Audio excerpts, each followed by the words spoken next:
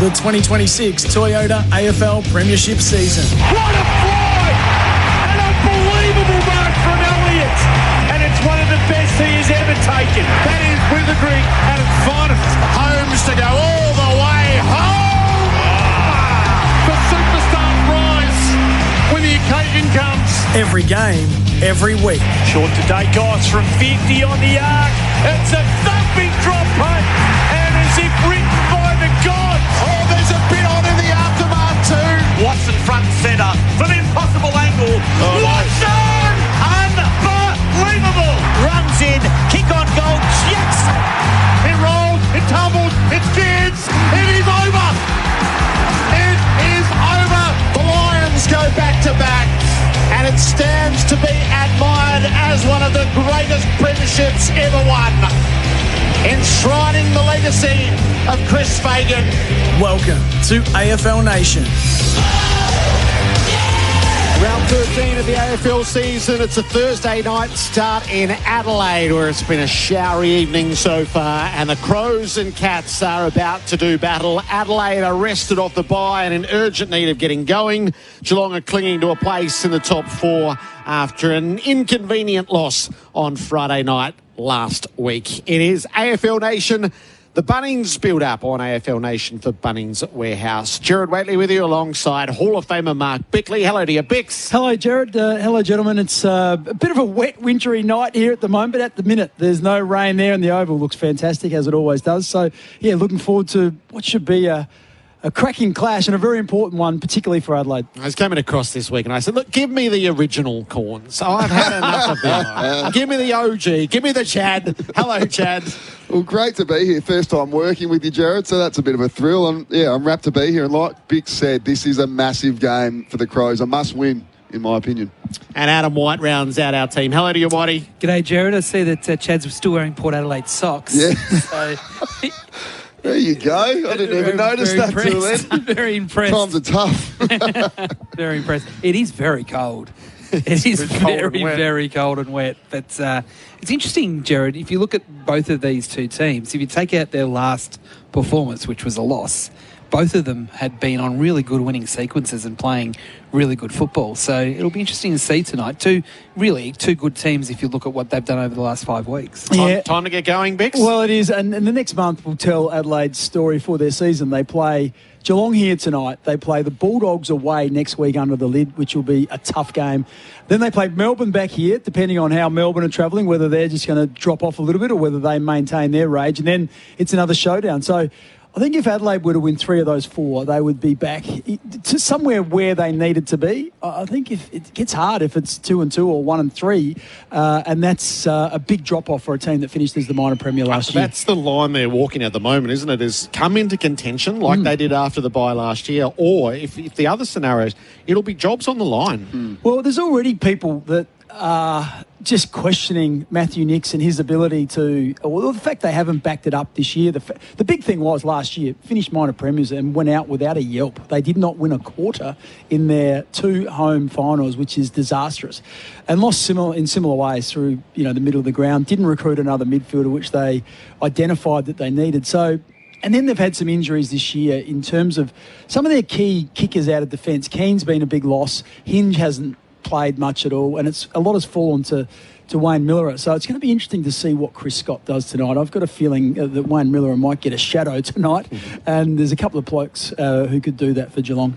Are you believing in Adelaide or doubting Adelaide? I was very strong on them going into the year, Gerard, but the frustration is building over here. Like working on the SEN show every day, the Crows fans are getting very anxious, and particularly around their ball movement. It's completely changed from last year, whether the coaches are coaching this game style or not, but 18th for handball metres, it's not going to work in the current game. It's very much long down the line, contest footy, and that won't work against Geelong. Like Geelong's back set up so well, they get aggressive, they will dominate the air if it's a long to contest game style. The only way to beat Geelong is getting speed on the footy, lowering your eyes, changing angles, and coming back through the corridor, because you can hit up on the Geelong backs. It's the only way to beat them. It's been one of the nagging questions around the style of Nix's Crows, is it feels like they should be capable of more than this. So that they opt not to, and that was true in the back end of last year, and it was very successful for them. But they do have the firepower to be more than this. Yeah, look, it's interesting because their kick-to-handball ratio is, I think it's third in the competition in terms of more kicks than handballs, and it's not a long way away from what Brisbane is. And Murray Davis came from Brisbane in that successful era, and it feels like they might have made some adjustments over the summer to kick a little bit more, and it just hasn't worked. And as I mentioned, some of their good kickers in the back half are missing, so that's been problematic. So yeah, there's that. And they've been found out around the midfield as well. Now, Dawson's missed a couple of games and they've looked, underpowered in there. They've got, I describe it as a lot of blue-collar workers. They've got Saligo, they've got Berry, they've got Peatling, but they just don't have the cream. Like, you look at Geelong and you say Bailey Smith and Max Holmes, boy, oh boy, there's two A-graders right there. And that's why I think Adelaide is susceptible. If Chris Scott decides to put O'Connor on Jordan Dawson, and that nullifies him a little bit, and you put O'Sheen Mullen or Sean Manor or someone on Miller, there's another player that doesn't give you the drive that you need, and all of a sudden it just feels like it's left to a lot of the blue-collar workers, and that's not going to get it done. Jade, can you do much change in a week off? So if Adelaide need to play differently to what they have through the first 3 months of the season, have you got time to adjust, and is this time to do it, or it's too late? Well, every time we have a Crows person on, whether that be a coach or a player, we always ask about the game style because, like I said, it's caused real frustrations with the Crows supporter base. And they say they're not instructing this long-to-contest game style. So haven't gone to see them train. But from experience, we played Geelong down in Geelong, and Geelong had the wood over Port Adelaide for quite a while. And during that week, Kenny's one message was, we are taking the game on, we're attacking through the corridor. We want the backs to get involved with handball receives, and we want to lower the eyes going inside 50. I'm not sure if you remember that game, Gerard, but we kicked, I think we're up about 8 goals still or saying something? Yeah. Port Adelaide. Yeah, about 8 goals up at half-time, and it was all through attacking offence, playing with freedom, playing with dare. If we made a mistake trying to come back through the corridor, no worries, just keep going, double down on it and go again. So I hope that's the message that Nixie's tried to sell to the Port Adelaide did it really well here when, Port were just going it, and yet they played that exact game style. The trouble with Adelaide is if you've got Jordan Butts and James Borlase and others that aren't great kicks, you look in the corridor and you say, oh, it's there for a millisecond, and you don't take it, then it's not there. So you don't think it's possible to adjust quickly? Well, I think there's the intent is there, and they will. They'll try and get past, because I don't think they use the stand rule as well as other teams. I think other teams use the stand rule really well, and you can wait a little bit and wait for someone to come bolting past, because the guy is literally bolted to the ground. He can't move. And so you can generate some run like that. And I've seen Adelaide try to do it, but it hasn't worked instinctively for them. And then the other complication is, if you train for the last 10 days, let's handball, let's do all this, and then it pours with rain. Well, the last thing you're going to do then is want to handball a whole heap, don't you? So it's very nuanced, but you would think that they are... And I think there's some evidence to say that they do want to run more off halfback, because they've brought in young Hugo Hall-Kahan, who is a rebounding halfback flanker who was taken 8 days ago in the mid-season draft, and he has been put straight into the side. So they recognise, they know that they're not getting the rebound that they want from halfback. So they've decided to put someone in and see if they can improve upon it. What have you made of Geelong? So they had 4 excellent weeks, which culminated in stirring victories over Brisbane and Sydney. They actually played okay last week. They just hit Carlton, who were red hot, and terrorised them inside the defensive 50 on the ground ball. And I did read that they had 11 holding the ball verdicts on Geelong. So the hunt from Carlton was immense. I actually don't think Geelong lost terribly much out of it, except the 4 points. Exactly. I watched the last quarter and just kept thinking, here it comes. Yeah, and then Henry kicks the goal, and you thought, okay, they'll just lock this down now, and they'll win by a couple of points. But Paddy Cripps took that mark, obviously, and they won. So, yeah, look, I don't know. You don't tend to lose faith in Geelong because, early in the year we mentioned that Port Adelaide game.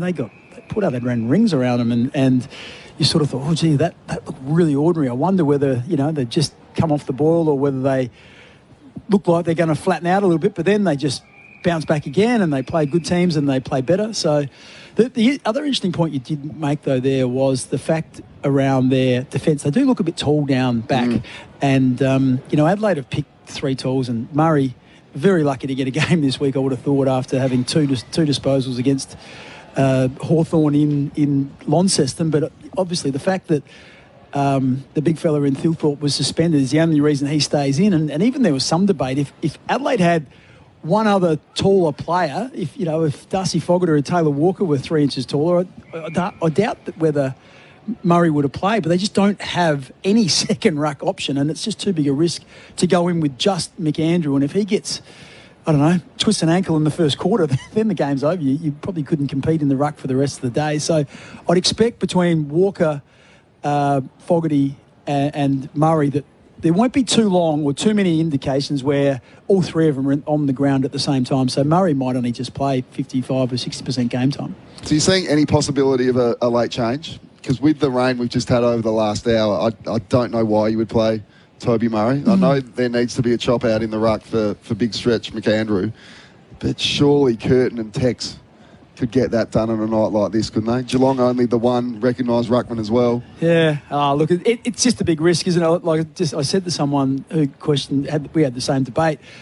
What happens if the first centre bounce, a big knee into the ribs or something, and you break a rib or you twist an ankle and you have to go off, and then Taylor Walker is going to ruck the whole game, or Dan Curtin? I just feel like it's just too big a risk. It would be hard to be able to compete. Now, you look at the opposite side of the page, and someone said, well, what if Blitzarves gets injured with the first centre bounce? Well, they've got De Koning and they've got Shannon Neal and they've got others that could, go in there and do it for 1 week or, and cover. But I just don't see Adelaide, or you don't really want Dan Curtin being run into in the centre bounce. So I think they probably, you got 23 players, they probably use him sparingly in the ruck as the second ruck. So, 5 or 6 minutes as the second ruck. And then when Fogarty and Walker need a break, he goes up forward. So I think the thing which was telling for Adelaide the last time they played against Hawthorn was how tired McAndrew got. He's a young player, first full season. In that last quarter, it looked like he couldn't lift his arms above his head. He ended up giving away 3 free kicks for holding on, where he just looked exhausted. So I think that's probably in the backs of their minds as well, that he's still played less than a dozen games, and this is his first full season. It's about this time. I know they've just had the bye, but you're still a young ruckman. You get some knocks and bumps, and Geelong have chosen to rest their young ruckman tonight. So you have to manage him through the season as well.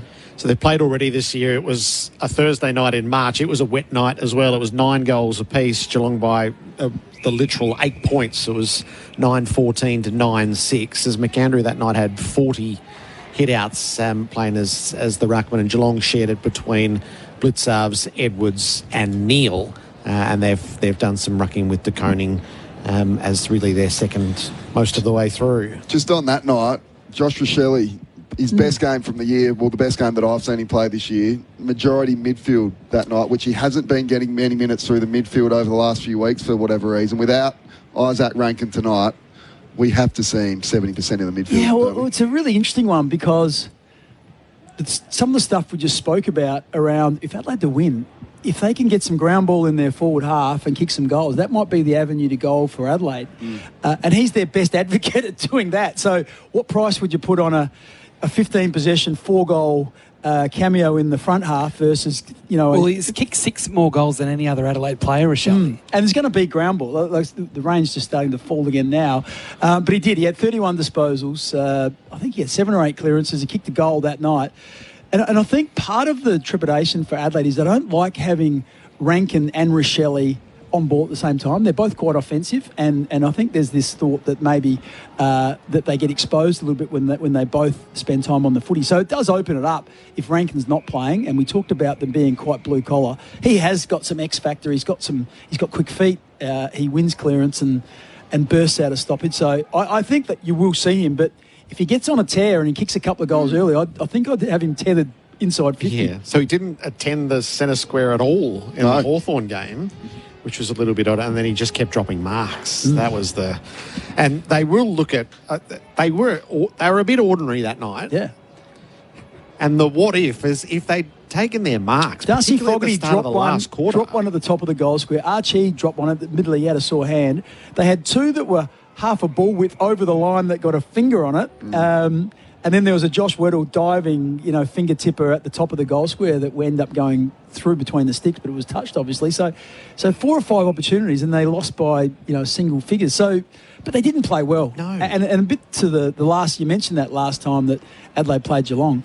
They lost inside 50s by 30. They lost contested possession by 25, and yet they hit the front. Alex Neil-Bullen kicked a goal, and they hit the front at 10 minutes into the last quarter. It was quite a bizarre game. So I think they have to play a lot better to get the points tonight. And I'm just feel like Geelong seem to have more strings to their bow than what Adelaide have at the moment. What's your overriding view on Geelong, Chad? Yeah, I'm a big rap for them, and they don't often play 2 bad ones in a row. Not that it was bad last week. They don't often lose 2 in a row. I think they've got too much firepower tonight.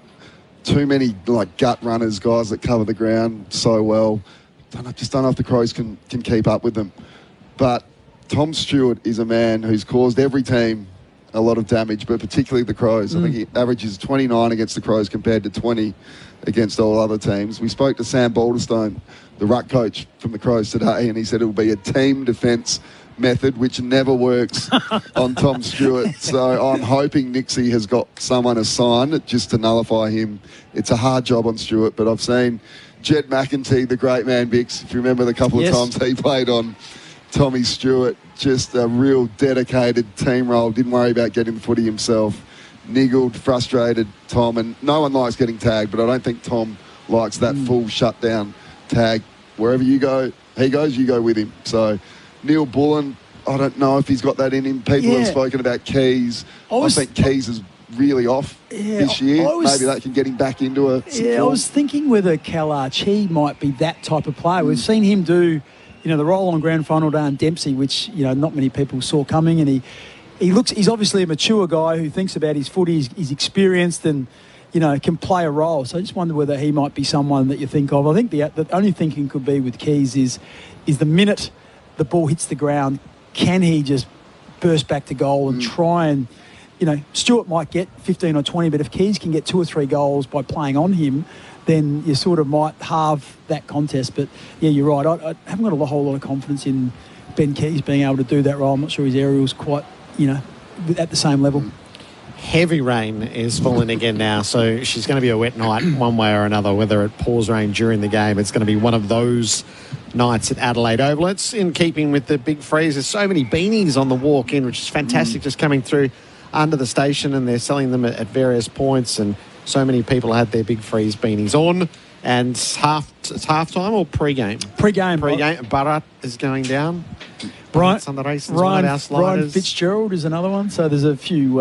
Matilda Garrett from the Thunderbirds is going down. She's unfortunately had some family history with the Emendation, so she's really passionate about that. So not ideal conditions. Well, probably doesn't matter. They won't be cold. Might be warmer in the ice. I think the one thing that I'm sure the fans will want to do tonight is last week, I know you've talked about this a lot, about the fixturing, but no game in Adelaide last week. Both Port and Adelaide had a bye. So every South Australian fan missed out on the opportunity to pay their respects to the great man, Neil Danaher. Yes. So tonight we do get that opportunity, which I think is fitting. So I reckon that he'll get when that happens, and I'm hoping they play some of those tributes that they showed on the scoreboards last week, so all the South Australian fans can show their appreciation. And there's a great love and affection over here for what Neil's been able to do.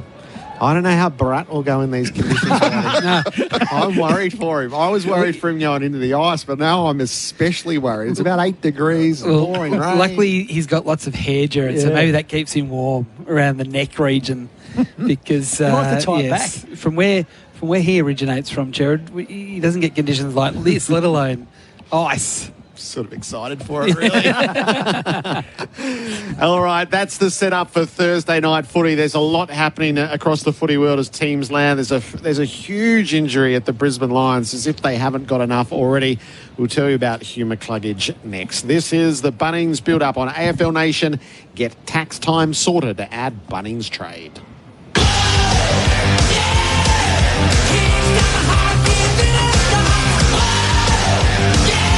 You're listening to the Bunnings Build-Up on AFL Nation.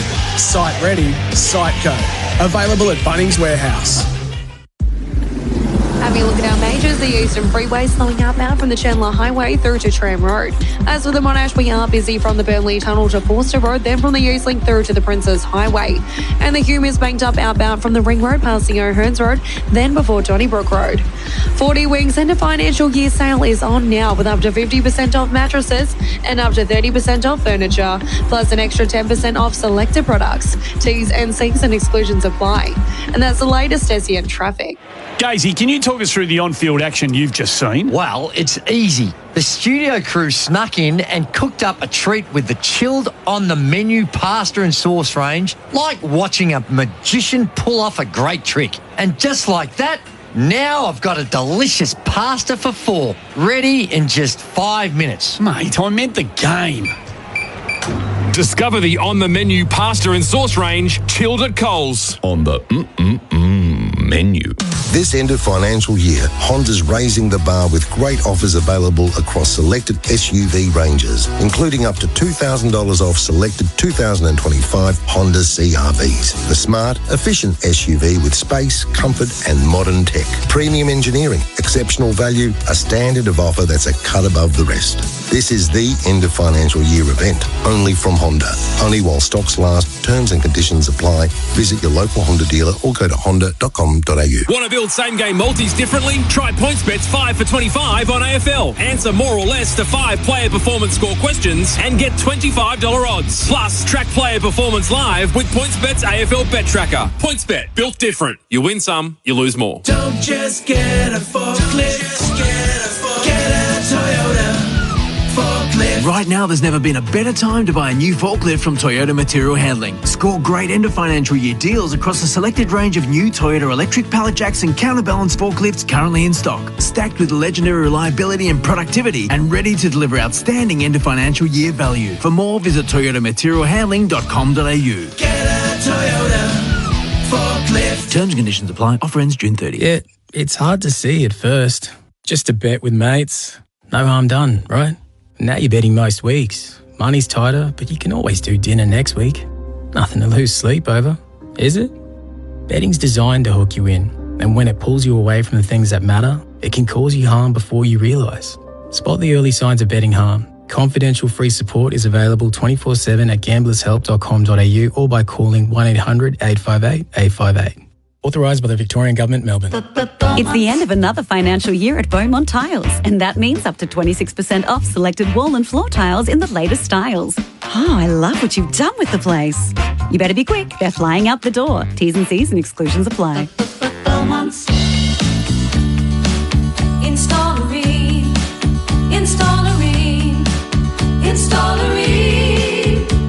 For the hottest of hot water you've ever seen. Rain comes on steady, hot and strong. It just keeps on and on. Get the best in heat pump and solar hot water and government rebates. Installery.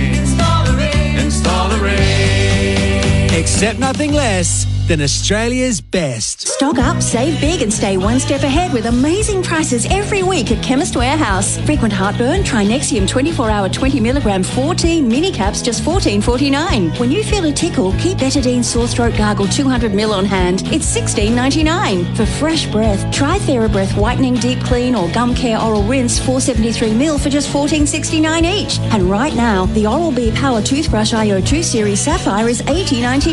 Chemist Warehouse. Great savings every day.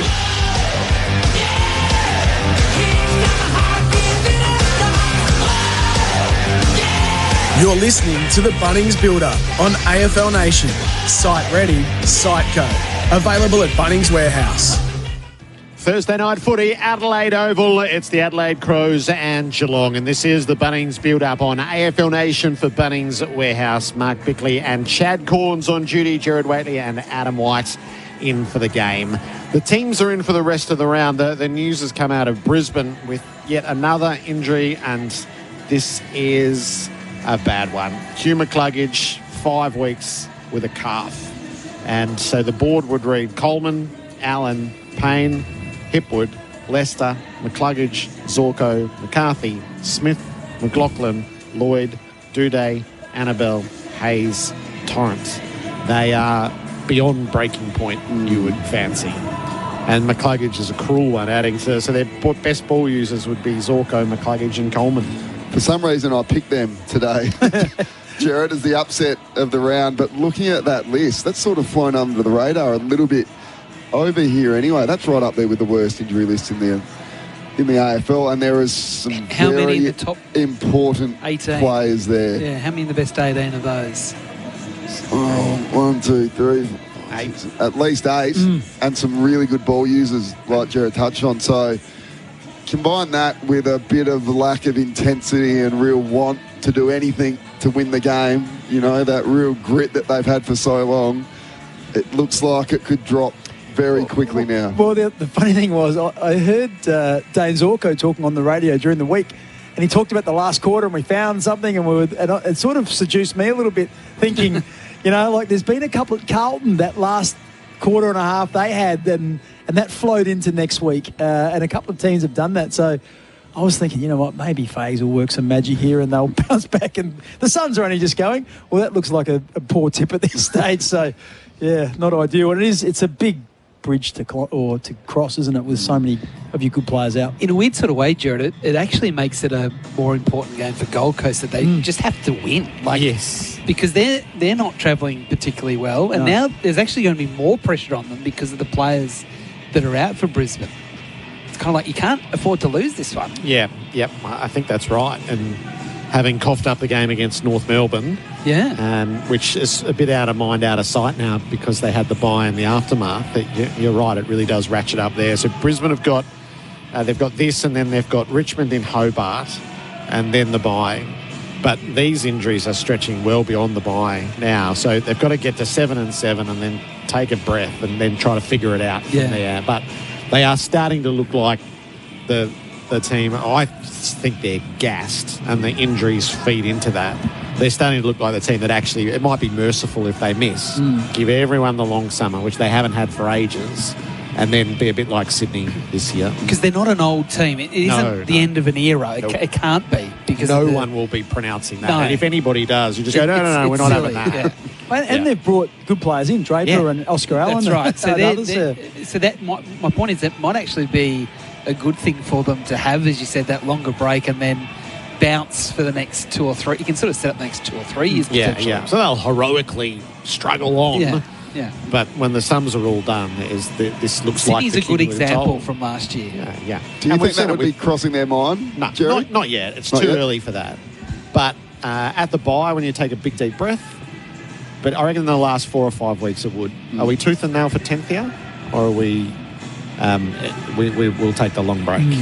But I'll tell you got too much pride for that at the moment. I'll tell you what you wouldn't want to do is for them to finish 10th and then run into them when all the players come back and they win 5 weeks in a row and win another flag. If you hang around long enough just to see if your luck will turn, and then once it won't turn, then that's fine. All right, so the teams for the rest of the round. Friday night is Hawthorn and the Western Bulldogs. Jack Gunston is out, so that foot issue is going to keep him on the sidelines.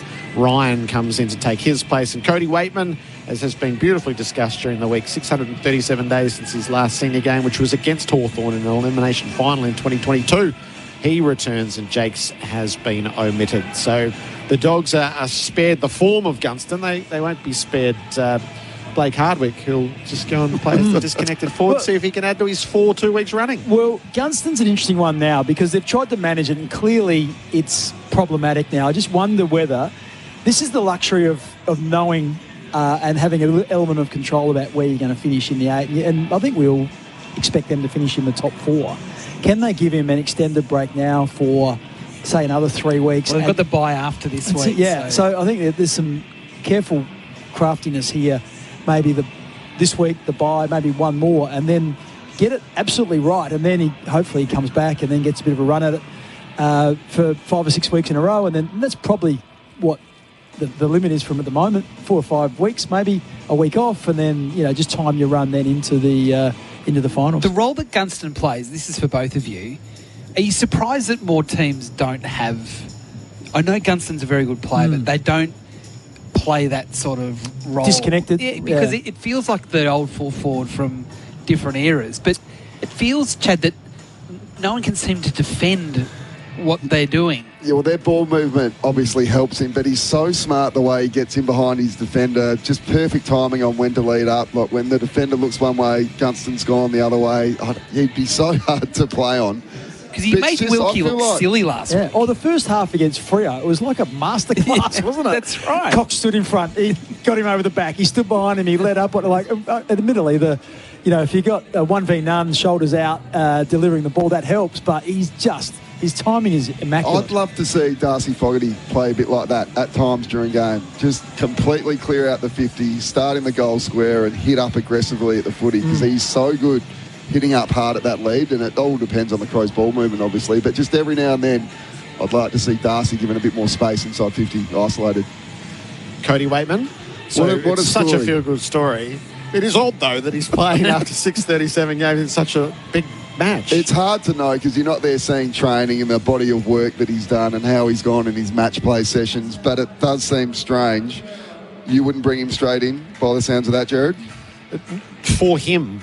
Not for. I would just give him the one. Do whatever you need to do here. Will Day style. Yep. Go and play as many minutes as you feel you need to play. Don't start any quarter, and we'll see you next week. Straight in next week, but just go and get a feel for it first. It's a great story. I hope he kicks the first goal of the game. So the crowd goes absolutely nuts. But Bebo's, he does some strange things, and this one might just pay off. It's paid off for him before. He's playing the spiritual card with it, unashamedly. He's spoken about it at length today. And maybe maybe the game that he didn't play in the VFL might have been the training last week. I saw him talk after the game, and he sort of went out of his way to say, "Did you get through training?" So maybe that session was a little bit harder and a little bit longer than a normal session, and it was more replicating what a game might look like, as opposed to saying, we don't want him running around in the VFL and blokes running into him. So I don't know. Once again, it's one of these ones where history is written by the winners. If he goes and plays really well, it'll be a masterstroke. If he doesn't get a touch and they lose, it'll be a disaster. So until the result, we won't actually know, will we? Barras didn't get up for the Hawks there. On Saturday, North Melbourne and Fremantle. That is Fisher in, and O'Sullivan misses with concussion. I think that happened at training during the week. And because of the day he did it at training, he actually misses 2 games. So he misses the full purpose. Yeah, he does. And Fremantle, so McDonald, Young and O'Meara, no Sarong yet, and out Cox with the knee, Johnson with a hamstring, and Sherry has been omitted. So they get one of their keys back, but the other's still a little way off. So 11 in a row. North have sold. This is one of 2 games, so we'll see.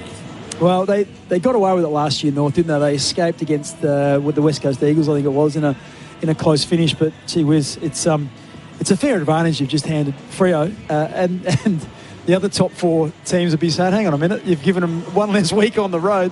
I know Adelaide enjoy and Port Adelaide enjoy gather around, but I guess it's one of the quirks of the draw, and you need a few things going your way. And Fremantle, it feels like everything's falling their way at the moment, which we haven't said for a while, so this is good for them. Do you see a weakness at all in their game, Gerard, the Dockers? Not at the moment. No, they look like they've put it together really well. The test for them will come at the pointy end, as having not tasted final success yet and having blown their elimination final at home. It will build, but from here they should finish top 2. And then they'll have to hold their nerve in qualifying finals and preliminary finals to see the big day. But they look every inch the best team in the comp, and salute to them. I think the other good thing they might get the opportunity to do is just explore their list a little bit. Yeah. If they can manage 26 to 27 players and play them consistently in and out, I think it's a great advantage and a great position to be in, so that when players do come in, if someone gets some bad luck and gets injured the week before the finals or during the finals, you're bringing someone in who's played 12 games or 14 games. I think that's always an advantage, as opposed to chucking the bloke in he's had one game halfway through the year, and then all of a sudden you're relying on him. So, to have that element of control throughout your year, I think is going to be important. Q Clash, Gold Coast's Weller, Graham and Murray come in. Closey, Holman and Hewland. Zeke have all been omitted. For the Lions, Joyce, Tunstall and Brain in. McCluggage with the calf, Coleman with the hamstring, and Curtin has been omitted. So right into the emergency rations there, which we discussed. West Coast and Port Adelaide. So who was telling me that Port are favourite here? That was me. Blimey. West Coast. Starcevic plays his first senior game for the Eagles. Duff Tytler returns. Couple of good ins. Yeah, Lindsay and Williams have been omitted. Port, Jones, Mead and Cochrane in. Farrell with the adductor. Anastopoulos and Watkins have been dropped. Yeah, so the interesting one there to have a look at is Tom Cochrane. He's got a little bit of X factor. Lockie Jones, we know about. We've seen him play. He's coming back from injury. Jackson Mead has been on the outer this year. He played a lot of footy over the last couple of years. He's been dropped a couple of times this year. Had a stack of footy in the sandful, so he's earned his opportunity to come back up. But yeah, there's not many needle movers there, is there, coming back in for Port Adelaide? Jackson Mead will just replace Kane Farrell. He can play that aggressive half-back role quite well. Tommy Cochrane, I agree. He's got a real X factor. He's great around goals. Doesn't get a lot of the footy, but he's a great person to watch. He's fun to watch because you're not quite sure what's going to happen. Great goal sense, so I'm wrapped for him. And then, Jack Watkins just hasn't done enough over the last couple of weeks, but he's not alone. Port Adelaide's ball movement is a real issue. It's intercept, it's kick backwards again, and then long down the line. It's not going to get them anywhere. They're defending really well as a team. Like, their numbers for points against are right up there in terms of the best. But their ball movement, a bit similar to the Crows, they've got to start taking the game on a little bit more. Well, it was interesting. When they had that period, they played really well against Hawthorn and gave themselves a chance, but couldn't kick the goal late. They beat Geelong. They lost by a point to Adelaide. So they had 3 games in a row, and then I think they lost by 2 points to the Western Bulldogs. So a really good month. They were using that ball short. They were getting overlap handball. Then teams, after watching that for 3 weeks, said, well, we're not going to give you that. And then that's when the challenge has started. Once they've taken away that corridor and those uncontested marks, those weeks where they played well, they had over 100 marks in each of those games. Now they're back to mid-70s and 80s. So that's the next challenge for Josh Carr. What's the next iteration? Once something's taken away, where do we now go to still stay, have the ability to attack?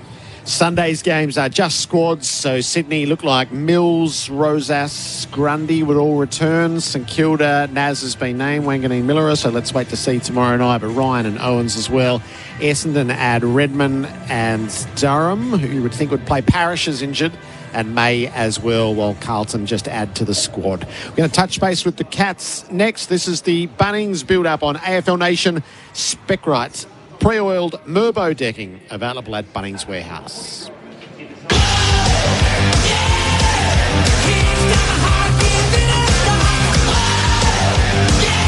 You're listening to the Bunnings Build-Up on AFL Nation. Site ready, site co. Available at Bunnings Warehouse. Having a look at our majors, the Eastern Freeway slowing outbound from the Chandler Highway through to Tram Road. As for the Monash, we are busy from the Burnley Tunnel to Forster Road, then from the East Link through to the Princes Highway. And the Hume is banked up outbound from the Ring Road passing O'Hearns Road, then before Donnybrook Road. 40 Wings and a financial year sale is on now with up to 50% off mattresses and up to 30% off furniture, plus an extra 10% off selected products. T's and C's and exclusions apply. And that's the latest SEN traffic. Want to build same-game multis differently? Try PointsBet's 5 for 25 on AFL. Answer more or less to 5 player performance score questions and get $25 odds. Plus, track player performance live with PointsBet's AFL Bet Tracker. PointsBet, built different. You win some, you lose more. Does your local tick all the boxes? Lush beer garden, classic pub fare including steak night, trivia nights and a Sunday roast special? Sounds like the Flying Duck in Paran, where gastropub meets a neighbourhood local favourite. Think good pub vibes inside at the public bar, the spacious 84-seat open-plan dining room and 40-seat private dining room, or sunny vibes while enjoying the sprawling beer garden. Make the Flying Duck in Paran your local favourite. Drop in at 67 Bendigo Street, Paran. Has anyone seen Andy? He's just left me this note. Back after dinner. We're still on air. When you love food, but you're really busy like me, you can get an easy but legit dinner with On The Menu. Their pasta and sauce range serves everyone in the studio ready in just 5 minutes. It's no fuss and tastes like you made it from scratch. Discover the On The Menu pasta and sauce range chilled at Coles. On the menu. This end of financial year, Honda's raising the bar with great offers available across selected SUV ranges, including up to $2,000 off selected 2025 Honda CR-Vs. The smart, efficient SUV with space, comfort and modern tech. Premium engineering, exceptional value, a standard of offer that's a cut above the rest.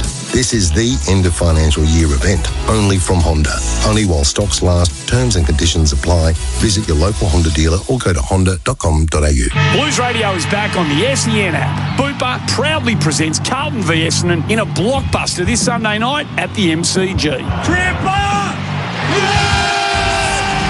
Join myself, Andy Marr, Sam Edmund, Ange Christou and Cooter. We're lining up again. Can the Baggers actually make it 4 in a row? It's an absolute blues fest. Jump onto the SEN app from 7 p.m. Friday night for Blues Radio.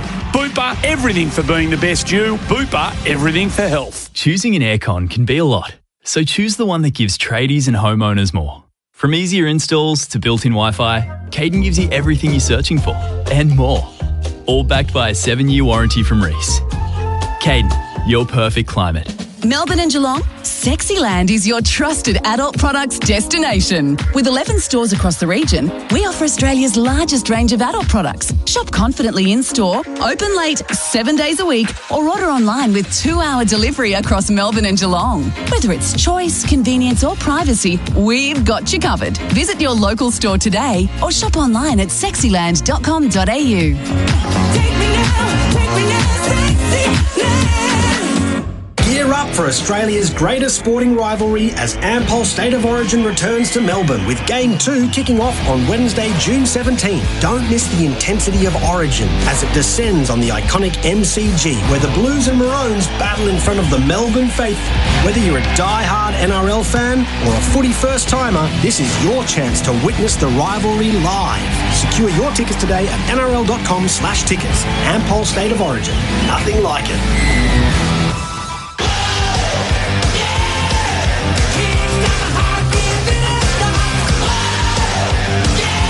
You're listening to the Bunnings Builder on AFL Nation. Site ready, site go.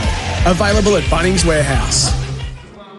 It is the Bunnings Build-Up on AFL Nation for Bunnings Trade. We are in anticipation of Geelong and the Adelaide Crows here at Adelaide Oval. The Cats are about to begin their warm-ups, and that will have James Kelly with us in a few moments' time. So where was I with those teams? We were up to St Kilda in Stocker, Owens, Wanganeen, Millerer, Hasty, Dodson, Ryan and Lake.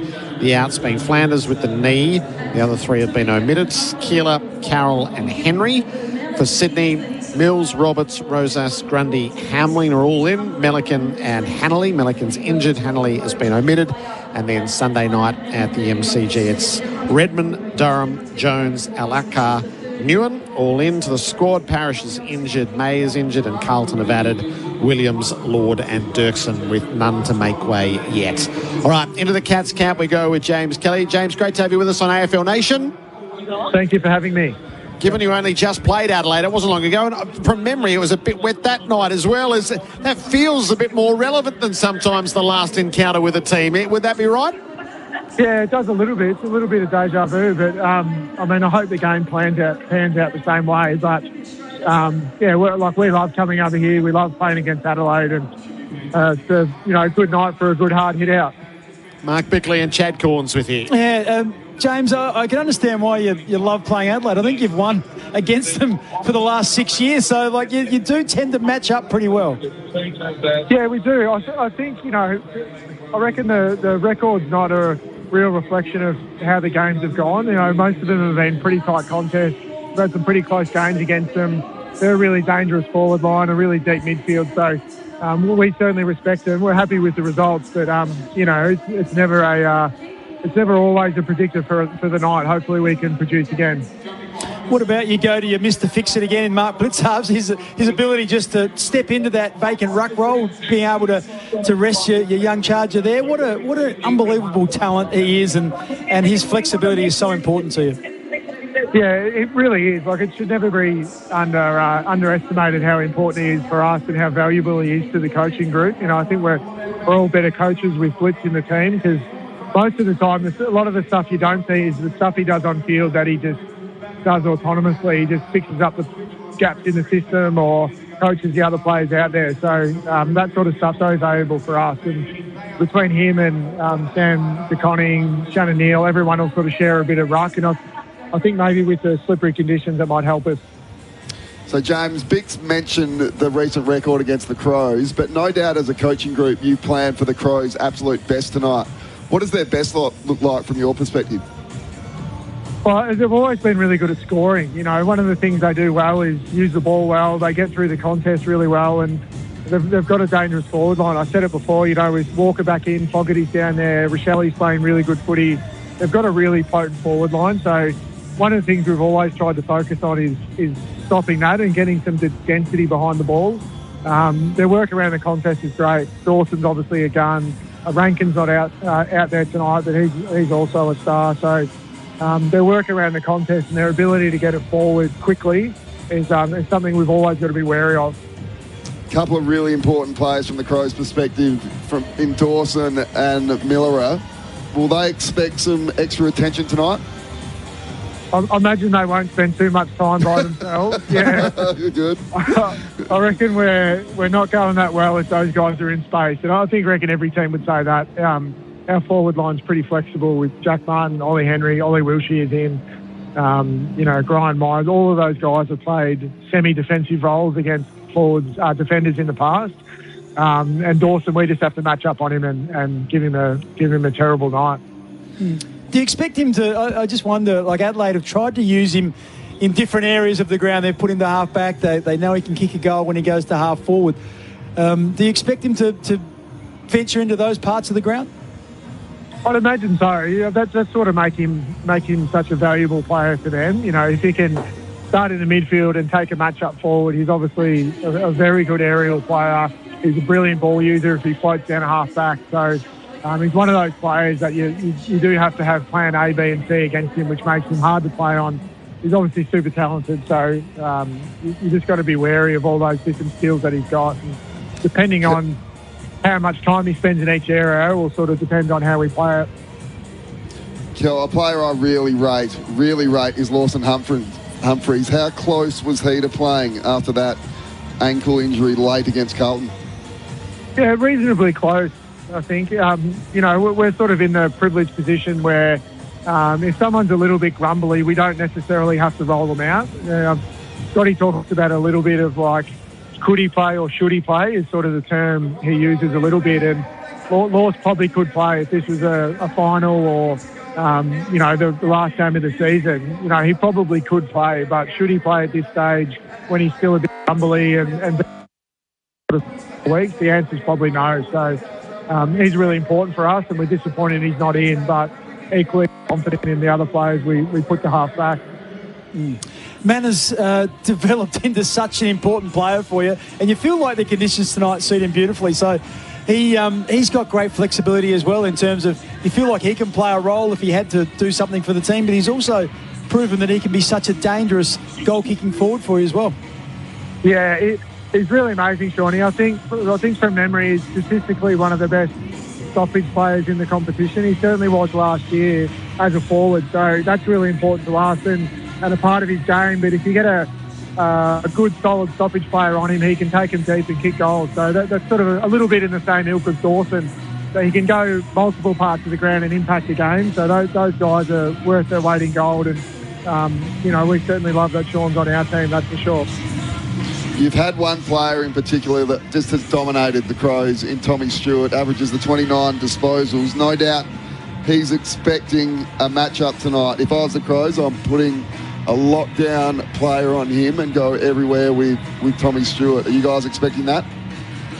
Yeah, they've done it a little bit with, I guess, sort of varied success, like you're saying, but it sort of depends on, with someone like Stewie, it can depend on how it affects your whole forward line. Like I imagine they're having the battle of playing on Tom Stewart versus playing our own system that works well and scores well. So, but having said that, it's a slippery night. You don't want him getting in the way too much, so you need a body on him. But we'll wait and see what they do. There's things like that where we can make an educated guess, but we're never quite sure. Did you have to dig into the archives with a bit of vision to try and find something out about Hugo Hall-Kahan, who's been at the Adelaide Footy Club for 8 days and he's straight into the team? Yeah, we did actually. We've got a really good analytics team, and they dug up the footage straight away. And as soon as his name came up on Twitter, they were into it. So watched a little bit of footage. Carries the ball really well. Good ball user. Pretty athletic. So and then Nixie said during the week that he was going to play and play at half back. So it adds a little bit of punch. It probably takes a bit of the heat off Miller for them. So I imagine that's what they're thinking with it. But he certainly looks like a talented player. That's for sure. It's a good pickup. How are your close game scenarios, James? Did you do a bit of brushing up after the last couple of minutes against Carlton? Yeah, we've had a couple of games like that this year, and they've all been a little bit unique. And we like to think we do brush up them a fair bit. We definitely got it wrong last week with a few things that we normally execute pretty well. But we really trust our boys to execute again. So what does it look like? It's obviously it's a short week. Do you train the 2-minute drill? Do you put the clips up? How do you go about just honing it after something like that? Well, it was a part of our review this week where we just sort of went through the last couple of minutes, like sort of step it out, play by play. Mainly the players sort of drive it of what they're thinking in these situations. And we just sort of say, yeah, this is what we want. This is how we want to set the ground up. And then we do go out and train it, just have a couple of looks at it just to make sure we can reinforce the learning. One of the things is late game scenarios, everyone's unique. Like you want to set up the ground up in a certain way, but depending on the opposition state of the game, you're trying to score, you're trying to save the game, they're all a bit unique. So we give the players really broad strokes and then, let them fill the gaps in the moment because they're the experts. Terrific, James. Are you keeping your CV up to speed? There's a couple of openings at the moment. Yeah, I'd like to think it's reasonably up to date at this stage. Yeah, there's certainly a bit going on in the coaching landscape, which I think is good for the game and good for coaches. So you've had a taste of a process. Would you be up for the next process that came along? Yeah, I think it's one of those things. I like until it actually happens. I find it sort of a bit hard to talk about. I definitely do think about it, but those conversations will happen in due course. And genuinely, my focus is just to keep coaching as well as I can at Geelong. And if it comes time to sit down and have a coffee or have a conversation, I'll definitely do that. But at this stage, I'll just keep plugging away and hopefully win tonight. Yep, that seems like a good approach to it. James, appreciate your time as ever. Good luck. Cheers, guys. Thanks very much. James Kelly from the Geelong coaching staff there. And if you are putting together any sort of long list and then narrowing it to a short list, his name's going to be on it. Yes, and he's also hoping that Stephen King continues his success as well. There's that reflected sort of glow that comes from another assistant from Geelong going out somewhere else and having some success. And yeah, why wouldn't you? They've got a formula that clearly prepares young men to become good coaches. But Gerard, he particularly, a lot of people are pushing him forward, aren't they? Very much so. Yeah. He'll be prominent in the untried at Carlton in particular. Yeah. I think he'll appeal to Graham Wright's sensibility on what we saw with Craig McRae, which so he'll be in the next process. And of course, he's a former Essendon player. Yes, and an Essendon assistant coach. Does James Rowley's name get brought up much over in Melbourne? Because I just saw what he did at the Crows, what he does at Geelong. Like in charge of the ball movement. When he was at the Crows ball movement was as good as there was in the AFL. Geelong always moved the ball well. Does he get spoken about? Yes, not at the top of the list, but his name is in those who know that he's one of them. I wonder, when we're talking about coaching, are we too far away from recognising more the panel? Right at the moment, say use James Hird as an example, and we can also use Chris Fagan. Whether they're down on the bench or whether they are in the box, or more pertinently, maybe if they're on the bench, is it out of the realms of possibility you could have a game day coach and then you have a bench coach, but James Hird is the overall coach. Like a Premier League model. Yeah, or even sort of NFL, where you've got the offensive coach. And if it's not a great night of offense for a team, at their press conference, the offensive coach is there and he's answerable, but over the top of that sits... Because because I tend to think that's exactly what happens now, but we just don't recognise it. I think John Longmire gave a pretty good insight last night when he spoke about the senior assistant, and he spoke about having Don Pike and having someone who'd been there as your right-hand guy. Simon Goodwin. Yes, and so clearly Dean Cox has that at the moment. So whether it's seen as a two-man crew, I think we're just sort of starting to get a hint that you want a really good right-hand man. Yeah, we'll keep our conversations going as the rain refreshes here at Adelaide Oval. This is the Bunnings build-up on AFL Nation for Bunnings Warehouse. Site ready, Site Co. available at Bunnings Warehouse. So for listeners on Bunnings Tradio, flick over to the SEN app.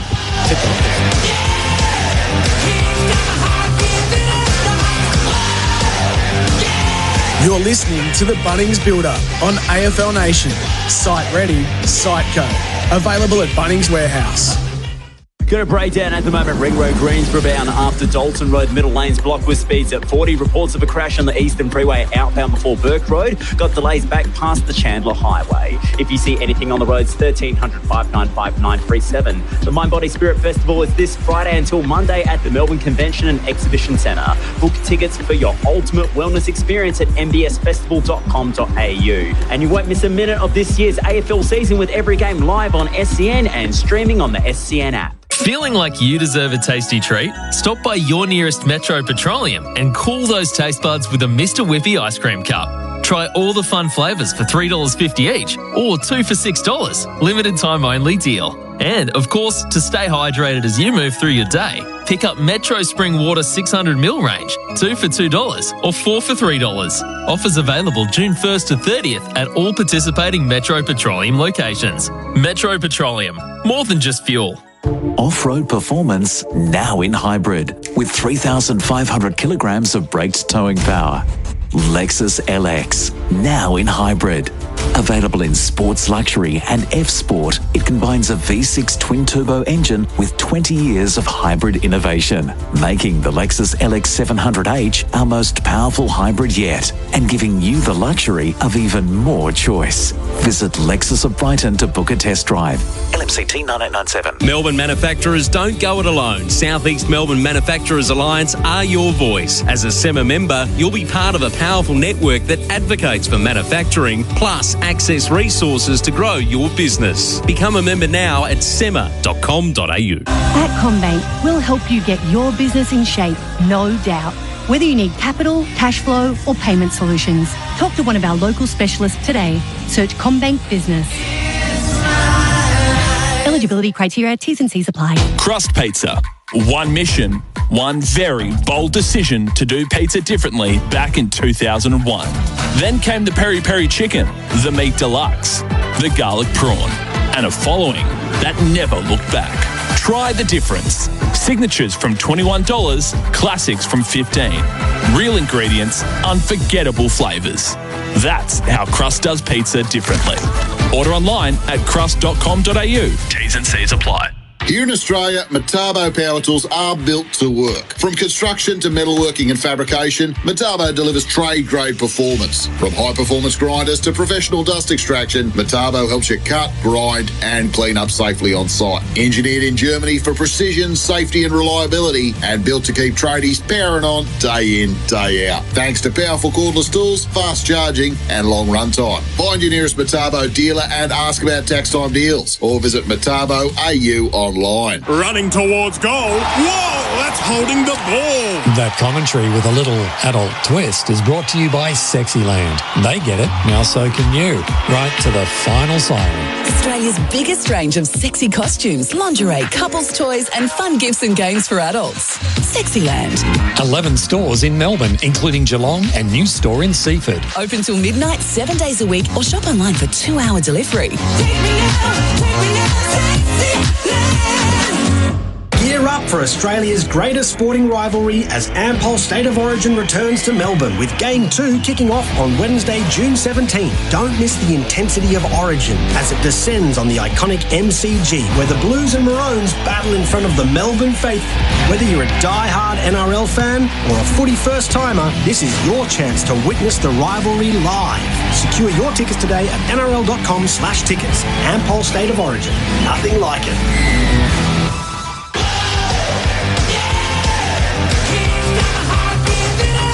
You're listening to AFL Nation for 4 and 20 Pies, Australia's original fan food. Welcome back to AFL Nation for 4 and 20 Pies, Australia's original fan food. Our pre-game show tonight is for Before You Dig.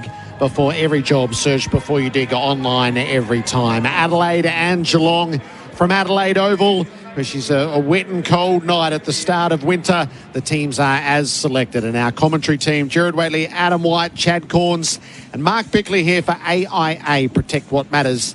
AIA, do it for life. We are very shortly going to touch base with the Adelaide coaching staff, Scott Burns, long-time and senior assistant coach. What's going on with this big freeze, Whitey? Well, we can't see it, Gerard, because it's on the other side of the hill, down at the sort of near the old scoreboard.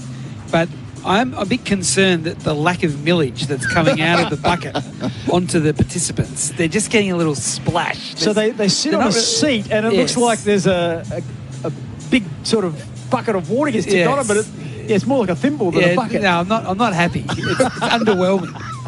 You wanted more of the ice bath. I wanted a real soaking. Yep. They're wetter especially before they get on doing it with the rain that's out here. Exactly right. So I'm a bit underwhelmed, Gerard. Well, there's plenty of beanies around the place. I was looking on the scoreboard. There's 4 young kids with the latest version of the Big Freeze beanie, which is absolutely fantastic. It is. So taken up so well. I think Scott Burns might be with us now. Scott, are you with us on AFL Nation? Yeah, down here on the ground, lads. Great to have you with us. Thanks a lot for grabbing the phone. How were you able to use the bye week to refine things for this back half of the season? Yeah, well, there's a lot of things we started to get back on track, I guess, from earlier in the season. We were at 5 from 7 the last, 5 out of 7 the last 7 games. So we had started to turn things around a little bit. There's still some fundamental things we need to get right, which is a bit of both, making sure we get our hands on the footy, but also making sure we freshen up a little bit. So the boys have had a good freshen up. They look sharp. The beauty about the bye too, it's not a long bye. It comes around pretty quick, these Thursday night games, so they should be ready to go straight away. Burnsy, it's Mark Bickley up here. Good luck tonight. Just cannot get any continuity with your players in terms of, getting them to play consistently. You've got Phil Thorpe suspended. You've got Isaac Rankin, who's now injured, coming, and Hinge haven't quite been able to come up as well. That must be frustrating that you haven't been able to, get that unity on the ground sort of week to week. Yeah, it is, but there's just opportunities fixed with that as well. Like we've had players that have come in. You've had a stretch in the ruck. You've, Braden Cook on a wing. Hugo gets his first game. Zachy Taylor's played quite a few games in a row now as well. So there's players getting the opportunity. Toby Murray's the other one. He must have played about half a dozen games by now. So we talk about last year. We had a great run last year, but maybe we did tire out at the end. So we've been managing to get games into players that might not have got games with a full-strength list, and they've improved, and we're just waiting. Hopefully those boys can get back in the not-too-distant future. We've got Keeney and Hingy playing on the weekend, and they can certainly add a lot straight away if they get back in the next 2 weeks. Burnsy, Chad Corns here, mate. You just mentioned the mid-season draftee, Hugo Halkahan. As coaches, what have you seen from him that's given you confidence to put him straight in? He's played very consistent football at VFL level. There's quite a number of clubs talked to him, and it's I know he hasn't been in our system, and he's still it's come around pretty quick for the young fella, but he's played really good football down at that level, VFL level underneath. If he was on anyone's list, he probably would have had the opportunity to play already. Now he's got the opportunity tonight. Big game, Thursday night, Geelong, a bit slippery underfoot. So, it's got to test him, but I guarantee you he's loving the opportunity.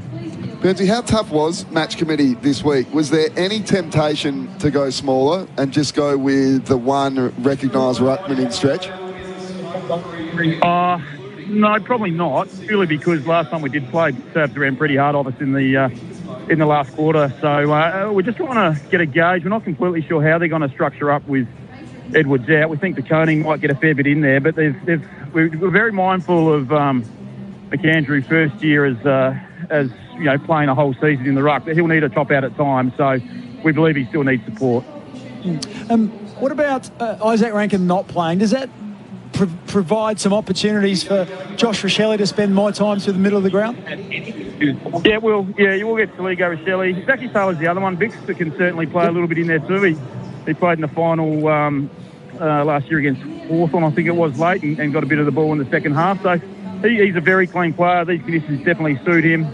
Well, they're a powerhouse midfield. They've got power and strength, and they've got obviously the two quality mids, but Atkins a star as well with what he does in there to support those two players. So they're going to be challenged in there, and just down on the ground now. We don't have to be perfect out of any of those stoppage or contests. If we can just get it forward, it hits the deck, and it'll go skid another 20 or 30 metres tonight, and hopefully we get that forward pressure and our wings and mids coming down to support and can play the front half football.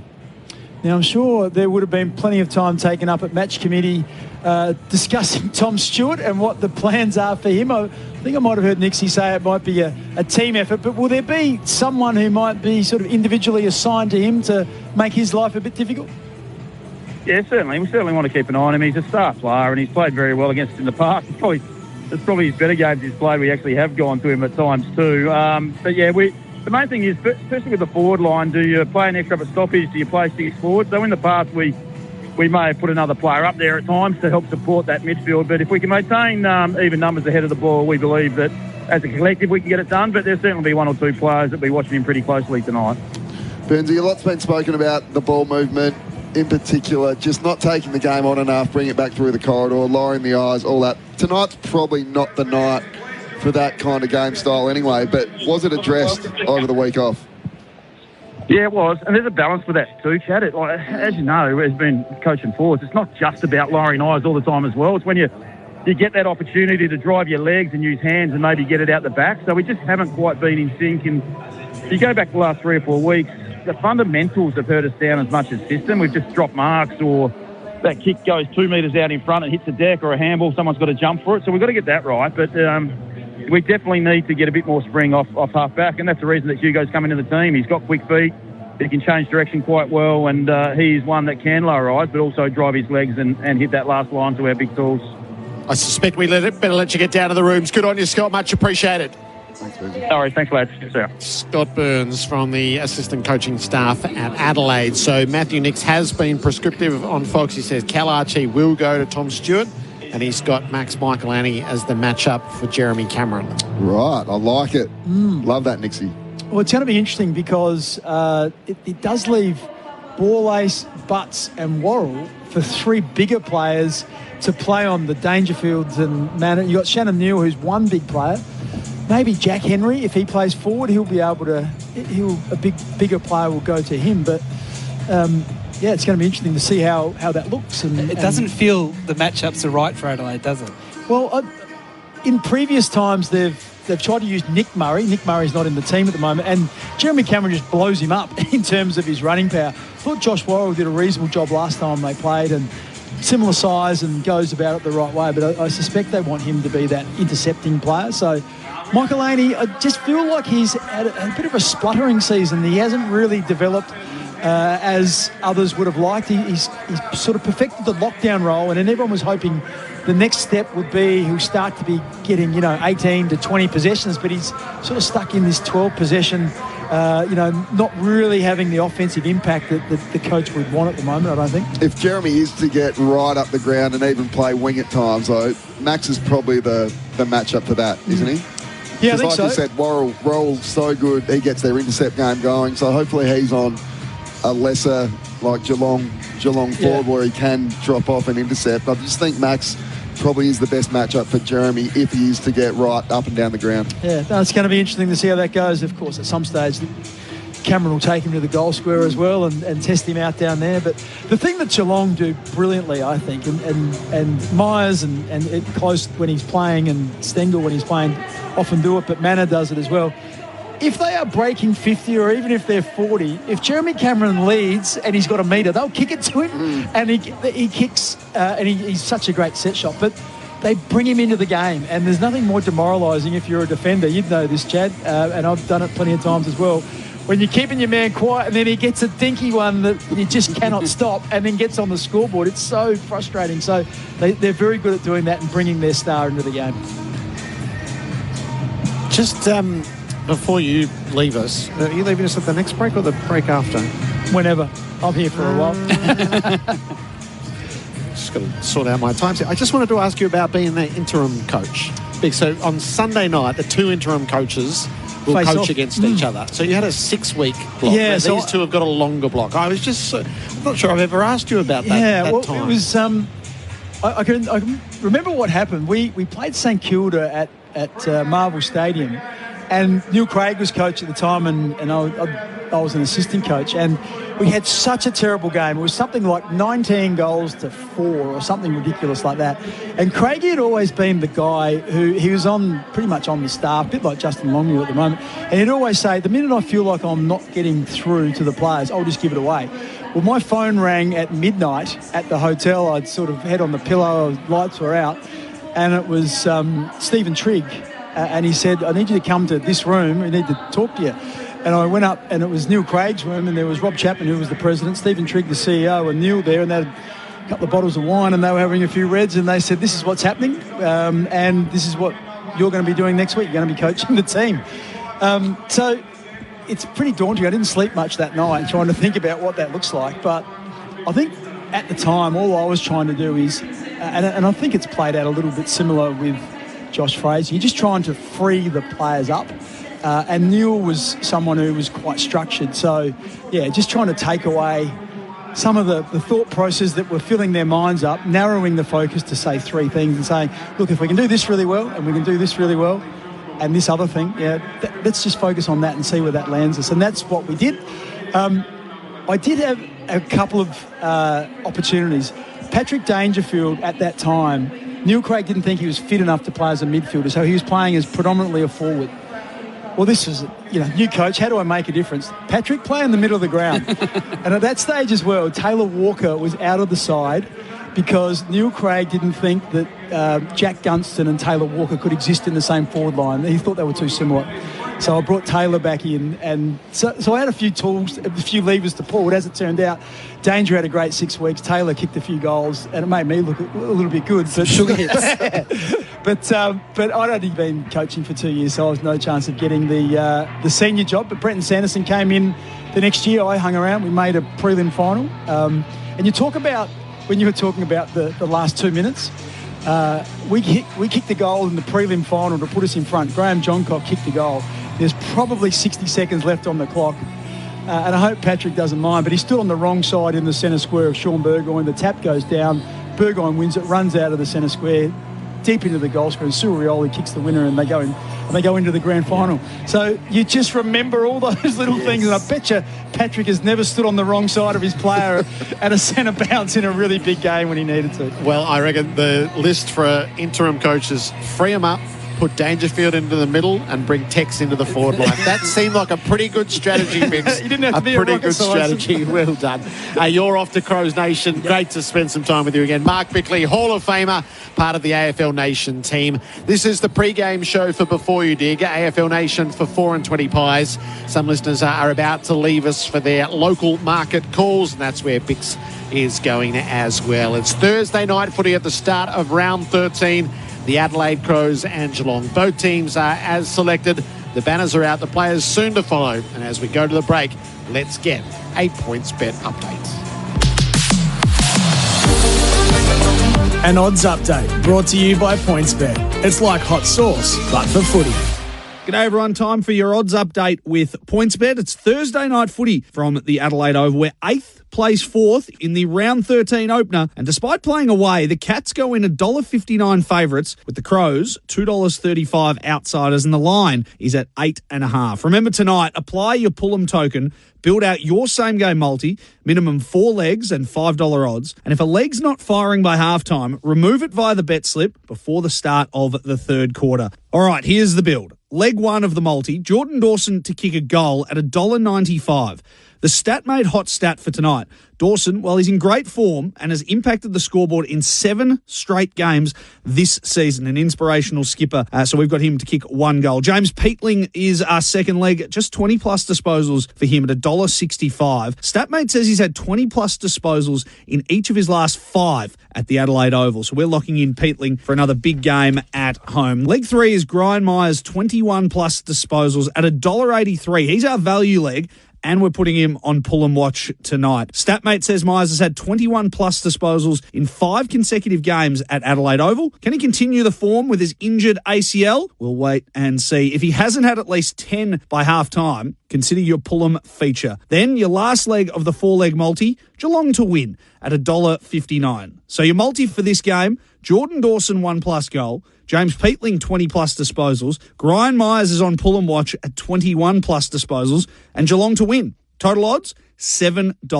And remember, Pullum is exclusive to PointsBet. Got a same-game multi-leg lacking heat? Pull it with PointsBet before the start of the third quarter. Overall for me, I'm tipping the Cats by 15 points. For all your AFL markets, get onto the PointsBet app.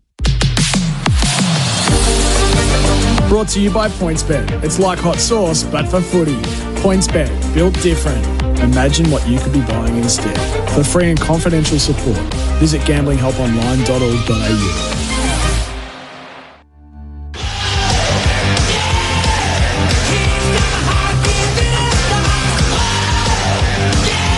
You're listening to the Bunnings Builder on AFL Nation. Site ready, site go. Available at Bunnings Warehouse. It's the end of the financial year, and at the E&S Clearance Outlet this weekend, we are clearing world-leading Sub-Zero refrigeration, thousands of dollars in savings, stock limited. All through June, you can also save up to an incredible 75% off a huge range of factory seconds, scratch and dent, X-Display and run-out models from the world's leading brands. Our consultants are kitchen, bathroom and laundry experts, and we won't be beaten on price. So visit the E&S Clearance Outlet in Clayton and get value the E&S way. Sell them now, teasers play. That's the sound of a cricket bat being shaped. Concrete mixing. Socks being stitched. Made right here in Australia. And when you look for products certified with the green and gold kangaroo, you can be confident you're buying an Australian-made product.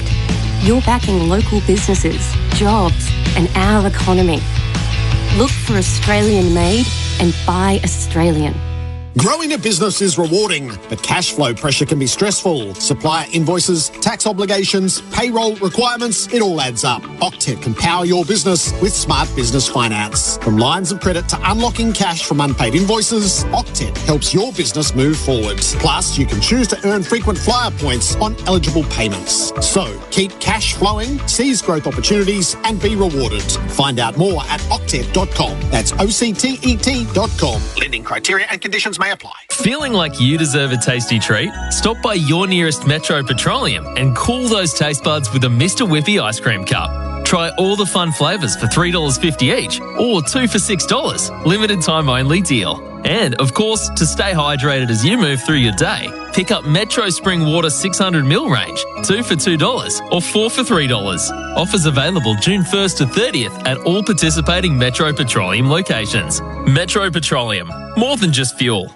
It's the end of another financial year at Beaumont Tiles, and that means up to 26% off selected wall and floor tiles in the latest styles. Oh, I love what you've done with the place. You better be quick. They're flying out the door. T's and C's and exclusions apply. So, you've had a car accident and it's not your fault? Now is the time to take control. Just call Sheen Panel Service. Questionable insurance companies equal questionable repairs. Come to Sheen to get the right advice. We'll provide an accident replacement vehicle and a lifetime guarantee on all repairs. Plus, we pick up and deliver 24 hours a day from 27 locations across Victoria. Questionable insurance companies equal questionable repairs. Call Sheen first. 1300 Repair. Sheen Panel Service.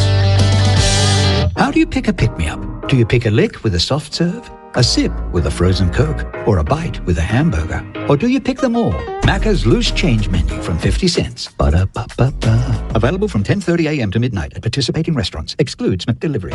With an end of financial year, no deposit 4.99% mates rate from Ram Trucks Finance, now's the time to upgrade to a Ram full-size pickup truck.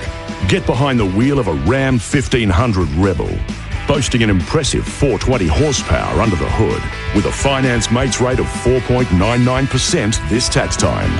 Ends 30 June. Visit ramtrucks.com.au. T&Cs apply. 48-month term. Approved ABN applicants only.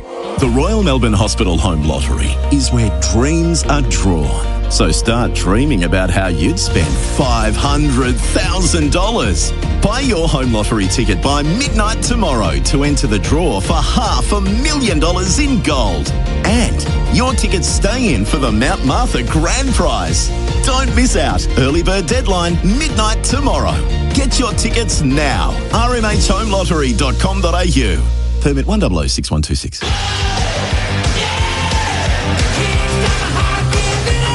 You're listening to AFL Nation for 4 and 20 Pies, Australia's original fan food. Cats are out on Adelaide Oval, 8 wins, 4 losses. They sit 4th on the ladder. The Crows are about to join them out in the middle. They come at 6 and 5, sitting in 8th place. Matthew Nix prowling around with his players down in the rooms. It's a vital Thursday night in the course of Adelaide's season. This is AFL Nation for 4 and 20 Pies, Australia's original fan food, and our pre-game show for Before You Dig. Before every job, search Before You Dig online every time. It's a chilly 12 degrees. It'll get colder across the course of the match. It's been raining pretty constantly for the past couple of hours. We might just be between showers for the time being, but she's going to be wet at ground level for sure and certain. The warm-ups beginning for Ream Manufacturing in Australia for more than 80 years. Jordan Dawson has captained this team magnificently through difficult personal circumstances across the course of the season. He leads them out for a make-or-break clash. Our expert tonight is Chad Corns for Power Bay Premium Energy Solutions for sustainable Australian homes. Let's have a bit of a play with the preview, shall we? What are your overriding thoughts in shaping it all up? Well, my overriding thoughts are Geelong are just a lot better balanced. Too much firepower for the Crows, but the crowd's building here, and the crowd are going to be very up and about. They've been a little restless over the last couple of weeks. We didn't have footy here at all last week, so the crowd's building nicely. It just need to see the Crows be a bit more daring with ball in hand, as we've discussed quite a lot during the week. Need them to take the game on through the corridor, provide a bit of run and carry from their defenders, and give the forwards better looks than they have over the last couple of weeks. I love the fact that Archie is going to go to Tom Stewart and try and negate him. I like the fact that Max Michaelani is going to Jeremy Cameron all over the field. So already I like what Nixie's done pre-match. Sometimes you can tell from the body language what a game means. So they got to the banner and stayed there in that really tight huddle for a prolonged period of time, as for whatever Nix had said to them downstairs, there was one more coming together of the group. And that tells there's a magnitude around tonight for Adelaide. Well, there is. It's such an easy thing to say, this being a must-win game for the Crows, but it's exactly that. The pressure is building over here in Adelaide, particularly around Matthew Nix. And if this game doesn't go their way tonight, it's just going to increase. And it's a tough run for them over the next month or so. So it's a must-win game against a quality opponent who the starting lineups has been announced, and a little surprised at Geelong's bench. Like, their one recognised ruckman in Blitzarth is starting on the bench, as well as their number one tagger in Mullen. So a little surprised to see that. Probably the Koning means has to take the first ruck centre bounce against McAndrew. So he's got a big night, big stretch, McAndrew, the only real ruckman in the Crows team. He'll get some help from Murray, but he's been so good all year. I love the way he gets after the ball on the ground post-contest. He really hunts after the footy. He's got high tackling numbers, so he's been a real positive for them. There's one player I need to see a bit more from the Crows tonight. I really love the way he plays in Darcy Fogarty. He's only played the 5 games and kicked 7 goals for the year, so that's not enough for him. He needs to present really hard up at the footy. Hopefully the Crows can lower their eyes to him going inside 50. But it's time for Darcy to stand up against a great opposition backline. Gerard, the debutant for Adelaide, Hugo Hall-Kahan, who we've spoken a bit about, coming from the State League to get his opportunity as a mid-season draft pick. He's the nephew of David Hall, the Melbourne Cup winning horse trainer. And on debut, he wears bright pink boots. Nice. Bless him. Just the way things are done in 2026. Got some confidence, which we love. So it's great. Picked up by Sydney in a mid-season draft in 2022, does his 18 months, doesn't get a senior game, goes back to Williamstown, refines his game, and unmissable. He was clearly going to be picked. But straight into the team? So do you... I like hey, this is exactly what we need. What if you're one of the players who just got skipped over by the bloke who arrived at the club 8 days ago? Yeah, there's two sides to it. Obviously, they've been tracking his form really closely, and the word is he's been in great form over the last month. So there's another side. He's just impressed them so much in his 8 days at the club that they couldn't resist putting him in. Or is it saying more about the Crows' depth, which we thought at the start of the year was reasonable. They've had key injuries, as we know. But if I'm one of those fringe players, I'd be a little annoyed, but also use it as real motivation. Obviously, the coaching panel hasn't seen enough from me. I'm going to go out of my way to make sure if I'm in this position again, I'm the one that's getting picked. Yeah, the bit I love about it is Robert Craddock has this saying, you're only 6 centuries away from playing for Australia. 3 for your club and 3 for your state. You ping them off and you're in. That's right. You're 8 days away from your senior AFL debut if you're tearing it up in the VFL or the SANFL or the Waffle. Put yourself in his mind, like what he was doing 2 weeks ago compared to being here on a Thursday night at a packed Adelaide Oval against Geelong. He'd usually be under lights, just some suburban training at about this time, just about to wrap up and go upstairs for selection and have a hamburger. I love the stories. You know, we had, I think, 6 players taken from the SANFL last week, 3 of them from the Eagles. So it hurts the SANFL It hurts them a lot. Here. Yeah. Like they were flying at the top of the ladder. Sam Jacobs had his team exactly where he wanted it to be. And you lose 3 of your better players. But on the other side, I just love the stories for these young guys getting another opportunity. Righto, we'll work our way through our categories in the lead up here. So the ground report for Ram Truck, built for 4x4 performance Ram trucks. 1,500 at Rebel has landed, so it is going to be slippery. There's no avoiding that. But I mean, only 2.4 mils. I thought it'd be a bit more than that, but based on the Bureau, that's what's fallen this afternoon. So the ground's obviously held up pretty well under those circumstances, but it will be slippery, just not muddy. What might be an unmissable moment tonight for Drinkwise? You won't miss a moment if you drink wise. An unmissable moment for this Crows crowd and for the Crows team is Tex getting on the end of one early. I want to see him taking hangers. You saw the hanger he took, no doubt, in the SANFL a couple of weeks ago. Not only did he take that hanger, he kicked one of the goals of the year. So he was a class above in that game. But there's nothing more intimidating from experience. The big Texan getting involved early, kicking a goal on the junction just outside 50, right in front of the Crows fans. And they'll be up and about, the Crows fans, like we touched on. Choose to drink wise. If you are at the ground tonight, open the SEN app and enjoy our live SEN Stadium AFL Nation broadcast for Australian made to support Australians right here. Now the last of the warm-ups taking place for Ream. Steady, hot and strong on our pre-going show, which is for Before You Dig. Before every job, search Before You Dig every time. So Mullen starts on the bench, which adds a little bit of intrigue, but he'll go to Dawson, won't he? Well, that's what we were predicting all week, but it's strange for me when you've got an assigned role and that player starts on the bench. Like, if you're getting tagged, it gives you that little bit of freedom early in the game. It does keep the opposition guessing a little bit when your number one tagger does start on the bench.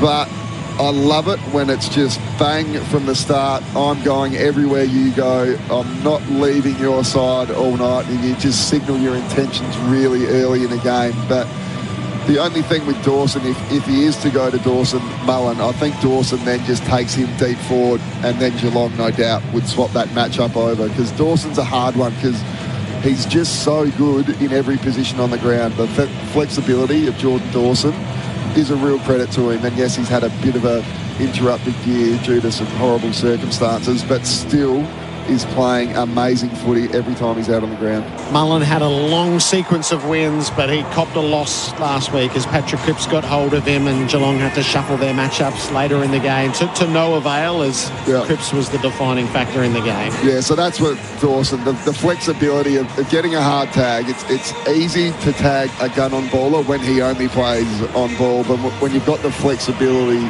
of Jordan Dawson, you can put him behind the footy, trying to get the ball in his hands at all costs.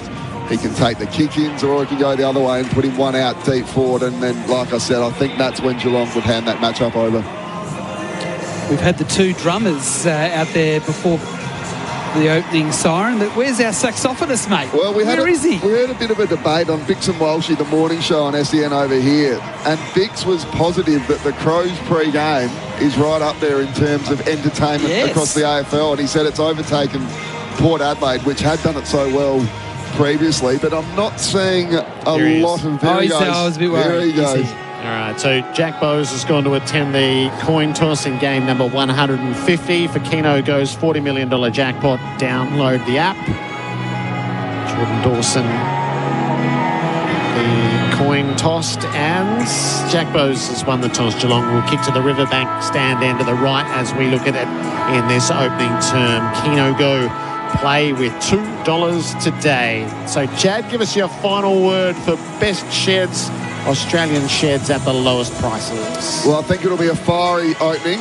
I like what I've heard from the Crows this week. I like what Nixie's done matchup-wise pre-game, but in the end, I think Geelong will be too good and run out a 4 or 5 goal victory to the Cats, I would have thought. All right. Sparklers flying from the bottom of the saxophone. He's inspirational, Gerard, this guy. You love him? Oh, I love him.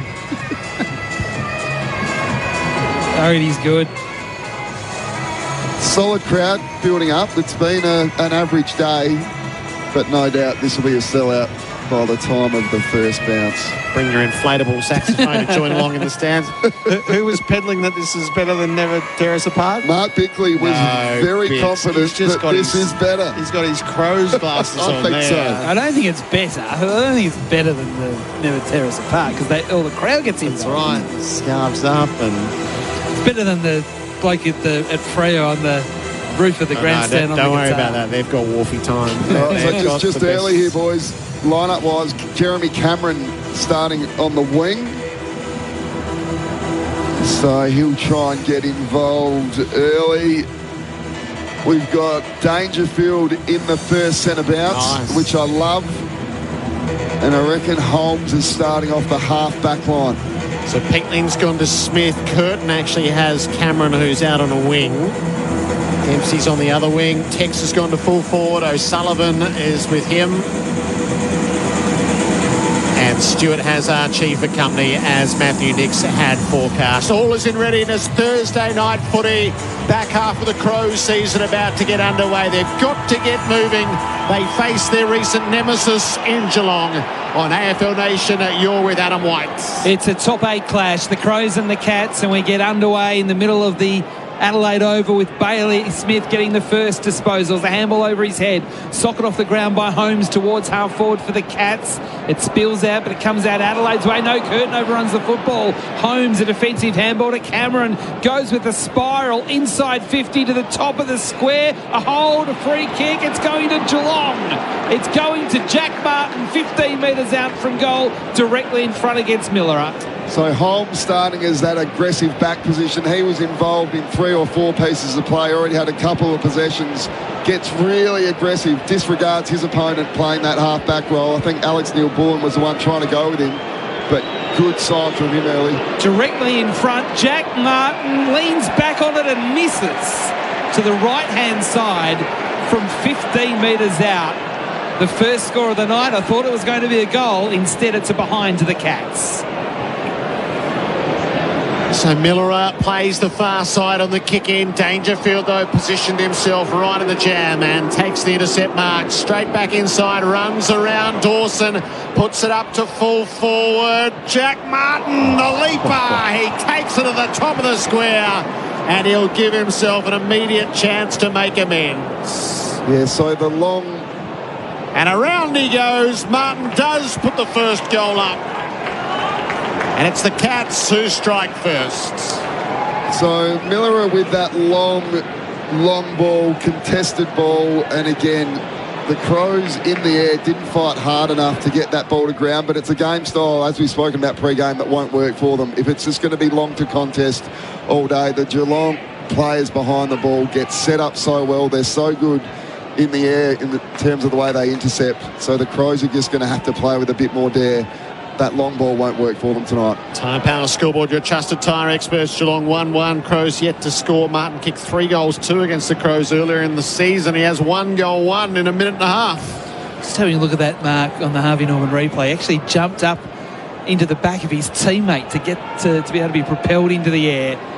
In the middle we go again. McAndrew knocking it down to Berry. Defensive handball to Dawson. The Adelaide skipper. First meaningful moment of the match. Up towards half forward. He wanted Taylor, who's in a one-on-one with Guthrie. Neil Bullen at the drop, gives the handball back to Taylor. Swings towards goal, there's the answer.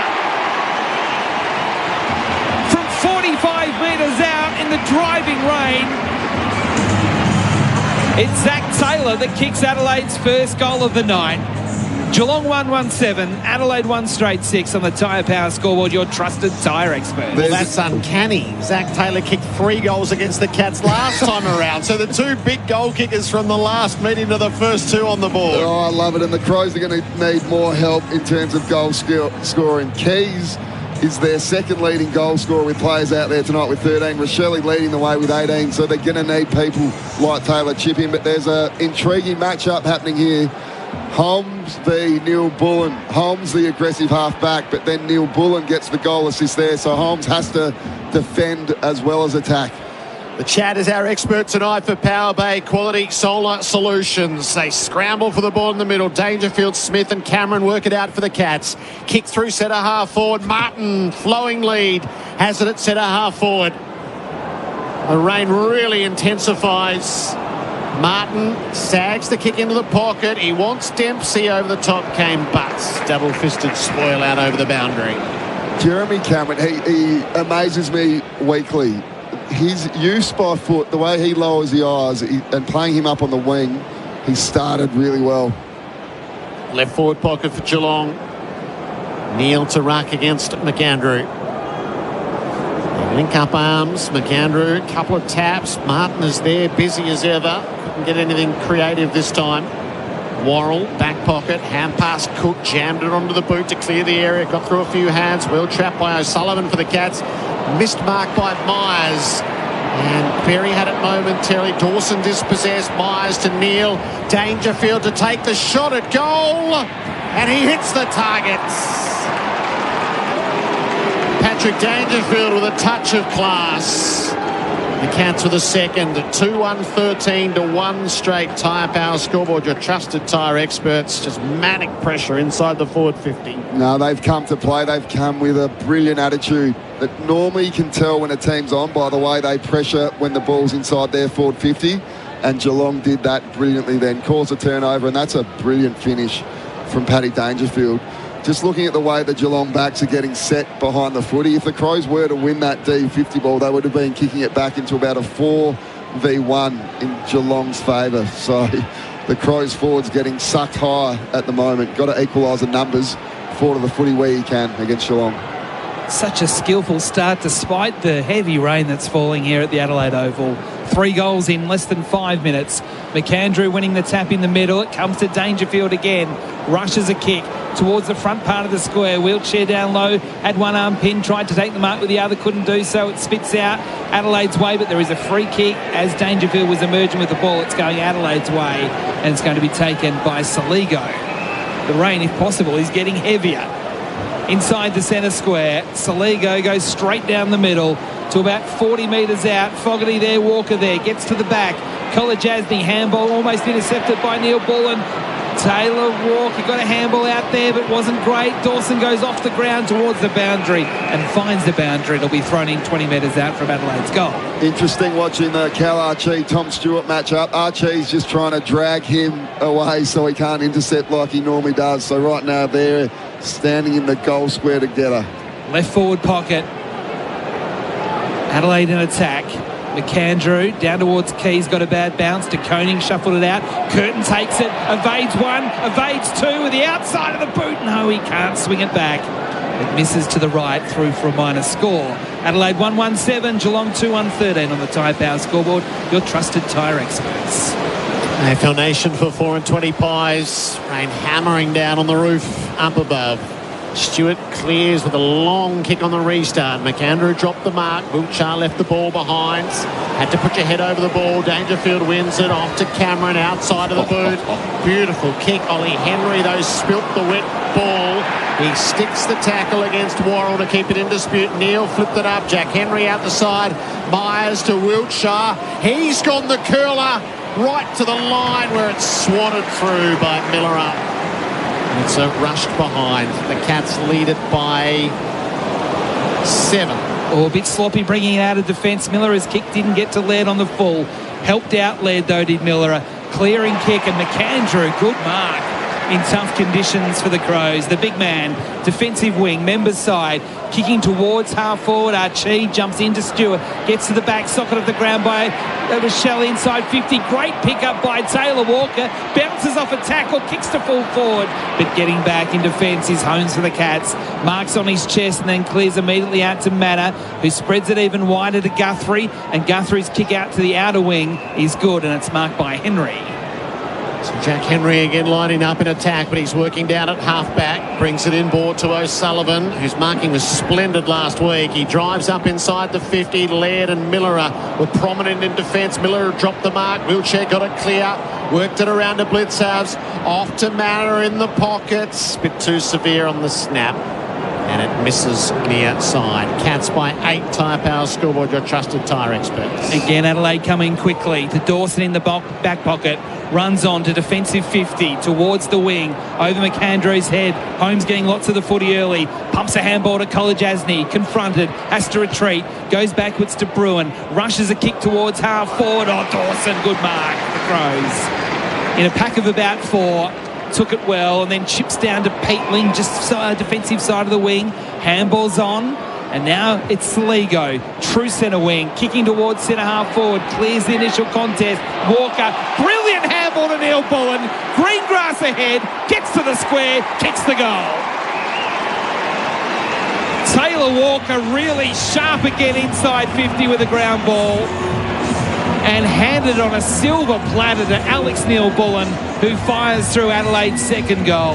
It's the Crows 2-1-13, trailing Geelong 2-3-15. A great start on AFL Nation for 4 and 20 pies. That's the ball movement the Crows have been looking for. It wasn't the long bomb down the line. It was the short inside kick, which comes with risk.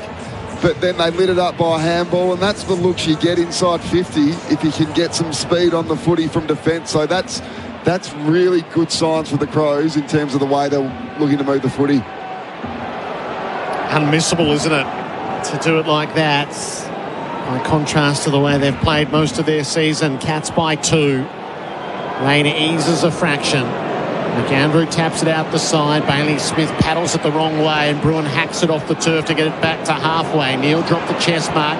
Gathered underneath by Mullen, worked it on to Bruin, kick smothered by Miller, ricochets. Dempsey had a fresh air, he still it runs inside 50. Out to meet it though, Michael Annie, brilliant piece of play. Hand pass to McAndrew, kicks the Crows to half forward. Murray's his target, knocked away from him. Saligo off the ground one way or another. Hand pass from Fogarty, battered down by Guthrie. Kolodjasny caught. Ball spilt out, no holding the ball call. Murray stuck the tackle, he fights on, he's then tackled. Umpire calls for a ball up, 30 out from the Adelaide goal. Kolodjasny, he's giving his direct opponent first access, and he's trailing in a bit too much. Just tighten up a bit. Blitzhouse palms it down to Dawson, can't find a handle on the footy, and it trickles out of play for a throw-in 40 metres around from Adelaide's goal. AFL Nation for 4 and 20 pies. Our expert tonight for Power Bay Quality Solar Solutions is Chad Collins. 2 goals each so far after just 11 minutes. Ball's hurled back into play. McAndrew down to Peatling.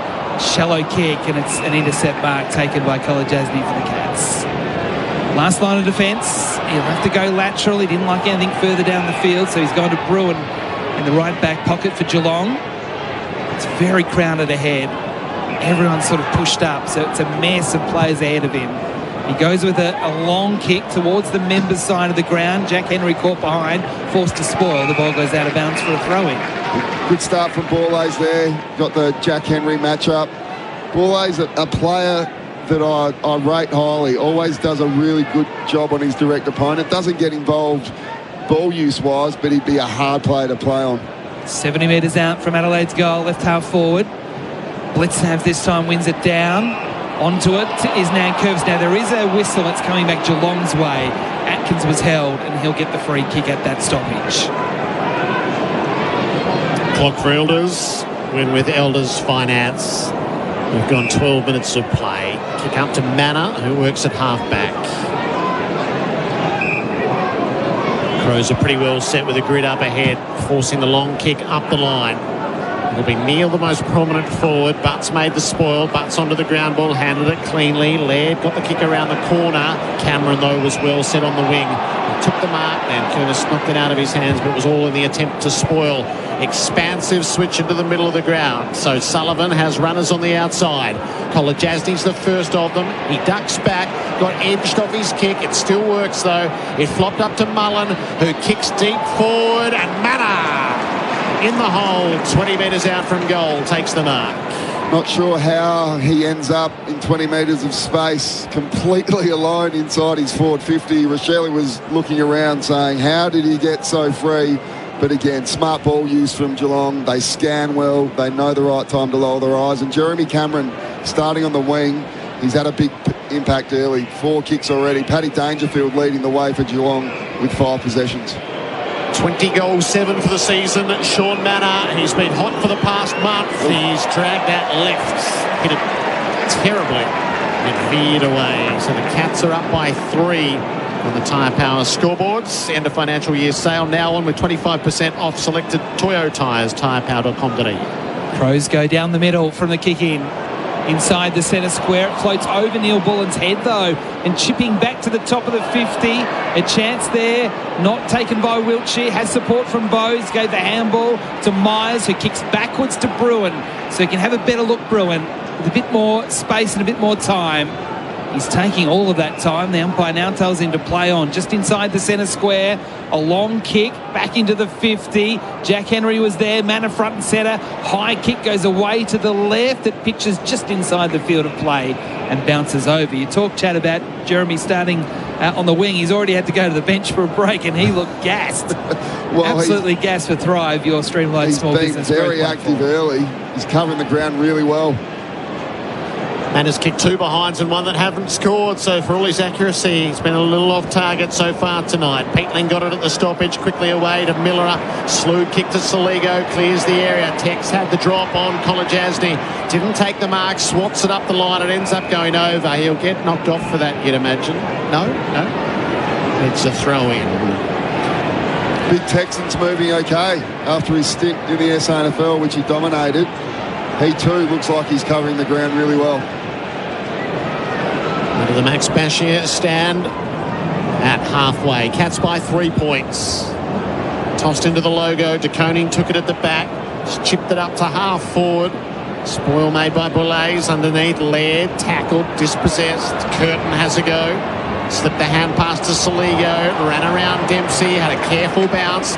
Lagged the hand pass over the top. Not a bad idea. Paul Cohan's first touch inside 50. O'Connor, though, works the intercept mark. It's a ball that just has to come to ground from the Crows forward. You can't allow Geelong intercept marks in their defensive 50. Got to get that to ground. Goes short and wide to Sullivan. He'll kick towards the wing, out of sight of the ground. Big pack of players. No one can take the mark, but on his knees, DeConing gave a handball out to Dempsey. Now across to Bowes. Into the 50 go the Cats. Splitting the pack there was Henry. Now Dangerfield. High kick as he was tackled. Still inside 50 for Geelong. Berry under pressure. Got a handball to Miller. Got taken high. No free kick. Butts takes the ball. They take him. Still in Adelaide football, though. Laird to clear for Adelaide. Out of the danger zone. In the Murray direction. Oh, strong mark. Really good mark to Murray. Had 2 Geelong players flying against him, and he took the mark and he can get Adelaide out of trouble. Takes the territory up the line, but it's an awful kick. And it's going to be the lasso to the Cats as it landed on the boundary and slid over. I am loving Geelong's pressure inside their forward 50. A great aerial contest there from Henry out of position to get it to ground, and then the Smalls are getting after it. O'Sullivan up to half forward. Crows had the numbers. It's knocked away, ball by Lays and over the boundary. Geelong by 3. Stats for Australian made it right here. 4 Crows players yet to touch the footy ball. Archie, Keys, Nankervis. DeConey and McAndrew. DeConey won the tab. He was pushed in the back. It was Murray, I beg your pardon. He pushed DeConey in the back. So the understudy gives away the free kick at left half forward. Plays it out wide. Dempsey. Cats plot the method of attack. Dempsey up into the pocket to have a jump at. Neil got a hand to it, knocked it down. Curtin with the footy underneath. Borlase first disposes a hand pass over the boundary. And that's what will be thrown in. 25 around from the Geelong goal front. In front of one of the big video screens here at Adelaide Oval, which sees Geelong 2-4-16 to Adelaide 2-1-13 on the Tyre Power scoreboard. 17.5 minutes played in the opening term. Neil in front. Wins it down for the Cats, but Adelaide has good representation at ground level. Kicked outside defensive 50. It's coming back though. Smith drives a kick towards full forward. Blicavs can't mark Jack Henry. Front and centre. Handball to his brother. High kick. Very high kick. Out to the left. And through for another behind to Geelong. 2-5-17 the Cats. The Crows 2-1-13. We've played 18 minutes on the Elders clock. Win with Elders Finance. Just another great example of a tall forward getting the ball to ground when you're out of position, which the Geelong forwards are doing so well at this stage. Game earlier in the year, Geelong were inaccurate, won by 8 points. It was 8 points, 9 goals apiece. That sort of game again tonight. Bruin works the turnover on the kick in, back inside 50. Butts made the spoil. Wiltshire paddled it around the boundary. It goes over for a throw-in. Good contest from all them. Miller against the flight, didn't take his eyes off it. Good spoil from Butts in the end. 30 out from Geelong's goal. It's been a territorial dominance, but only a 4-point lead. Dangerfield hunts the ball at the stoppage, gathers, Manus slips the hand pass to Blicavs, wobbles it up into the pocket. It was never on line. It goes through for a behind. Geelong by 5. Tyre Power scoreboard, your trusted tyre experts. You said then, Gerard, Dangerfield hunting the ball, and he is hunting everything in his area. He looks really sharp and leading all comers with 7 disposals early in this match and a goal. Again, they're going right down the middle. Adelaide inside the centre square from the kick in. Kolajasny bashes it Geelong's way. Fogarty for Adelaide. Gets a handball in the congestion to Neil Bullen. Fans it wide. It was a good handball to Curtin if it sits, and it does. He wants to run away from Blicavs and does so successfully. Handballs to Archie, who goes back to Curtin. Running the boundary. Kicking into the 50. Walker's there, caught behind. Cats work as a good defensive unit to spike the ball, trying to get it towards the boundary. Neil Bullen comes in, keeps it in play, but it's locked up underneath him, and it will be thrown up. Just again, the Archie-Stewart matchup. Stewart just dropped off, let Archie have that ball in between the arcs.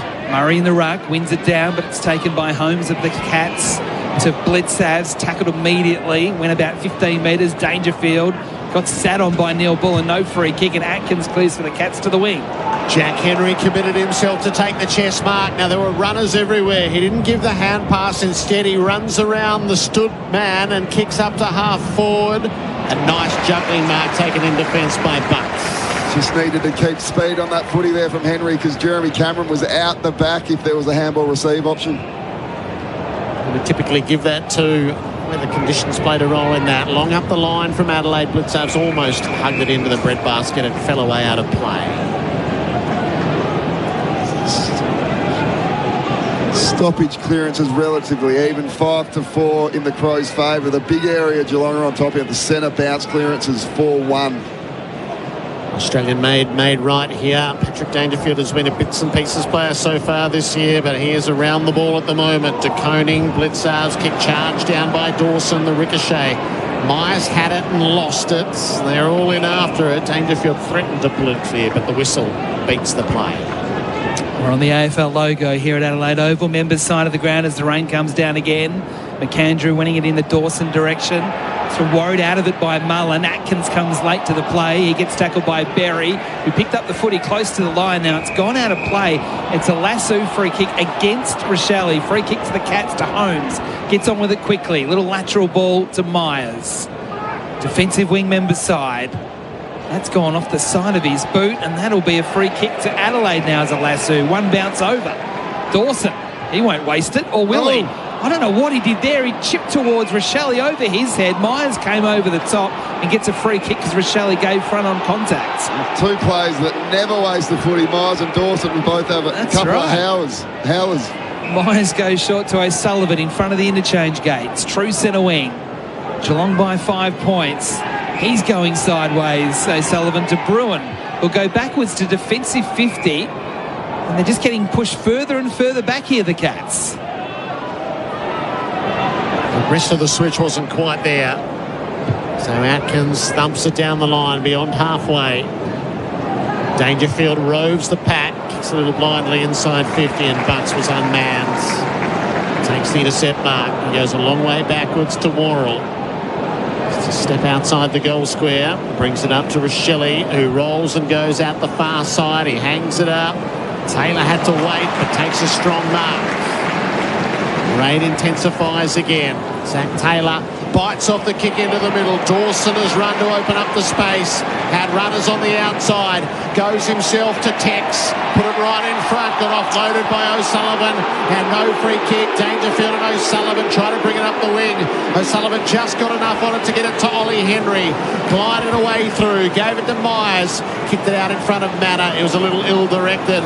And the Crows are able to work it around and cut it off. Butts and Dawson has it once more. Another careful kick from Dawson. And he finds the first game of Hall Kahan in the bright pink boots. Defensive wing members side. It'll be his first kick in AFL football. And it's a good one too. Long kick. Inside 50 they go. Gets to the back. Adelaide footy. Keys towards a vacant goal square. Goes all the way across the face. It's trickling. It goes over for a boundary throw in. He's missed the goal mouth by about 15 metres.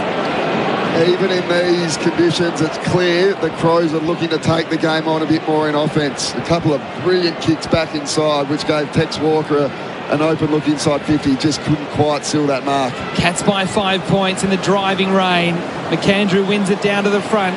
Keys has another go. Still with Keys. Gave the handball. Berry's going to snap a goal. And he puts Adelaide in front, can you believe? They were scrounging for the football. Keys picked it up. Defensive handball. Berry in a flash on his left. Put it through. And Adelaide 3-1-19 lead Geelong 2-6-18. We've played just over 20 minutes in this opening term. AFL Nation for 4 and 20 pies. Chad Corns for Power Bay. So again, I think both teams, when it's inside their 50, are pressuring really well. Forward stoppage there. Good forward pressure, and Berry makes the most of a hard opportunity in these conditions. But like I said, the Crows are taking the game on in offence, even in these conditions, which is a really good sign for them. Dangerfield, he's up and about. He's got 10 already, and Josh Worrell's really worked into this late in this last quarter. He's up to 8. Appendix breaks, big moments. De Koning wins it in the middle. Hand pass to Atkins coming out the front. Rochelle just grabbed the jumper. Hand pass goes inside 50, but it's not well directed. Curtin cut it off. Gave it to Laird. Crows bring it out to half-back. Taylor looks up the field. Uses it especially short for Peatling, who gives it back. And Taylor with the decision to make again. He runs and then slips over against Holmes. Over the boundary for a throw-in. Dangerfield's just had the briefest of rests. He wants to come straight back on. Tags. Heads up to the stoppage. Below our broadcast position. Crows by a point. Deep in time onto the opening term. Buttsarves hammers it forward. Bailey Smith hand passes it forward to the play. Dangerfield towed it off the ground. And then on the follow-up, dribbles it inside 50. Nankervis first up, couldn't gather, slips away and out of bounds. 45 out from the Geelong goal. There's 3 and a bit minutes left in the term. Crows need to set up those stoppages a little better. You can't let Smith and Dangerfield goal side of you. got to get in behind them and push them into the actual contest. As the rain continues to fall, things are getting really slippery out there at the moment. Over the top, Neil with a spoil. Adelaide with the footy though. Butts clears for a standing start. Back towards the wing. Huge pack. Splitting it was O'Sullivan. Front and centre was Murray. Tackled by 2 Geelong players. One of them's Holmes. He'll get a free kick. He'll kick it into an open forward line. He didn't muck around. Players coming from different directions. Could have been dangerous. Adelaide at ground level. Butts handballs out to Borlase, whose kick ricochets off the shins of Neil and goes out of bounds for a throw-in 35-40 metres around from Geelong's goal. That was great courage there from Cook against the flight. Just did enough to make that ball get to ground. And there's nothing worse running against the flight like he was. Just felt like then. something bad was going to happen there. From the throw-in, McAndrew, sharked by Martin. Handball's a bit sloppy to Myers. Made it okay. Got the handball to Smith. Back to Martin now. 60 out from goal. Shrugs a tackle on his left. Rushes a kick inside 50. Cameron dropped one he should have taken. Fights for it at ground level. Bumped off the football. Adelaide have the numbers and they work it out extremely well. Saligo now at defensive 50. Has some space. Chips it down the line. It goes over the head of his intended teammate in Dawson. And it's out of play for a throw-in as Guthrie couldn't keep the ball in play. Tough conditions now, isn't it? There's no easy mark out there. If Jeremy Cameron's dropping a chest mark, good luck to everyone else. Really tough, slippery conditions. Key matchups for Holman Plumbing, trusted quality Aussie standards. Goodsab's flipped at the Cats' way. Mullen released it at ground level. Dangerfield's hand pass charge down. Atkins met a two-man tackle. Stopped in his tracks. Broadcast wing. McAndrew and Blitzarps. Ball came underfoot. Mullen squeezed some sort of kick out. Miller handled the footy well. Tossed it back up the line. Saligo, Rochelle committed himself but dropped the mark. Holmes onto the ground ball. Off to Mullen. Probes to half forward. Spoil made over the top by Jack Henry. With Boulays having the better of positions. Throw it in. Haven't been in too many contests yet together, Stewart and Archie, but the Crows would be reasonably happy, both on one disposal each. Stints for Australian maids, made right here. 60 out from the Geelong goal. Won by Curtin at the stoppage. Put the slipper right into it. Walker does hang on to the mark at halfway. Has a look inboard. Sets it up. It'll still take some marking. Keys worked under it by Kolajasny. Both umpires said that's okay. It wasn't a great kick from Tex. Archie just wanted it just out in front of him, but instead put it on his head. Really hard ball for Archie to compete against.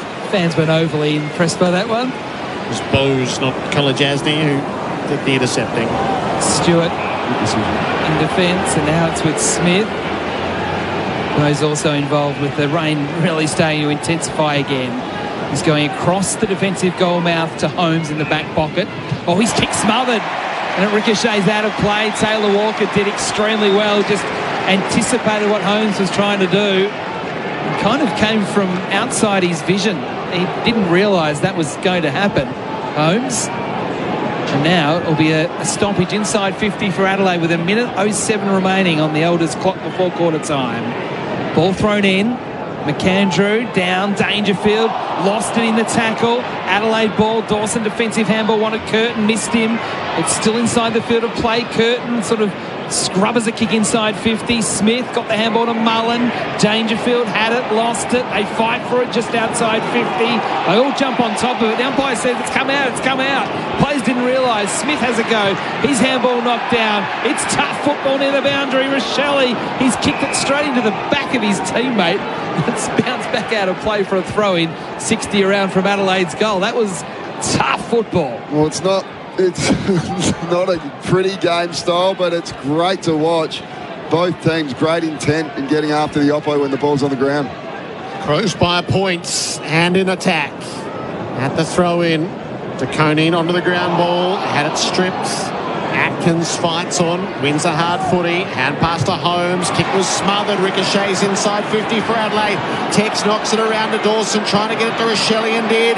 He's against the boundary, centering ball's a good one. Cook! Beautiful strike from the boundary by Rochelle. And the last play of the opening term will be a set shot for Braden Cook. So another shot created from great forward pressure. We've seen a couple of smothers from the Crows forwards over the last minute. And Rochelle, what a great kick back inside, and a really good grab from Cook in these conditions. Normally a beautiful kick for goal. Cats have dominated the inside 50s with the Crows with a chance to extend the lead after the quarter time siren. Cook's kick is missing. 40 out directly in front. He slides it to the left. Crows lead by 2 at the first change. 3-2-20 to Geelong. 2-6-18. Goal kickers Berry, Taylor, Neil Bullen for the Crows, Martin and Dangerfield for the Cats. This is AFL Nation for 4 and 20 Pies. That quarter on AFL Nation was for Tyre Power. End of financial year sale now on, with 25% off selected Toyo tyres. tyrepower.com.au. Harvey Norman half-yearly clearance. All the latest tech on sale. HP laptop with AMD Athlon processor now $698. TVs, fridges, vacuums on sale. Save $300 on LG 506-litre French door fridge, now $1,988. Indoor and outdoor furniture on sale. Kyoto 5-piece round extension dining set, amazing deal, only $1,488. And Australian-made Sealy Posturepedic Acclaim Ashbury Foam Queen mattress, now $1,399. Harvey Norman. Best brands, best range, best clearance prices. In-store and online now. Conditions apply. Go! Booper, we're the proud member partner of the Carlton Football Club. We're backing the Blues and your health, so you can catch every chant, every nail-biter, and every victory!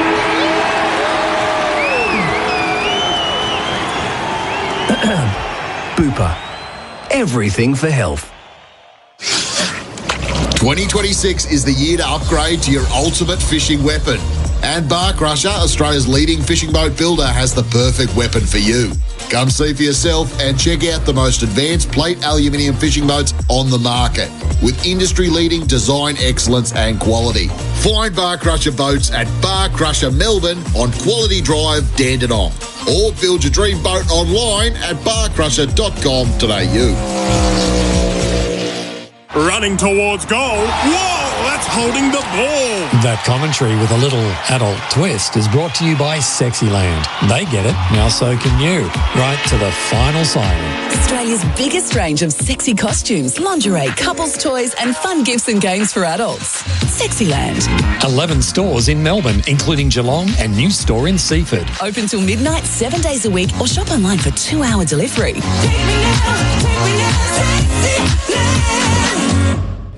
When you're in line for a large oat latte, turn your daily grind into your time to shine with our $40 million jackpot every 3 minutes. Keno Go. Download now.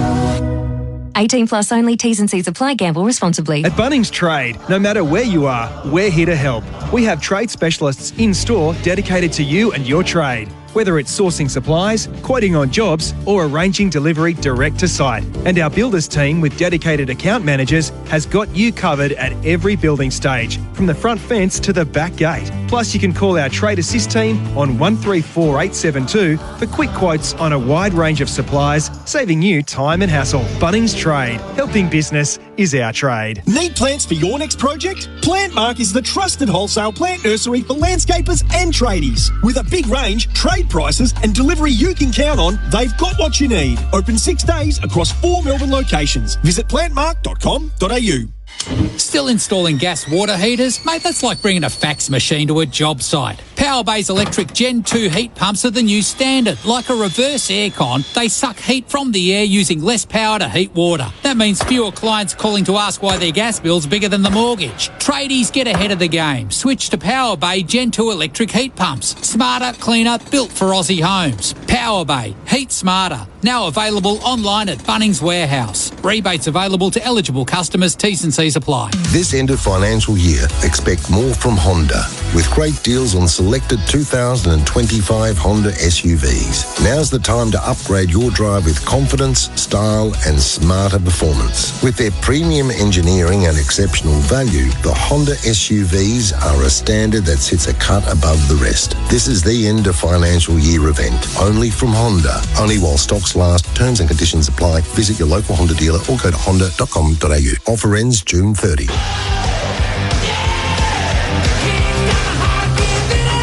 You're listening to AFL Nation for 4 and 20 Pies, Australia's original fan food. Dangerfield, though, positioned himself right in the jam and takes the intercept mark. Straight back inside, runs around Dawson, puts it up to full forward. Jack Martin, the leaper. He takes it to the top of the square. And around he goes. Martin does put the first goal up. Cats strike first. The Adelaide skipper, first meaningful moment of the match, up towards half forward. He wanted Taylor, who's in a one-on-one with Guthrie. Neil pulling at the drop, gives the handball back to Taylor. Sweeps towards goal, there's the answer. From 45 metres out in the driving rain, it's Zach Taylor that kicks Adelaide's first goal of the night. Maccas, I'm loving it moments. Never miss a moment of footy with McDelivery.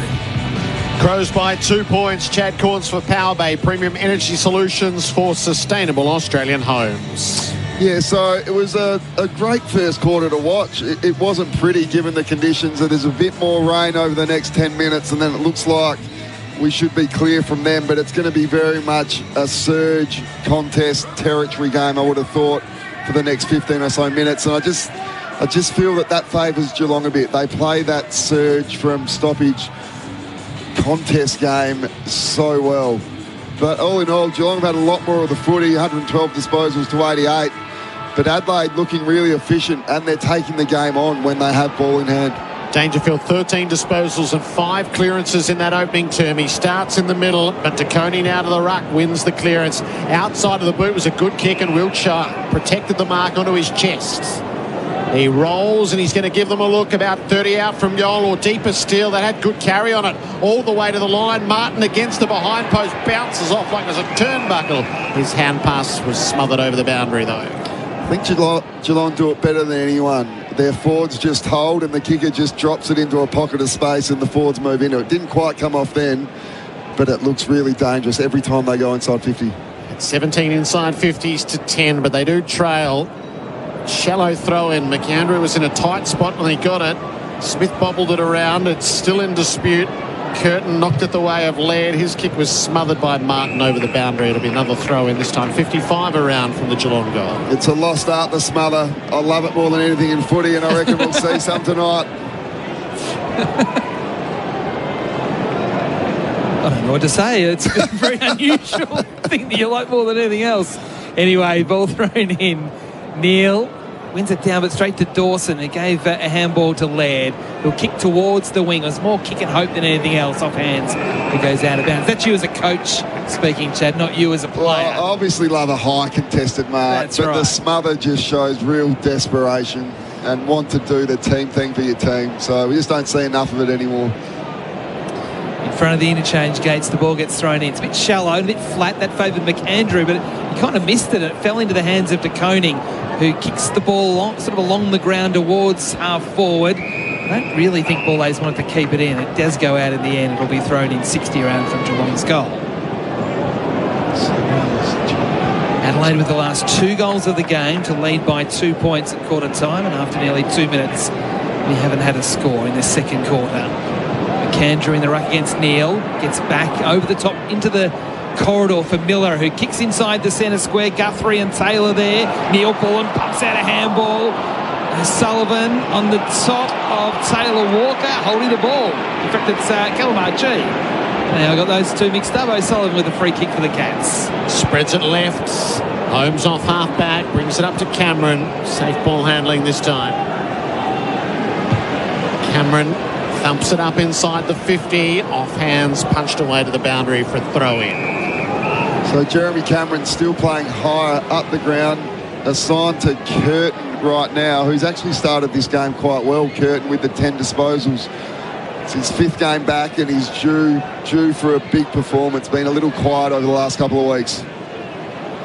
Boundary throw in. Rucks are setting up just a bit too deep at the moment. McAndrew slapped it outside the 50. Curtin taken high was the call of the up.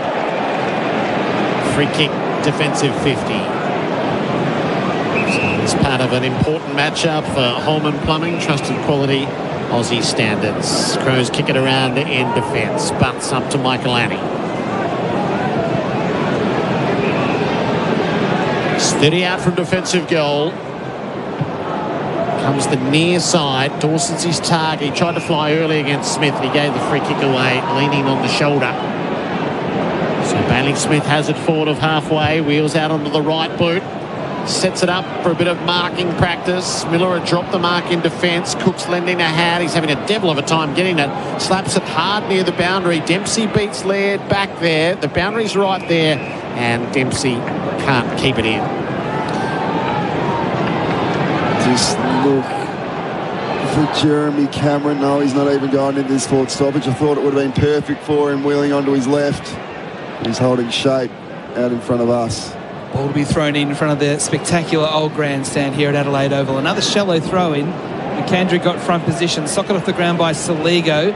Outside defensive 50. And the ball will eventually go back out of bounds, despite the best efforts of Kolajasny to try and keep it in. Rucks are setting up too deep wide in. Yeah, they've had enough agree. goes to realise how it's going to come up short.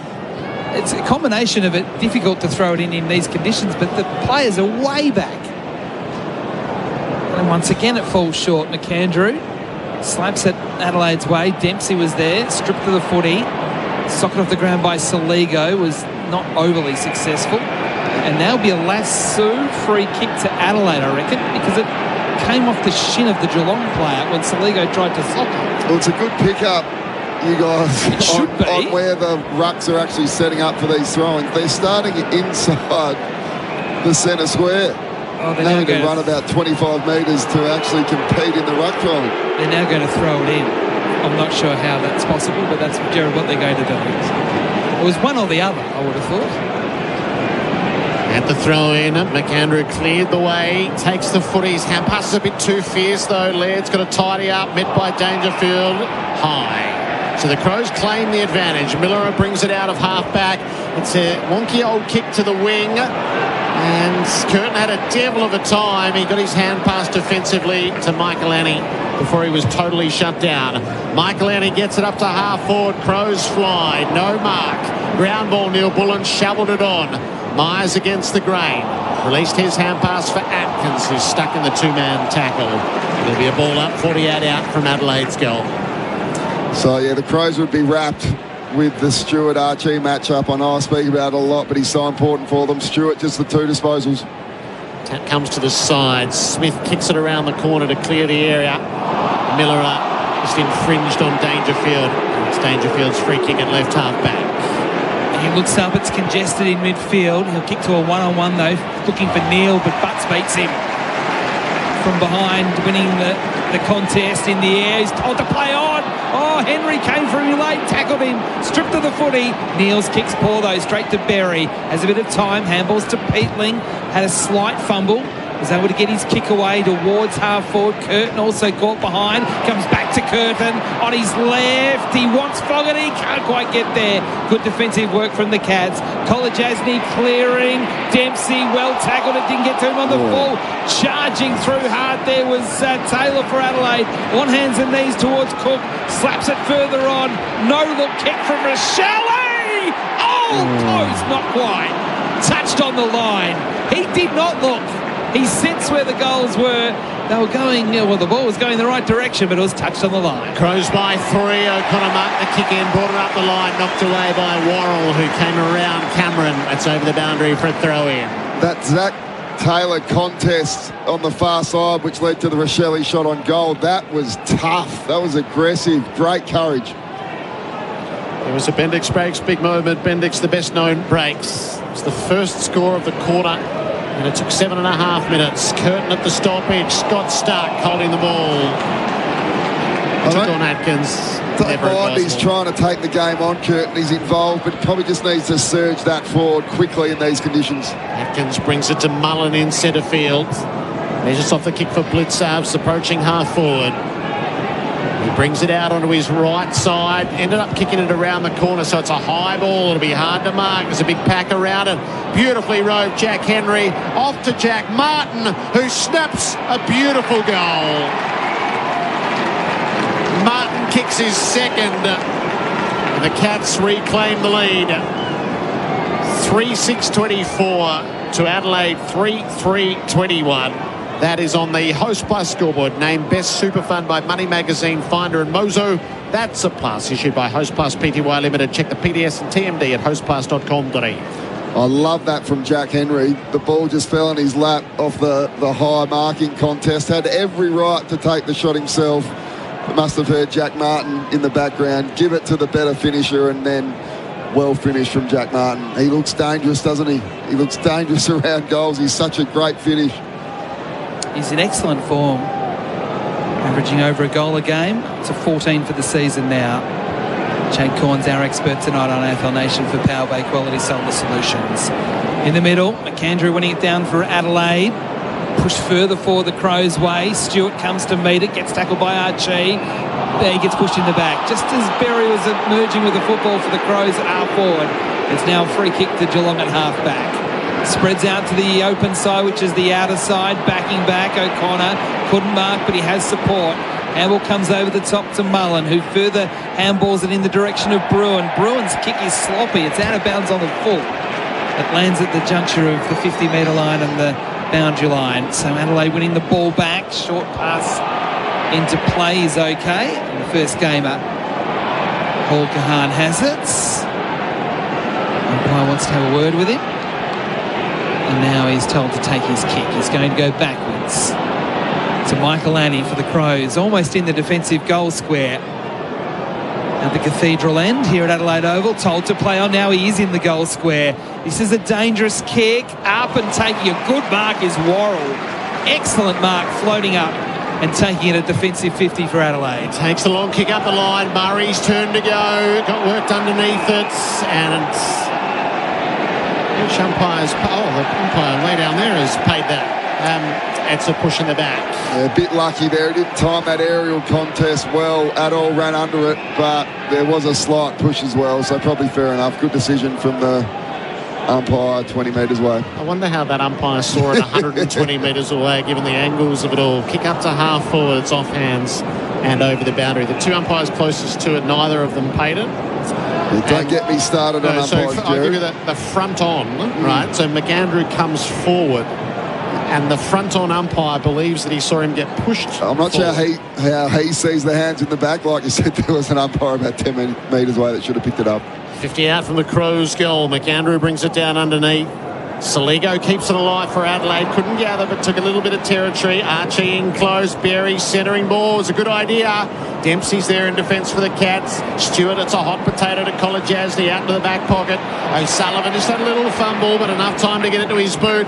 It's a scramble kick on the way out that lands and bounces, and it is an Adelaide free kick. Paul Kahan held without it. He steers the kick inside 50 and feeds Neil Bullen. That'll be popular with his new teammates. Yeah, a great possession from Holgahan. Beautiful over the eyes. But I saw something then from Josh Rochelle. He sprinted at least 50 metres. Didn't have to. The coaches wouldn't have brought it up if he didn't do it, but just applied enough pressure to the Geelong exit kick, which creates this re-entry. Great team footy from Josh Rochelle. Alex Neil-Bullen with a set shot. He jabbed it hard left. Oh, he hasn't even scored. He was just all out of kilter by the time he hit it. Crows it down by 3 on the Host Plus. That's a plus scoreboard. It's not the way you look after a first gamer, Gerard. Mullen now for Geelong. Clearing kick outside defensive 50. Wanted Ollie Henry. Late spoil from Worrell. At ground level, though, Henry did well to give the handball to Manor. Kicks down the line. Michael Annie going back the flight. Disrupted the play. Still a Geelong football, though. Myers surging forward. Kicking inside 50. It gets away from Blitzabs coming out from full forward. And bounces out of play for a throw-in. Nankervis made sure of that. They look so dangerous, don't they? That speed off contest, Geelong. That's a scary look for Adelaide defending that inside 50. Everything was great about that ball movement. Just the last kick inside 50. Get that more line to goal. 20 metres out from Geelong's goal, left forward pocket. Murray in the ruck this time for Adelaide. Saligo bounced off a tackle, got a handball away. Now the Crows clear up towards Fogarty. Guthrie flew high, couldn't mark. Neil Bullen with the crumbs, kicks it forward, a tumbling ball, met well by Archie, got past one tackle, handball back to Fogarty, kicked it off the ground, kicked it straight out of bounds on the full. Free kick to Geelong at halfway. Cats by 3, inboard kickers for Guthrie. Steers it into centre field. Or Martin took his eye off it, dropped it, goes back and regathers. Has to retreat with a hand pass to Stewart. He gives a little bit more ground to half-back. Kolodjasny, the switch is still on for the Cats. Mullen keeps his width on the far side. Lags the hand pass to Bruin. His previous kick went out on the full. This one he dinks over the top to Bowes, who takes off from right half forward, steers into the pocket, picked it off poorly. Curtin makes the intercept, brings it out to Neil Bullen. Crows try to bring a bit of run and gun off half-back themselves. Michael Annie is that man. He kicks for Keys, who's unmarked in centre field. Wheels out onto the left, pumps it for Tex. Dangerfield rushed back to make the spoil and ended up taking the mark. The double-fisted spoil hung in the air and Paddy went back and got it. They just couldn't get it to Walker quick enough. He was alone inside 50. Now Geelong have the football on the wing. Bruin gets tackled, lost it. Bruin handballed it straight to Dawson of the Crows. Dawson into the 50. Another bounce kick. Kolodjasny met it well on full-chested on the bounce. Gave the handball to Myers. Shrugs a tackle. Defensive wing. Chips down the line. Don't love the kick. Wanted Bowes. Good defensive work from Curtin. Adelaide have got support there. And now it's Laird working with the first game a couple of times. Running away from 3 of them. Did brilliantly into Murray at centre field. Murray's kick is a zooming ball on the bounce to Archie. Met it well. Kicks into the 50. Should be finding Taylor Walker. Is finding Taylor Walker. Plays on. 30 out. Mark it down. He was never missing that, Taylor Walker. And again, the Crows are in front. Adelaide 4-3-27. Geelong 3-6-24. And again, Hall Kahan doing some good work for the Crows at halfback. He started that chain of disposals down the middle of the Adelaide Oval. And then the wide kick from Archie to Walker all alone, and the rest is history. Hall Kahan, you mentioned it there, Whitey. What a start for him. 7 kicks, 1 handball, 8 disposals at 100% efficiency. So we can see why they brought him in, and he's done exactly what the Crows coaching staff and players would have wanted from him. Great start from the young man. Flexible player for Cooper's Animal Health. Flip it with Flexalt, the flexible oral ice treatments. 4-3-27 Adelaide, 3-6-24 Geelong. In the middle, they fight for it. Smith off the ground, Bowes off the ground. Didn't really kick it to advantage, though, although Nankervis had a little fun.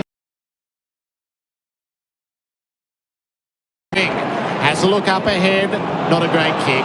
It was touched on the way through. Blitzarves cuts it off, gives it to Bailey Smith, bounces it back through the 50. Ball lays, met it with flat hands, controlled it well. Laird under pressure, turned it over. Myers pumps the hand pass out the side. Mullen has a look at Manor, has a look at the deep targets. Cameron got it. Oh, it hasn't been paid. He fights on underneath. Ball spits out. Jack Henry kicks the goal regardless for Geelong. We're going goal for goal at Adelaide Oval. 4-6-30 the Cats, 4-3-27 Adelaide. We're at the halfway mark of the second term. Host plus, that's a plus. Jeremy would be a little disappointed. I thought the mark could have been paid, but then again, both teams' pressure when the ball hits the ground in their forward 50 is outstanding. Another goal created from great forward pressure. Jeremy did such great work to set up his aerial contest there. Protected the ball drop beautifully, but Worrell just got his body in there late to get the ball to ground. But nonetheless, Henry finishes with a nice snap goal. Harvey Norman replay. Go Harvey Norman half-year clearance. Shop TVs, fridges, laptops, mobiles, furniture, bedding and more in-store and online now. AFL Nation for the 4-20 sausage roll. Back in the middle we go again. De Koning winning the tap down. Dangerfield got tackled once, got tackled twice. No free kick. Adelaide still with the ball. Berry gives the handball to Cook. Inside 50, wants Fogarty, doesn't quite get there. Great defensive work by Guthrie. It just sort of fell into his hands in the end. He had support as well. Fogarty was never going to take that mark. Oh, the kick's poor though. Dawson's cut it off. 50 out, pretty much straight in front. And he will have the shot. He read that really well, Dawson. Just attack that ball hard. I'm not sure that's the right option from your D50 where you're set up there in these conditions. But Dawson, he was quick to pounce on that. And I won't say it, but he's normally a brilliant finish on goal, Whitey. Let's set it up. He's kicking to the Riverbank stand end, just right of centre. His left foot raking kick certainly suits this type of situation to kick a goal and put Adelaide back in front. Never deviated off centre. The goal umpire watched it go over his head. And again, Adelaide finds themselves back in front. Adelaide 5-3-33, Geelong 4-6-30. We've got a real game out of hands on AFL Nation for the 4 and 20 sausage roll. We certainly have. This is a great game to watch. It's a tight contest. It's tough. There's courageous efforts out there everywhere you look. Players going against the flight without thinking about their safety, the way they're attacking the ball on the ground. And the forward pressure from both teams outstanding. And Dawson's building into this nicely. 13 possessions and a goal now. 3 tackles as well. He's setting himself up for a big game. Matched in the centre square bounce right now. 5 lead changes, Adelaide by 3. Bailey Smith rose the tap in the middle. Cats come forward. Up to meet it, Ollie Henry. It's a terrific grab. He propelled into the pack and completed it the second bite. He's kicked over the top of Cameron, and Dawson covering the ground. Makes the spoil and knocks it out 10 around from the behind posts. Around the grounds for Chemist Warehouse. Save on your prescriptions at Chemist Warehouse. The chill on the hill at halftime. Bratz on the racing. Look out for Jeremy Cameron here. Wheeling onto his left. Thrown in front of the hill. Murray's unopposed in the ruck. He just about missed it on the swipe. Body's cannoning everywhere. Cameron's a little the worse for wear, Jez, and all of that. And umpire's going to have to settle it with the ball up. I think he might have just been playing for that free kick there, a little Jezza. So Mike Lanier's with him deep forward now. Dangerfield rove the tap, squirts the kick up into the pocket. Closer to the goal front for the next throw-in.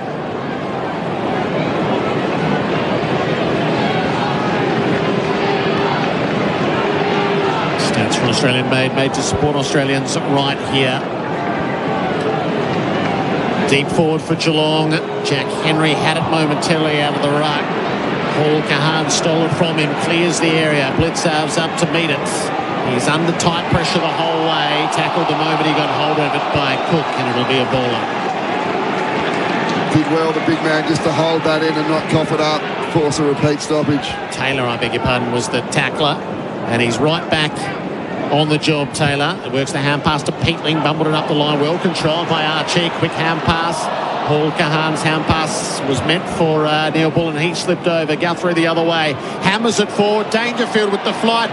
Opens up the angle. Dragged down at the last. Hand pass to Blitzarves. Got a snap away. Needs a bounce right on the goal line. Ollie Henry tried to hook it back in, but it bounced away and through for a behind. Crows lead is 2 points on the Host Plus. That's a plus scoreboard. There's 6.5 to go in the term, and the Elders clock open a rural products a prepayment account to win. Miller to bring it back in for Adelaide. It's going to come the members' side. He wants McAndrew against Coney. It clears both of those players. Archie, if it sits, he's away. He is. He gives the handball over the top. Big chance here for the Crows. Murray goes with a real spearing ball on the second bounce. Wonderfully picked up by Walker. Handballs to Rochelle. Rochelle misses to the right. How good was Walker then below his knees? Is an unbelievable pick-up from Tex. Oh, it's coming back. I think it's called a throw. We'll have to look at the Harvey Norman replay here. The moment. Oh, that's a good call. That's a great call by the umpire. Definitely a throw, but still it was a great pick-up from Tex. See if he can get away with it. The Crow throw's got great heritage, doesn't it? Bruin out of the back pockets. He brings it to Bailey Smith on the near side. Smith sends it down the wing for the Cats. Ollie Henry, what a leap. He's a lovely aerialist when he's in the zone. It's a bit of a scunger coming forward, but it finds the chest of Neil, who can wheel at the 50 if he wanted to. He's actually got the set shot in him as well, so he's just got to go back and think this through. That grab from Henry there, can't understate how good that is in these conditions. And then the kick to Neil as well. What beautiful passage of play from Henry. Hasn't seen very much of it, Shannon Neil. It's his first mark and his third disposal from 55 metres out. Neil gives it the lock. The right foot drop putt just leaks away. And that is a behind. Cats trail by 1 point now on the Host Plus. That's a plus scoreboard. Moving back into play quickly again. Kahan loops the handball over the top to Laird. They're already outside defensive 50, Adelaide. Up towards the wing. Murray caught behind, off hands, so Sullivan got taken high. Advantage paid to Guthrie. Feeds a handball to Smith. Over the top with a handball to Holmes. Running the boundary. Brilliant kick into the 50. And Neil marks on his chest, sliding on his knees. 40 from home. Only 8 or 9 metres in from the boundary. Geelong were just so good of making something out of nothing. That ball could have easily gone out of bounds, but the handball craft tight on the boundary line, and then that kick inside 50 from Holmes there to Neil. Again, they do it so well low in the eyes, that little spot-up kick. So he just had a shot only moments ago, which was further out, and the angle wasn't as significant. He missed it badly. This kick is close. It's coming back and hits the post. He was always feeling like it was left, but then started to veer back late. But smashed into the left goal post, and another behind to the Cats. Scores a level, 5-3 to 4-9. Kick in's a short one for Berry. Looks beyond the defensive arc. Texas his target. O'Sullivan made the spoil. Ground ball to be dealt with. Saligo, hand pass to Taylor. Worked it forward to Keys. Immediately in the tackle of Stewart. Got it to his boot. It didn't go anywhere though. Myers and Atkins combined for the Cats. Bring up to Wiltshire. Right half forward. Backs away. There's a lot of movement. He's going to kick it up to the hot spot. Neil brings it to ground. Berry, though, is in defence still. Clears the area once more and picks out Miller. Keys is set up around the boundary. And he can take off and try to create the play. It's a poor kick off the side of his boot, and it goes out on the full. The groans of the locals. 33 apiece, AFL Nation for the 4-20 sausage roll. There's 3 and a bit to go in the half on the Elders clock win with Elders Finance. And the scores are level at 33 apiece on the Host Plus. That's a plus scoreboard. The Cats go forward to the wing. Up towards Dempsey. He couldn't mark. Nankervis at the drop. Has it for the Crows. Pups a handball to Saligo. Handballs it defensively. Now Laird kicking back towards the wing. Good defensive spoil from O'Sullivan. Straight to Dempsey, who handballs back to O'Sullivan. Swings the kick in the Atkins direction. Can't mark on his chest. Fights hard at ground level, Atkins. Still a chance. Nankervis, they got there first. Slapped it in the Saligo direction. Atkins came in, tackled high. And Atkins giving away the free kick. Saligo with the ball for the Crows. Mate, he earned it too. He did. So he's at left half back, Jake Saligo for Adelaide. Score still level late in the second term. Swings a kick towards the wing. Walker in front, couldn't mark. Dawson was there, lost the football in the tackle. Kicked off the ground Geelong's way. Nankervis will get there first. Handballs to Laird. Laird, who was riding shotgun, gave the handball to Cook. Cook kick is good. There's 2 of them there. 2 Adelaide players spoiled each other. Taylor and also Murray. Both should have taken the mark, or one of them at least. And in the end, Geelong come up with the ball, with Holmes giving the handball to Smith, kicking towards the wing. Atkins caught behind, spoils away from Saligo and out of bounds on the wing, out of sight of the ground. But Adelaide marking that one up at forward 50. A bit of confusion there, needed more voice, probably from Murray, just making sure no one gets in his way. Had a really good look at that. Unfortunate. He bowled them all over Murray, just all his own blokes.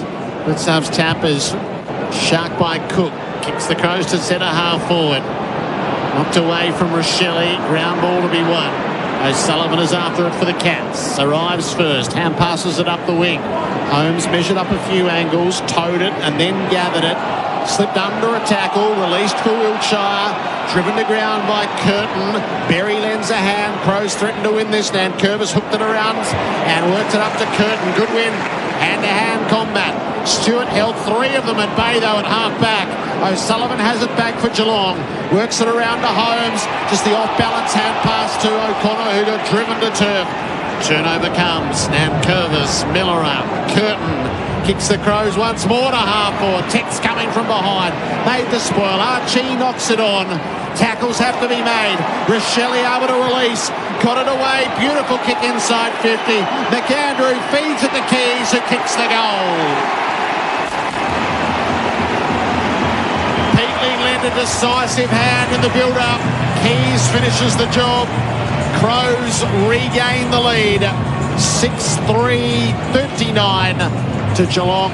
4-9-33. Great call, Gerard. Great call. It was all happening. Geelong's pressure was there, but Crows did just enough to keep surging it forward, and then ended up completely outnumbering Geelong in their forward 50s, almost 3-1. Keysy rushed that. He looks a bit nervous out there. And lucky that went through. But one guy I want to highlight here is Dan Curtin. Not just for his possessions, he's leading the way for the Crows with 16, but the work he's doing to get back and help defence. And then when the Crows have got it pushing forward at the right time, by far his best game of the year. Great to see him working his way back into this. Back in the middle with 53 seconds remaining in the half. De Koning for the Cats. Scrubs a kick towards centre half forward. Ricochets out Adelaide's way. Peatling again for the Crows. Kicks towards Keys. It was a hot kick. He couldn't quite take the mark. Good tackles applied. Good pressure from Adelaide. They come up with a football. Cook kicks towards forward 50. O'Sullivan, great defensive mark for the Cats. She's playing well again, the youngster. From right half back, he'll kick back towards the wing position for Geelong. Flying high was Neil, couldn't mark. Crumbs though to Martin, got tagged, got tackled, dispossessed of the ball. And it is free kick Adelaide. It's an interesting one there because he got tackled, but he didn't necessarily get retarded with the football. He was still able to get a handball away. The umpire said it was holding the football. So Nankervis for Adelaide. Back towards half forward, close to the boundary. Walker can't mark. Ball goes out of play. And it will be thrown in with only a handful of seconds remaining before the break. Adelaide's the only one that can score here, and it would have to be absolutely perfect. Wet weather opening half. There's been plenty to like about it. It's about to come to a close. De Koning the last to touch the footy.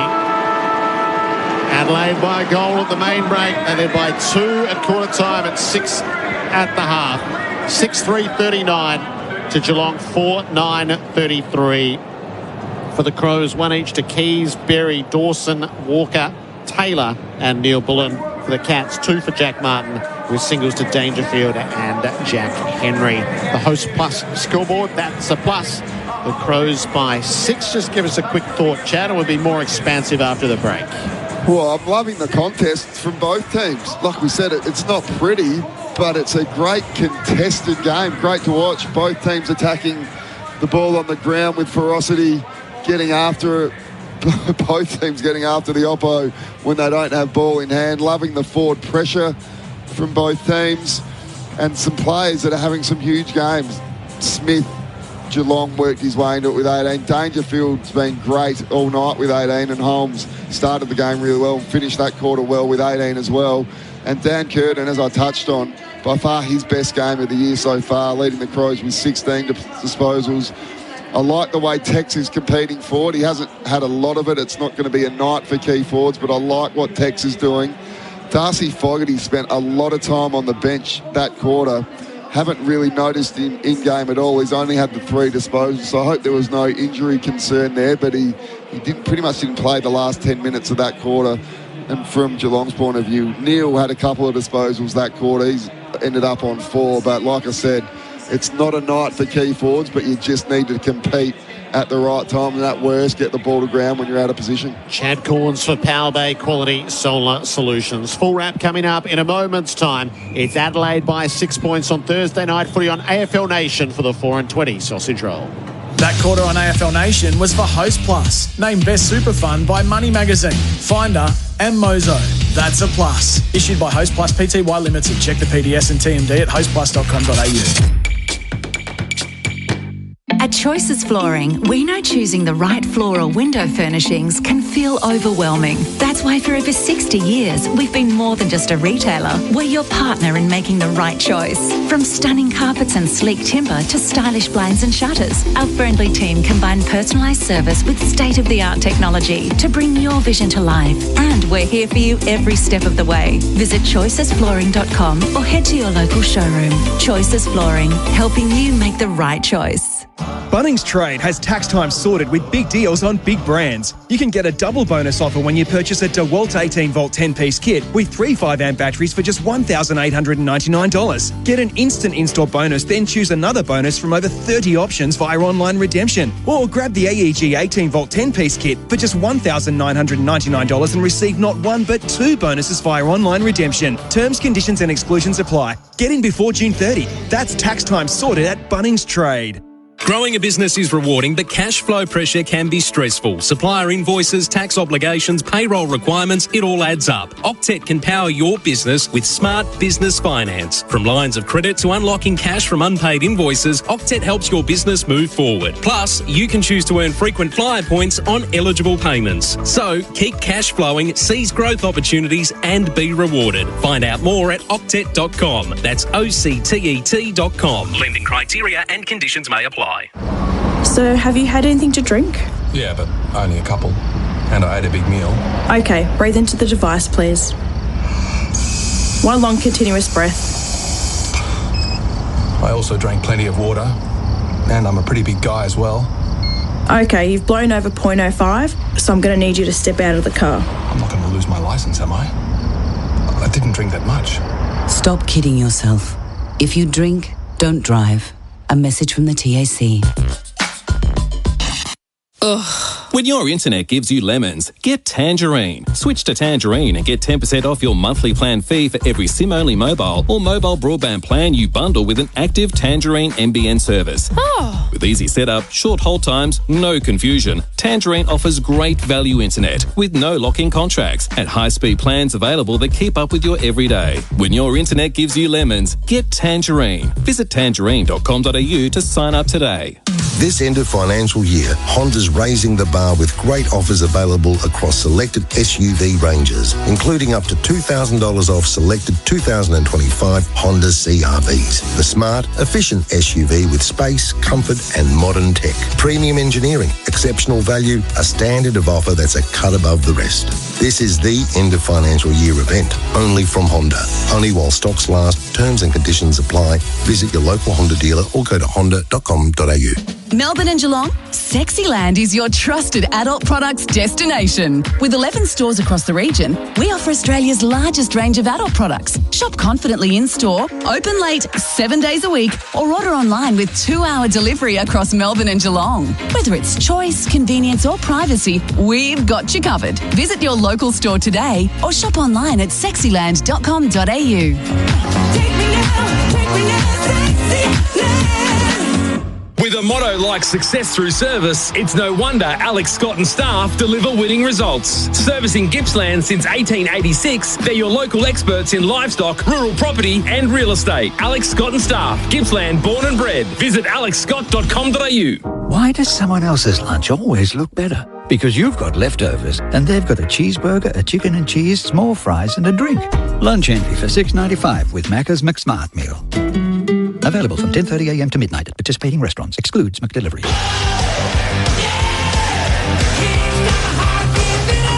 You're listening to AFL Nation for 4 and 20 Pies, Australia's original fan food. High ball, it'll be hard to mark. There's a big pack around it. Beautifully rode Jack Henry. Off to Jack Martin, who snaps a beautiful goal. Martin kicks his second. The Cats reclaim the lead. Murray's kick is a zooming ball on the bounce to Archie. Met it well. Kicks into the 50. Should be finding Taylor Walker. Is finding Taylor Walker. Plays on. 30 out. Mark it down. He was never missing that, Taylor Walker. Macca's, I'm loving it moments. Never miss a moment of footy with McDelivery.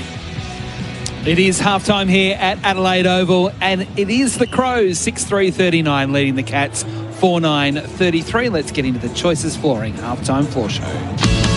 On AFL Nation, the halftime floor show for Choices Flooring. Style, comfort, quality, helping you choose with confidence. Yes, Choices Flooring helping you make the right choice. Our commentary team tonight at Adelaide Oval is for AIA, Do It For Life, Adam White, Gerard Whateley, and also Chad Corns, who's with me for half-time. Chad, an Australian-made smart play for Australian-made, made right here. What stood out for you in the first half? The Australian-made smart play, well, not sure if it fits the criteria, but a lot has been spoken about the Crows' ball movement, and I've loved their intent ball in hand. It's a tricky night conditions-wise, but they've picked times to attack back through the corridor.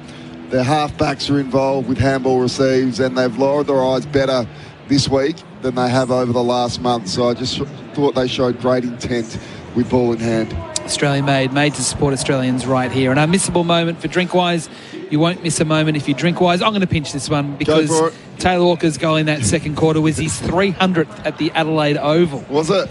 So he's kicked a lot of goals over his career, but 300 here at the Adelaide Oval, that almost gets him into sort of name on a grandstand somewhere sort of territory, doesn't it? It will. I reckon he will. We're having a discussion this week. AFL Hall of Fame for Tex when it's all said and done? I think he'd be very close. He'd be very close. Gerard's probably the man to ask once he comes back. Sav Rocker has to get in before Taylor Walker. Big Sav's not in. Well, Sav Rocker's not in. He should be in. But anyway. But he's a forward that's kicked a lot of goals, more than what Taylor has over his career. But a discussion for another time. But the Texan, I think tonight, he hasn't had a lot of the footy, but the contest he's been in, he looks really strong. He looks agile when the ball hits the ground. That's probably not something we would have said a month ago about the big Texan. So the little layoff has done him the world of good. This is one for your show. Who would you take, Modra or Walker?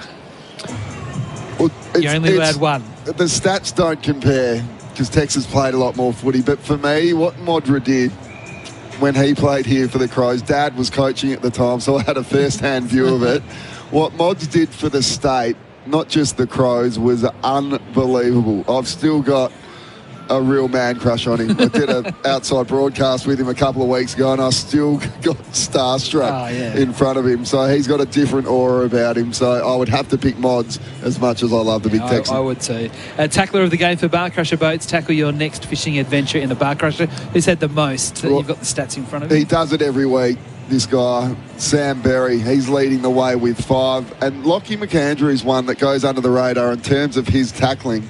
I think he's second for the Crows this year, just on tackles alone. So for a guy that's as tall as he is, the way he gets after the opposition post his ruck contest is outstanding. He's surprised me, the big stretch. Our travel partner is Signet. Stay powered 24/7 with Signet AFL Club Power Banks, travelling to Brisbane, Sydney, all over the place, just in round 13.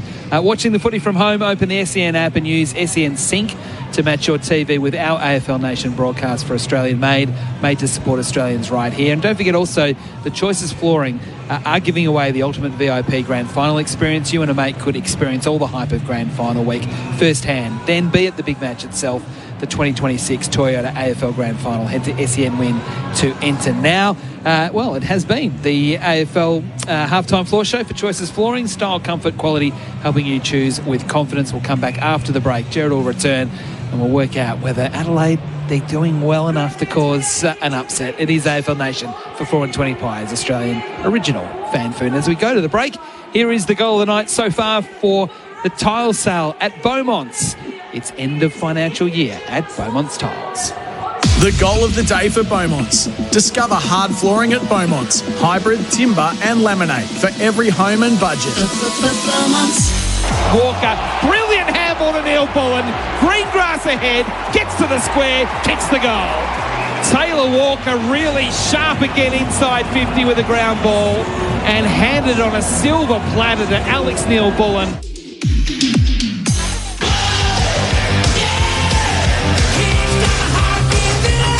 You're listening to AFL Nation for 4 and 20 Pies, Australia's original fan food. Darren's days of digging blind are over. Ever since he blindly dug into that internet cable and took out an entire neighbourhood. Ever since his insurance declined to cover the repair costs. And ever since he saw that he was millimetres away from also striking a high voltage electricity cable. Don't be like Darren. Always search before you dig online before every job to avoid striking buried pipes and cables. Search before you dig online every time. And never dig blind. Pie, pie, pie, pie, pie, pie. Pie, pie, pie, pie, pie, pie, pie, pie. Pie, pie, pie, pie, pie, pie, pie, pie, pie. Pie, pie, pie, pie, pie, pie, pie, pie, pie. Pie, pie, pie, pie, pie. Pie, pie, pie, pie, pie. Pie, pie, pie, pie, pie. Pie, pie, pie, pie, pie, pie, pie, pie, pie. Pie, pie, pie, pie, pie, pie, pie. It's not the footy without a 4 and 20. This end of financial year, Honda's raising the bar with great offers available across selected SUV ranges, including up to $2,000 off selected 2025 Honda CR-Vs. The smart, efficient SUV with space, comfort and modern tech. Premium engineering, exceptional value, a standard of offer that's a cut above the rest. This is the end of financial year event, only from Honda. Only while stocks last, terms and conditions apply. Visit your local Honda dealer or go to honda.com.au. Running towards goal. Whoa, that's holding the ball. That commentary with a little adult twist is brought to you by Sexyland. They get it, now so can you. Right to the final siren. Australia's biggest range of sexy costumes, lingerie, couples toys and fun gifts and games for adults. Sexyland. 11 stores in Melbourne, including Geelong and new store in Seaford. Open till midnight, 7 days a week, or shop online for 2-hour delivery. Take me now, Sexyland. At Bupa, we're the proud member partner of the Carlton Football Club. We're backing the Blues and your health so you can catch every chant, every nail biter, and every victory.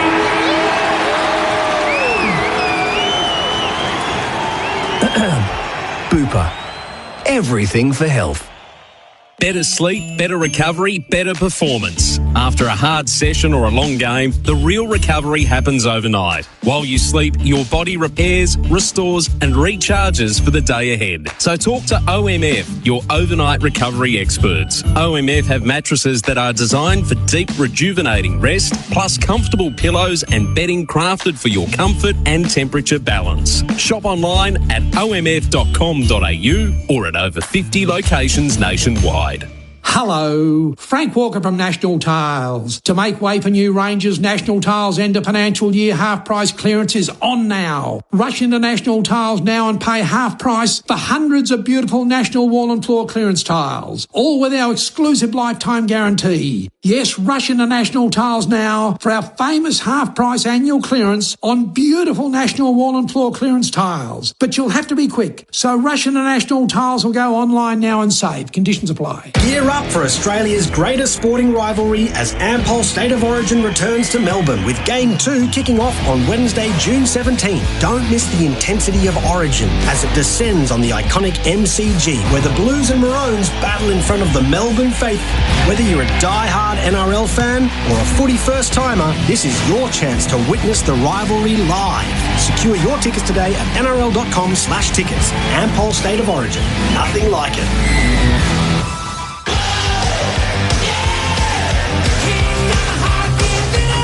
You're listening to AFL Nation for 4 and 20 Pies, Australia's original fan food.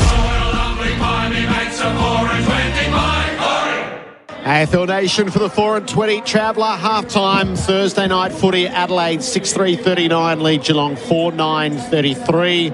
Bharat Sundaresan has participated in the Chill on the Hill and he came as Angus Young with his inflatable guitar and his... Have you called it Chill on the Hill? Is this your... No, it's the Chill on the Hill. Okay. Yeah, I saw the signage. It's quite good, but I haven't seen it. So, yes, he had the full kit on. Well done. He did look good. He used his locks to good effect. Yeah, he pulled it off, didn't he? Yeah. The lack of water was an issue because he doesn't even need a towel. He could just come back up here and sit and watch the second half. Yeah, and it's be fine. obviously a brilliant cause and we love it, but the whole setup over there is quite underwhelming, isn't it? I didn't see any ice. No ice, a sprinkling of water. It's probably hot water for all we know as well. Wouldn't say too much. You'll be asked to do it next year.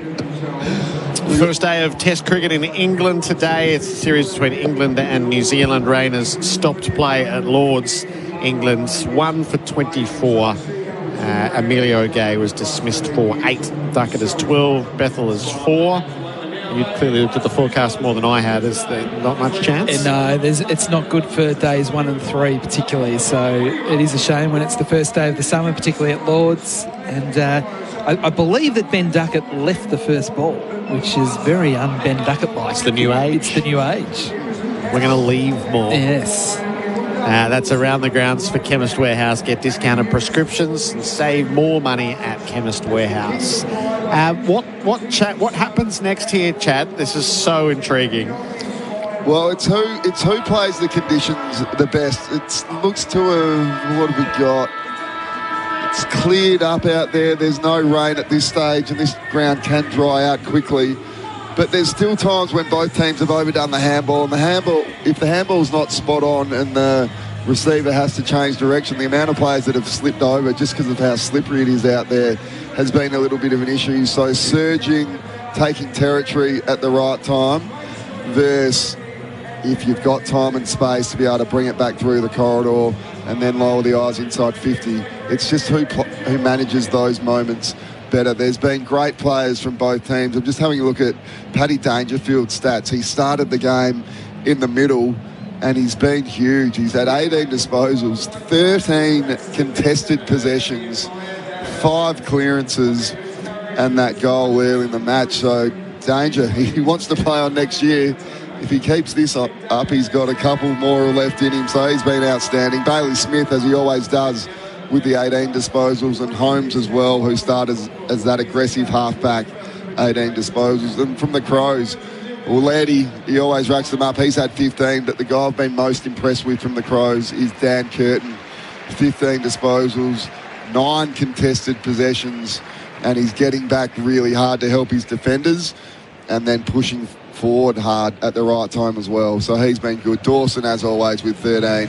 And forward of the footy, it's been the big Texan. He's only had 6 and kicked a goal, but he's competed really well when the ball's in his area. Just need Fogarty to do the same. Fogarty's taken his place out on the ground. I was a little concerned about his back because he spent a lot of time off in that second quarter, but he'll be going, it looks like, deep full forward. And Jordan Dawson also starting deep. So it's Walker, Dawson and Fogarty as the key forwards in the Crows forward line. It looks like a good look. And we just need Archie to continue that solid role he's doing on Tom Stewart. So we're away in the second half and it's Dangerfield, just like the first half, getting a disposal. It's a handball to Smith. Smith from a standing start, kicks to forward 50. Manor was the one trying to take the mark in that contest for the Cats. Couldn't do so. Soccering off the ground was Cameron. Not great. Worrell for the Crows picked it up. Handball to Miller. His handball gets knocked down. Goes again, Miller. This time with a kick rather than a handball. Flaring it wide. It works to Cook. Working as the defensive winger at defensive 50.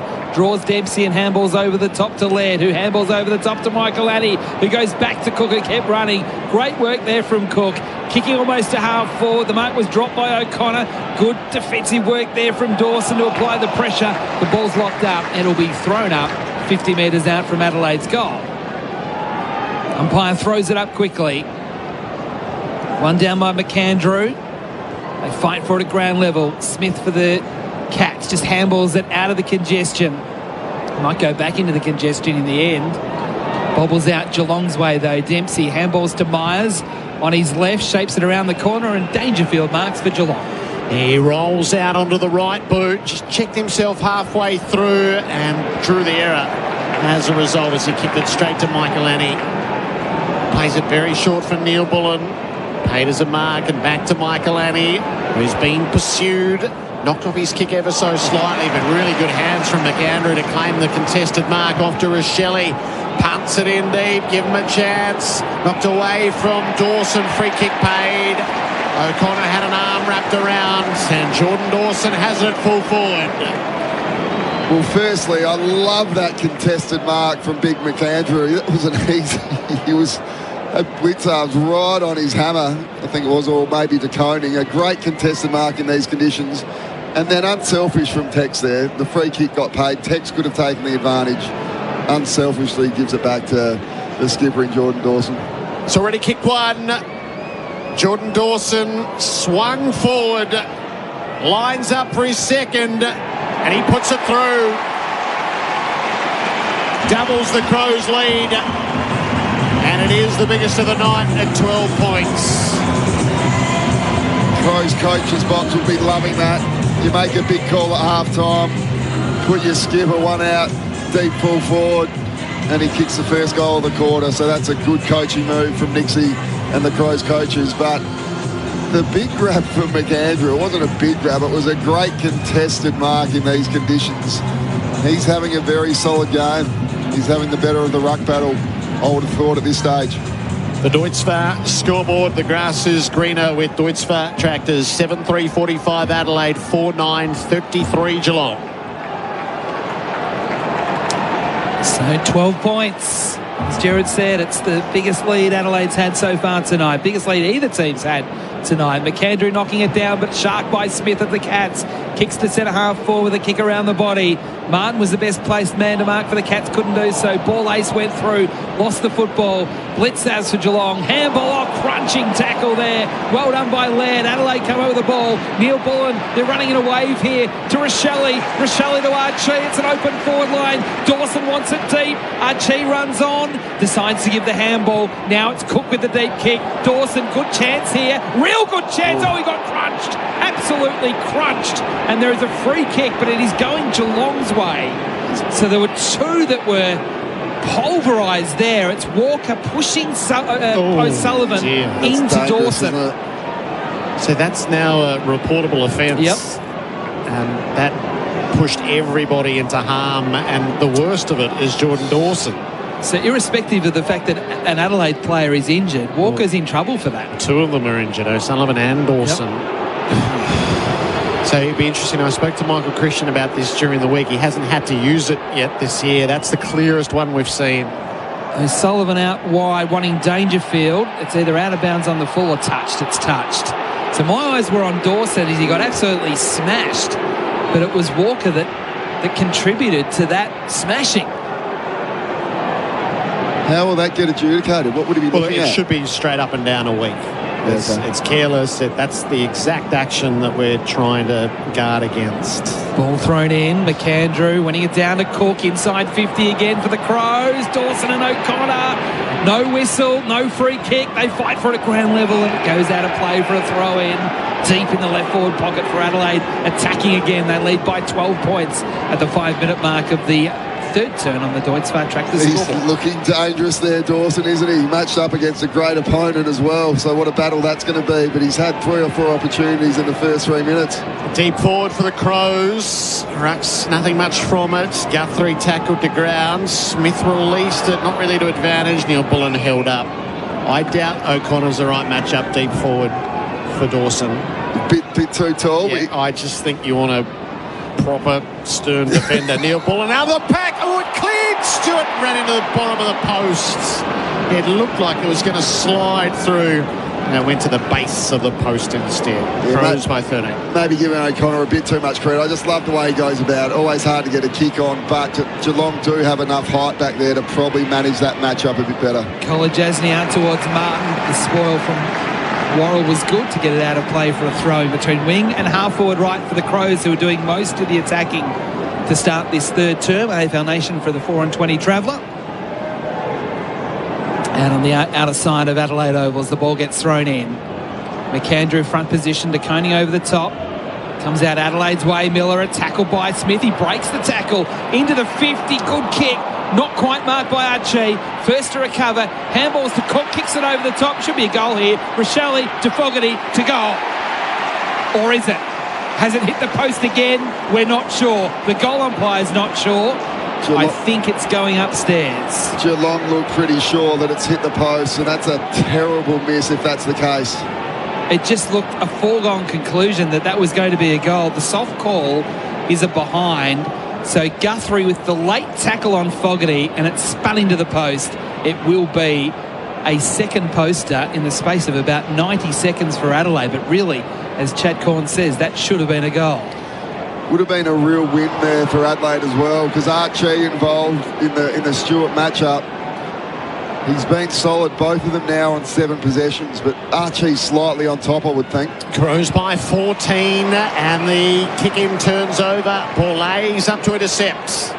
So the Crows got a real spurt on here. Kick up to full forward. Cats have numbers to it. Spoils are made. Holmes against the boundary. Seen over by Archie. Just looking at the radar, Gerard, I'm not sure we'll see any more rain. AFL Nation for the 4:20 traveller. Crows doing all the attacking in 7.5 minutes of this third term. The Elders clock win with Elders Finance. Deep forward for them again. McAndrew knocked it down. No immediate disposal, and Atkins is tackled by Fogarty. It's a ball up now, 30 out from the Crows' goal, and it's centrally located. Holmes gets it at the stoppage, gets it onto the boot, clears the area for Geelong. Butts was set, he didn't take the mark. Manor had a fresh airy. Ollie Henry goes to get it, got worked over, and Cook, his kick was smothered. Another that gladdened the heart of the Chad. Ball back in dispute at the 50, and it is fiercely disputed as well. Bodies pile in, it's hard to win. Bailey Smith is brought down, umpire waits a long time. Berry out the side, Guthrie put his head in the hole. Kolajazni's turn, up to Dempsey. He'll get a kick away against the boundary, and it didn't get touched, so it's a turnover under the lasso. They're turning up the heat here, Adelaide. They lead by 14 points in a low-scoring affair. 8 played third term. Miller drives a kick back into the 50. Oh, good mark again, that man. O'Sullivan playing like a 30-year-old the way he plays and the composure he shows. He goes all the way across to the other back pocket to O'Connor, who kicks down towards the wing. Wanted Mullen, which was ambitious. He at least created a contest, but he did it illegally, crashing into Butts. And Butts will take the free kick for Adelaide on the outer wing. They just can't get past halfway at the moment, Geelong. A lot of re-entries inside 50 for the Adelaide Crows. This one will fall just a bit short of 50. Off hands, it goes out of play, wanting Walker or Archie. And we'll have another throw-in, 60 around from Adelaide's goal. Big moments over the next 10 minutes for the Bendix breaks. Bendix, the best-known breaks. As Adelaide try and surge and give themselves almost a match-winning lead if they can have a good 10 minutes here. De Koning took it out of the ruck. Handballs back towards the boundary, towards Smith. Knocked off the football, stays in the field of play momentarily for Saligo. He's tackled over the line and will be thrown in. Just looking closer into the Archie-Tom Stewart matchup. Tommy Stewart only with the 1 intercept possession. He's normally leading Geelong every week in that regard, so Archie doing a great job in the matchup. Thrown in, Crows attacking side of the middle. McAndrew stuck a tackle to win the footy. Lobs it inside 50. O'Connor used the body, takes the intercept mark, and plays the Cats across fullback. O'Connor pumps it out the near side. Martin Miller made the spoil. Ground ball, Wiltshire's first onto it. Hand pass to Neal and he gets it back boundary side. Kicks to 2-on-2 inside the 50. Ollie Henry had a fly, no mark. Borlays, Cameron kept it alive for the Cats. Hand pass went nowhere really, and Borlays caught it on the boundary. Borlays' aerial work tonight, just really good contest in the air, getting the ball to ground. Hasn't had a lot of it. He never does. He's only had the 5, but his aerial contest has been very strong. Crows by 14. Cats a rare venture forward in this third term. A boundary throw in. Neal worked his way to the front, but the ball slipped through his fingers. Peatling clears the area. Oh, big contest. Bodies everywhere. Spills to the back. Blitz arms. O'Sullivan kicks it up inside the 50. Intercept mark taken. Jordan Dawson working both ends. They feel like they've got the answers at the moment, Adelaide. Just inside defensive 50, the skipper spreads it wide with a delicate kick towards Miller. It went through the hands of Holmes to Miller.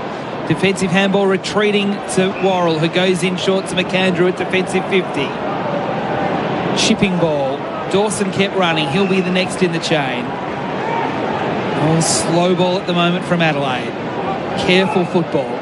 They lead by 14 points, 47-33 on the Deutsche Tractor scoreboard. In the Walker direction here. O'Sullivan with the spoil. Wiltshire, handball straight to Dan Curvis of Adelaide. To Peatling, to Archie. Now they go quick. They've got one-on-ones. Rochelle is there. He can't quite mark. Fights for it at ground level. O'Connor got there first. Keys came in. Applies a big tackle. And it'll be thrown up 30 metres out from Adelaide's goal at the Cathedral end.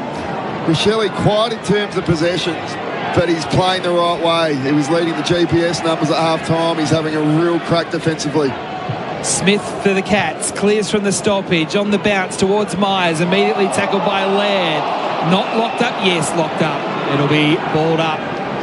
Front left corner of the square for Adelaide, who lead by 14. Tackler of the year will be for Bar Crusher Boats. Tackle your next fishing adventure in a Bar Crusher. At the stoppage, Crows are going to win it. Peatling to Laird. Torps the kick up inside the 50. A real spiral. Rochelle almost claimed the mark. Dropped it at the last. O'Connor tackled by Berry. Chalk him up for another. Pull it up. It's his 7th tackle, I think. Inside the Crows 50. The tap comes outside. And Manor is onto it for the Cats. Drills it up the line.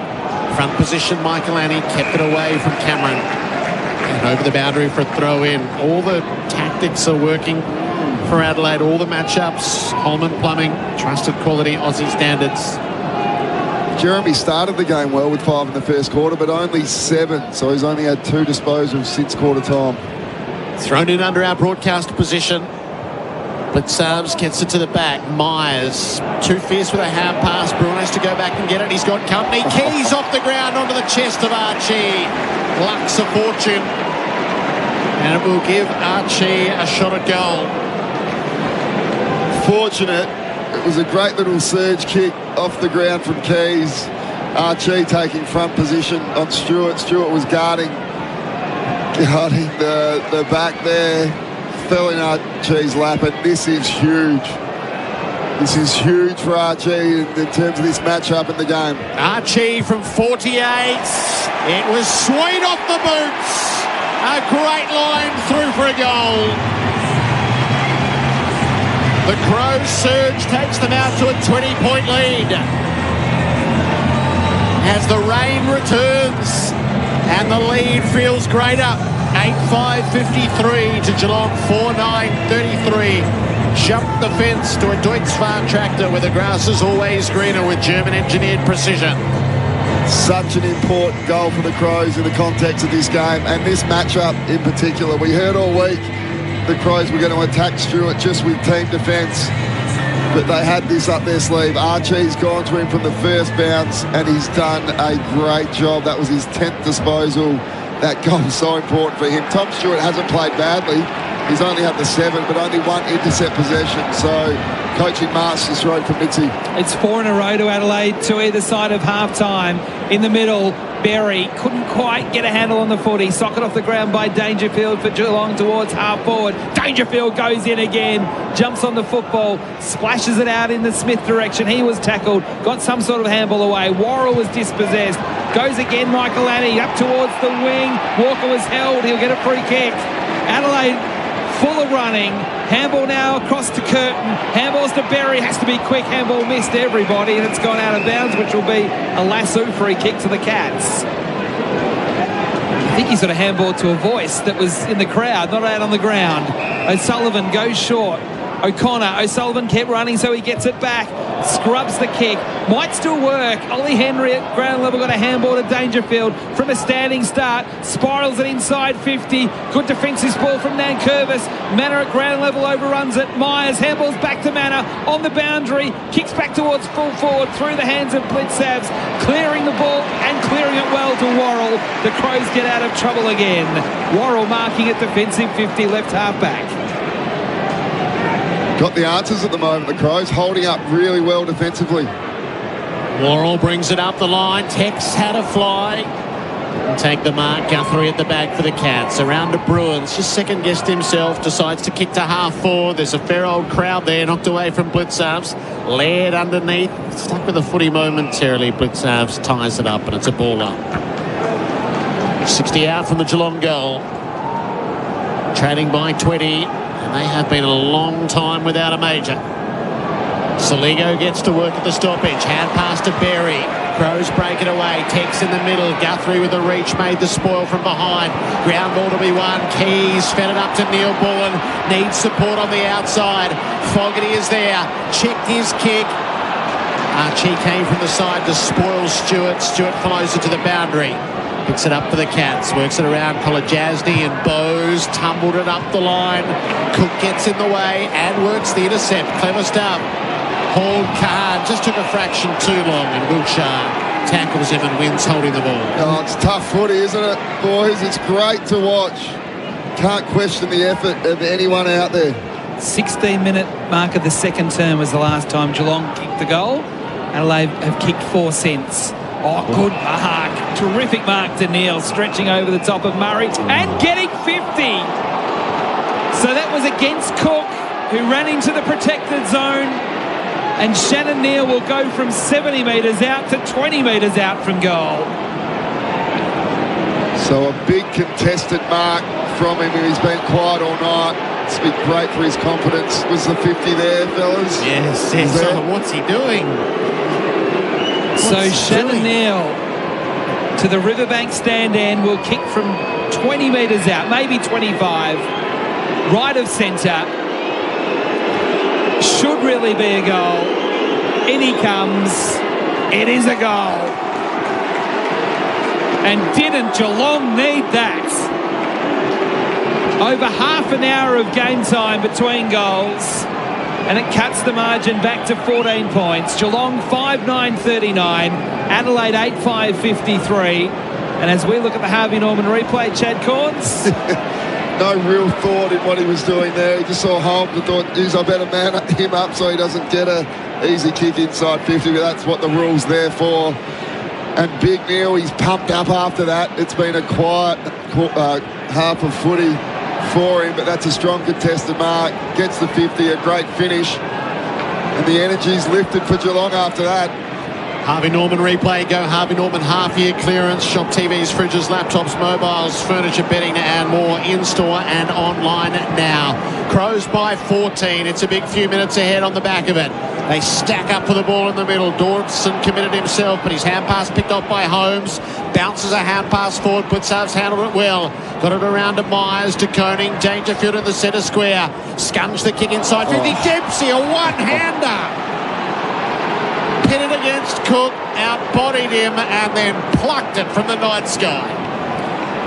Interesting ball use method there from Geelong. They were starting to flick it around by hand. They had opportunities to attack the deep early in that, but looks like conditions are starting to dry out a little bit there. I think the rain's going to stay away from now, so the attacking game style from both teams might come to the fore again, but a great one-handed grab from Dempsey. He's been quiet up until now. Ollie Dempsey from 45. The kick is a good one. Cats double up. 2 quick goals. And they're back in the fight. Down by 8 points. 6-9-45 to Adelaide. 8-5-53 on the Deutz-Fahr scoreboard. The grass is greener with Deutz-Fahr tractors. The Crows fans not happy. They thought it might have been slightly in the back there from Dempsey. But you're right, for him, for his standards, it's been quiet. That was only his 9th disposal. But what a way to work yourself back into a game. A great one-handed mark inside your forward 50 and a beautiful finish to get the Cats right back in this. Last 2 goals. Jake Corns for Power Bay Quality Solar Solutions. Watching this game unfold here live from the Adelaide Oval. AFL Nation for the 4-20 traveller. Geelong with the last 2 goals to get back within 8 points. De Koning taking it out of the ruck. Got tagged by Berry. Got the handball away to Atkins. Handball to Dempsey. Handballs to Stewart. Now back to Atkins. From a standing start. Kicks a high ball towards Jack Henry. Forced to spoil in the end to get it to the boundary away from Bourlays. And the ball will be thrown in. 20 wing and half forward left for the Cats. Geelong really on top in that centre clearance. That's now 14-3 in the centre clearance, Geelong's way. Boundary umpire hurls it back into play. McAndrew winning it down, but it's sharked by Atkins. Gets some sort of kick away. Scrubs into the 50. Tumbling to the boundary. A throw in 30 metres out from Geelong's goal as they attack down to the Riverbank stand end, which is full mainly of Adelaide supporters. And we have a tight one on a Thursday night. The umpire throws it in. This time it's McAndrew against Jack Henry. Geelong footy, Myers to Atkins, runs away from one tackle, handball a bit loopy to Dangerfield, but he got taken high. He has! Dangerfield free kick. Just inside the 50 out at left half forward. So they'll take his absolute best kick. It's against Laird on the Harvey Norman replay. Green light, free kick. Yeah, that was there. Danger, he made the most of it, as he does, but yeah, Laird a little sloppy there. Ex-teammates, Danger would love to kick this. He would absolutely love to kick this. It will take his absolute best. Drives a kick towards goal. Oh, just missed. It looked online for a lot of that journey, but it missed to the left-hand side, only a behind. Adelaide's lead 7 points at the 23-minute mark of the third term. Michael Annie receives the kick in and Miller have followed it up, but he's in a spot. Two have got him. Holding the ball. He was never getting out. He got triangulated. The decision to give it back to him from Michael Annie was just never quite there. Again, I love the intent of him trying to take the game on, run and carry from behind, but the Geelong players were onto it. He called for the handball receive without really having a plan, ran himself into trouble. Great defence from the Cats. Jack Bowes has the shot at goal. It's game 150 for him. He's outside the boundary and right half forward. He's given it a ride. I tell you what, he's given it a ride right through. Jack Bowes with the most splendid set shot in his milestone game. The Cats have put up 3 and it's a point the difference. Adelaide 8-5, Geelong 7-10. The Deutz Fahr scoreboard, the grass is greener with Deutz Fahr tractors. What a last 10 or so minutes from the Cats. It was the Crows all over them. All over them. It felt like the Crows were going to just keep kicking on and ran it up with this game quite easily. But Geelong don't need a lot. The momentum's completely shifted, and that is a brilliant set shot, as good a set shot as you will ever see from that position. It's the Cats now running hot for Ream. Install the Ream, Australia's favourite. 4 in a row to Adelaide, now 3 in a row to Geelong. The Cats kicking 3 in just 5 minutes. De Koning again decisively in the ruck. Holmes overran the football. McAndrew picked up the loose footy. Gave the handball to Berry. Under pressure handball towards Cook. Didn't get to him on the full. The Cats circle him. Ball spits out. Neil Bullen overruns it now. Bruin's there. Got tackled. Gets a high kick. Stays inside the centre square. Not 15, says the umpire. Mullen soccers off the ground Geelong's way. Butts gets under a tackle. Pumps a handball out. Now it comes out wide. Adelaide's way. No. Blitzavs knocks it back into the middle. De Koning there. Got a handball to Myers. Handballs it forward. Intercepted by Laird though for Adelaide. Gave the handball to Ball Ace. Ball Ace along. Clearing ball towards half forward. Archina 1-on-1 with Guthrie. Stewart third man to the contest. Got tackled. Got a handball away to Bowes. Bowes' handball intercepted by Neil Bullen. Back into the direction of Archie. Kicks it towards forward 50. Dawson got a bad bounce. Rochelle goes off the ground. He's got 3 Cats around him. Fogarty comes in for support. Dawson goes. Scrubs it. Misses to the right. That was frenetic down the outer side of Adelaide Oval. But it registers no score. It's a throw-in instead, deep in the right forward pocket for Adelaide. Geelong's pressure here is amazing. They are swarming the Crows every time the Crows get it. McAndrew reaches for the throw-in, but De Koning wins the footy. Holmes handed it off to Bruin. Umpire let that pass. Clears the defensive area. Manor got it onto his boot, kicked it straight into a teammate though. Ball A's dispossessed. Myers. He works the hand pass inboard. Blitzavs dragged off his kick, but got it to slew to the side for Martin, who overran it. Left it there for Taylor. Crows get a great look. Kick comes to Fogarty, right on the 50. Certainly within his range. Costly fumble there from Jack Martin. A ball he would take 99 times out of 100. And getting the ball in this man's hands, Darcy Fogarty coming in for his first goal of the night. and he has got this kick in him. He's one of the best set shots I've ever seen. He's barely seen it. Darcy Fogarty with a chance to seize his moment from near on 60. Didn't get it as pure as he would have liked. It's through for a behind. I've done it again. I've done it again. You'd swear that you were a Port Adelaide player back in the day, Chad. Crows by 2. Oh, McAndrew nearly pinched the kick in. He at least got a hand in there and knocked it out of bounds for a throw in. For someone so tall, he does some amazing things to fight at ground level or in that situation to get a hand in to create pressure. He just brings effort everywhere he is. I love it. 30 metres out from Adelaide's goal, the ball thrown in. McAndrew and De Koning. De Koning winning the tap. Mullen there. He gets tackled. Another stoppage at the 50. Adelaide's lead just 2 points.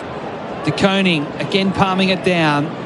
Comes out Geelong's way. Holmes got a handball to Smith. Tackled off the kick. Got it though towards the wing, and it's a Geelong mark. It's to Jack Henry. He looks up. He's got runners going past. He decided not to go to them. Now forced to kick over the man on the mark. Nearly to half forward. Falls a bit short, but straight in the hands of his brother, Ollie Henry. He looks up, wheeling onto his right, kicking as long as he can into the 50. Zach Guthrie, what's he doing down there? Almost took the mark. Didn't do it though. Free kick. Free kick. Oh, it's coming back. I had no idea what was going on. There is a free kick to Adelaide over 100 metres away at right half forward when Geelong looked like they were going to score. Bailey, Smith and Peatling, there's obviously been a wrestle 100 metres off the ball. I didn't know where it was coming from. I thought a streaker had run out onto the ground. It had been going on for about a minute, and that was the very end of it. So Peatling with the free kick outside the 50. A flat kick to the top of the square. Dawson got hands to it, jumping into the pack. Couldn't mark. Ball will be thrown up at the top of the goal square. Adelaide's end when the ball was at Geelong's end. Dawson is just playing wherever he wants to at the moment. Deep forward for the Crows. De Koning got it out of the ruck. Perry almost pinched it. He does have it, but he's got plenty of company. So Dawson, one out full forward. One out full forward. He's played back. He's played in the mid. Such a good player. McAndrew, lovely tap, goal side. Nobody there for it. Martin threw it onto the boot and it works. Ollie Henry up to take the mark inside the defensive 50. Cats spread to the far wing. The kick is adventurous. Mullen kept front position and won the footy well. Hand passes it up to Myers. Just delays for a moment. Gives it around to Bowes. Brings it inboard to Bruin. Cats have got a few forwards now deep. Kick comes in the Dangerfield direction. Didn't do him any favours in flight. Knocked away by Hall Kahan and rode by Nankervis, who brings it out to Curtin. Crows build the counter-attack. Curtin up beyond halfway. Dawson flew against a couple, didn't mark. O'Sullivan for the Cats. Hand pass to Smith. Works his kick to halfway where Curtin cuts it off. Game starting to open up here at Adelaide Oval. The Crows by 2 points. 30 minutes played, third term. Curtin gets away from the man on the mark. Up towards half forward. Dawson caught behind.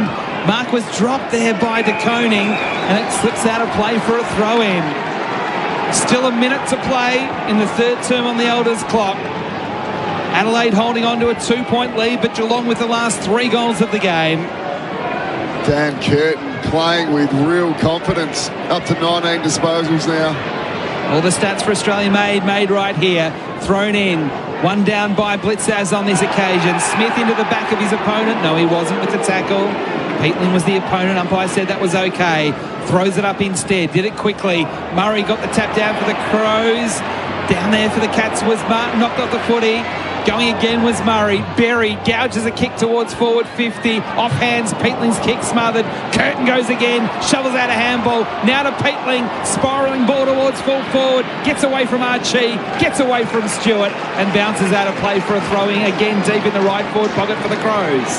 How good is the pressure from both teams? Intensity has really lifted. The crowd are into it. An important last 30 seconds here. Crows have a deep forward at the throw-in. Tap came the way of Taylor. Hand pass to Murray. Got it off to Berry in the tackle. Cats are able to steal it. Bowes to clear the area. Dumps it down the wing. Good body work done by Nankervis. Spins out of trouble to create the play. Hand pass to Cook. Smothered by Myers. Bows onto the ricochet. Hand pass to Jack Henry. Worked over by Miller. Good scrap right against the boundary. An enthralling final term in store. Adelaide by 2 points. 8-6-54 to Geelong. 7-10-52. Multiple goal kickers. Dawson with 2. Jack Martin with 2. All the thoughts of Chad Corns coming up next. This is AFL Nation for the 4 and 20 Traveller. That quarter on AFL Nation was for Deutzfer Tractors. Jump the fence to a Deutzfer tractor, where the grass is always greener with German-engineered precision. Don't wait until you run out. Stock up now and save big at Chemist Warehouse. If you know, you know. Tiger Balm Nasal Congestion and Muscle Relief White Ointment 18 gram is just $6.99. Guess what? Compeed Cold Sore Patch 15 pack is only $12.99. Lightweight and non-sticky, the Invite E-Scar and Stretch Mark Hydrogel 50 gram is $15.39. And don't forget, Dermascar Plus E-Gel 15 gram is just $25.99. Chemist Warehouse. Great savings every day. For 185 years, Elders Real Estate has been embedded in the fabric of our country. So when it's time to buy or sell in your part of Australia, you need a trusted name. Someone who knows Australian real estate like no other. Who understands that it's not just a house. It's your past. It's your focus. It's your future. Someone with a network that runs deep right across Australia. There's one name you can rely on. Elders Real Estate. Melbourne and Geelong, Sexyland is your trusted adult products destination. With 11 stores across the region, we offer Australia's largest range of adult products. Shop confidently in-store, open late 7 days a week, or order online with 2-hour delivery across Melbourne and Geelong. Whether it's choice, convenience or privacy, we've got you covered. Visit your local store today or shop online at sexyland.com.au. Take me now, Sexyland. A legendary country deserves a legendary bottle shop. At Liquorland, we've been filling fridges and helping Aussies raise a glass for over 50 years. Cold, but cosy nights in. And summer sundowners, hosting the watch party. Or cooking for a full house, for the last minute dash on the way, or ordering your favourites from the couch. We'll bring the epic value and the legendary drinks. Liquorland, legendary. Choose to drink wise. Installerine, Installerine, Installerine. For the hottest of hot party you've ever seen. Rain comes on steady, hot and strong. It just keeps on and on. Want the assurance of an Aussie family-sized electric water heater with a 12-year cylinder warranty? Installerine, Installerine, Installerine. Then accept nothing less than Australia's best. At CommBank, we'll help you get your business in shape, no doubt. Whether you need capital, cash flow or payment solutions, talk to one of our local specialists today. Search CommBank Business.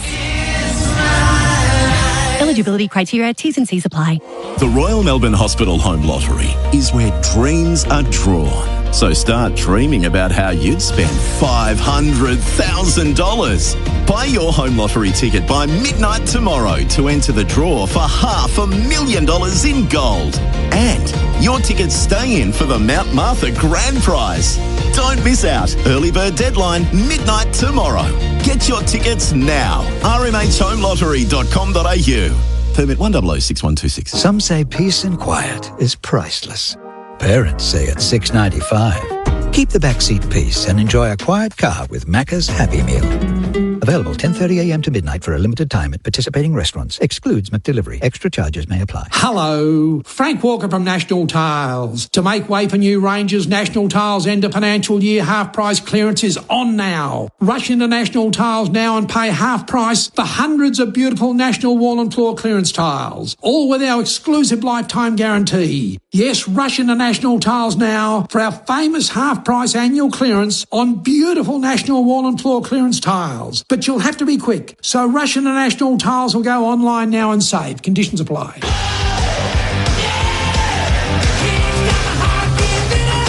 You're listening to AFL Nation for 4 and 20 Pies, Australia's original fan food. Blitzarms gets it to the back. Myers, too fierce with a hand pass. Bruno has to go back and get it. He's got company. Keys off the ground onto the chest of Archie. Luck's a fortune. This is huge for Archie in terms of this matchup in the game. Archie from 48. It was sweet off the boots. A great line through for a goal. Crows surge, takes them out to a 20-point lead. So Shannon Neal to the Riverbank stand end will kick from 20 metres out, maybe 25. Should really be a goal. In he comes. It is a goal. And didn't Geelong need that? Maccas, I'm loving it moments. Never miss a moment of footy with McDelivery. Crows by 2. It's a thriller at three-quarter time. Chad Corns for Power Bay Quality Solar Solutions. Just interested in Geelong's match winner in Jeremy Cameron. Where's his best position right now? He started up on the wing in the first quarter, was heavily involved with 5 disposals. Only had the 2 possessions since quarter time. He's taking his place as a deep forward again. I just wonder, is he better served up around the footy, or do you need him as your goal-kicking target? He looks more likely to kick a goal than Neil, although Neil kicked one in the third quarter there. Jeremy needs to have a big last quarter if Geelong are to win this. It was 2 points at quarter time, 6 at half time, 2 at the final change. So anything other than going the distance from here and you would be surprised. It's been wholehearted in challenging conditions. No rain at the start of the final term, and it's all up for grabs. De Koning, hand pass picked off by Berry. Threw it onto his boot. It slewed sideways. They cannon in as they have done all night. Neil Bullen got taken high. Crows with the first set of clearance. Laird on the wraparound. Sets them up deep. Tex or Fogarty. No mark taken. Ball is lost underneath. Ball up called for, I think Stewart's a bit winged in all of that. No, drags himself up. 20 out from the Crows goal. McAndrew knocked it down near Dawson. Stewart's kick didn't go anywhere. And Atkins tied up. Sorry, Gerard. McAndrew dominating the actual hit-outs. Crows up 44-30. McAndrew flicked the hand pass out. Neil Bullen never quite got hold of it. Bailey Smith dispossessed. De Koning, narrated Guthrie. His kick partially smothered by Keys. Ricochet goes out near the boundary and over. 40 away from the Crows goal. So the Crows looking to extend their 2-point lead early in the final term. Ball inside 50. Thrown in. De Koning wins it. Smith, tackle, got a handball away. Keys, again, Keys, a second time Keys, a goal Keys! The left foot banana! And Adelaide have an 8-point lead. He's second. And the Crows move along to 9-6-60, leading Adelaide 7-10-52. The Crows strike first in the final term. Chris Scott would be frustrated. There's nothing more deflating giving up a forward stoppage goal. A little bit of luck involved in it, but Geelong defenders just allowed Keys to get goal side, and a pretty impressive finish there on his left. I called for him to get dropped this week. I didn't think he'd done enough. I called for Luke Pedler, but he's repaid the Crows with those 2 goals. It was Guthrie's error a couple of times. It's not tight enough on Keys. So advantage Adelaide. Back in the middle we go. Saligo tackled by Bailey Smith as soon as he got hold of it. Or free kick to Saligo. Hand passes it up to Berry, who breaks it onto Cook. Has a bounce, kicks up into the pocket. Tex! No, couldn't quite hang on. Still in the play though. Taylor hand passes it to him. Walker caught, got underneath, got clipped high. How good from Braden Cook, the power, the explosiveness, and then the kick inside 50, running flat out. Tex should have grabbed it, dropped the mark, gets a free kick that was there for too high, and he loves this position on the ground. I'll put the mockers on again, but I'm backing him in here, Whitey. Wide out on the right, 50 metres from goal. He's kicked one tonight. Taylor Walker makes his approach. Thumping kick, curling. He's still the baddest man in the whole damn town. Tex with a decisive goal. His second, Adelaide, 2 quick ones. It's a 14-point lead. Big moments don't come bigger than that for Bendix breaks. Bendix the best known breaks. Great call again. What a finish from Tex. Unbelievable the way he strikes the footy, but just as impressed in Braden Cook there. He uses the ball so well. That's not an easy thing to do, to pinpoint a pass 40 metres away when you are running flat out with someone 2 metres behind you. So he's been impressive. Love the power and aggression he plays with. The perfect start to the final term for Adelaide. AFL Nation for 4 and 20 Pies. Back in the middle. De Koning fashions a kick forward for Geelong. Saligo gets there first. Tackle by Mullen, still inside the centre square. We will have a ball up. So Geelong finishing the third term so strongly with 3 unanswered goals. Adelaide have gone bang, bang. Worrell bashes it in Adelaide's direction. Neil Bullen gets through the traffic. Flares it wide towards the wing. Caught behind. Throws his opponent out of the way. He can't do that. Free kick to Dempsey. He'll take it on the wing. He'll feed a handball to O'Connor. Forward handball to Smith. Smith another forward handball. Now the kick from Holmes. Inside 50 for Geelong. Neil's there. Gets to the back. Where's Cameron? Nowhere to be seen. Curtin there. Got the handball to Miller. Just got his kick away in time and it falls in the hands of Taylor. At defensive 50. Thinks about the handball. Now does give the handball. Just in time to Curtin. Caught on his right. Wants to get on his left. He can't. So he has to go with the right. Goes low towards Taylor Walker. Doesn't find him. Mopped up by Stewart. Handballs to O'Connor. Handball to Bledsoe. Gets tackled over the boundary line by Curtin. Adelaide's lifted their level. The ball to be thrown in just forward of the wing for the Cats. Members side of the ground. It's Adelaide by 14. 5.5 played final term. They've lost their past 6 against the Cats. 9 of the past 10. This is the moment to put their season on the right track. Thrown in on the wing. De Koning wins it out of the ruck. Slams it up inside the 50. It'll bounce out of play 35 around. Just need to get Cameron back involved in this game. Do you get him up the field? Do you get him around the stoppage just for 5 minutes? Not getting a lot of opportunities as that deep forward at the moment. Michael Annie is his opponent.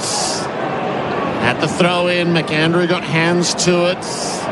Berry with a hand pass. Saligo pulled it clear. Jams a kick outside the defensive area. De Koning's first to arrive, though. Bruin in close confines. Myers turned it over. Fogarty put it inboard. Saligo opened some space and Dawson found the running lane for Laird. Kicks to an open forward setup. Blitzers and Keys. Blitzers brought it to ground, goes to ground. Keys stands over him. Knocked out to O'Connor. Cats mustered some numbers to the contest. Colajasny away to Bruin. Kicks it beyond halfway for Martin. Dempsey's the runner out wide. Has a look at the 50. Draws Cameron to him. Michael Annie made the spoil. Ground ball to be won. Knocked goal side for the Cats. Picked up by Worrell. Tipped away by Neil. Worrell confronted. Out to Millerer. Got his kick away in the nick of time. Taylor against Guthrie. Guthrie the spoil. It stays in. Taylor and Guthrie still. Ollie Henry arrives. Wiltshire inside 50.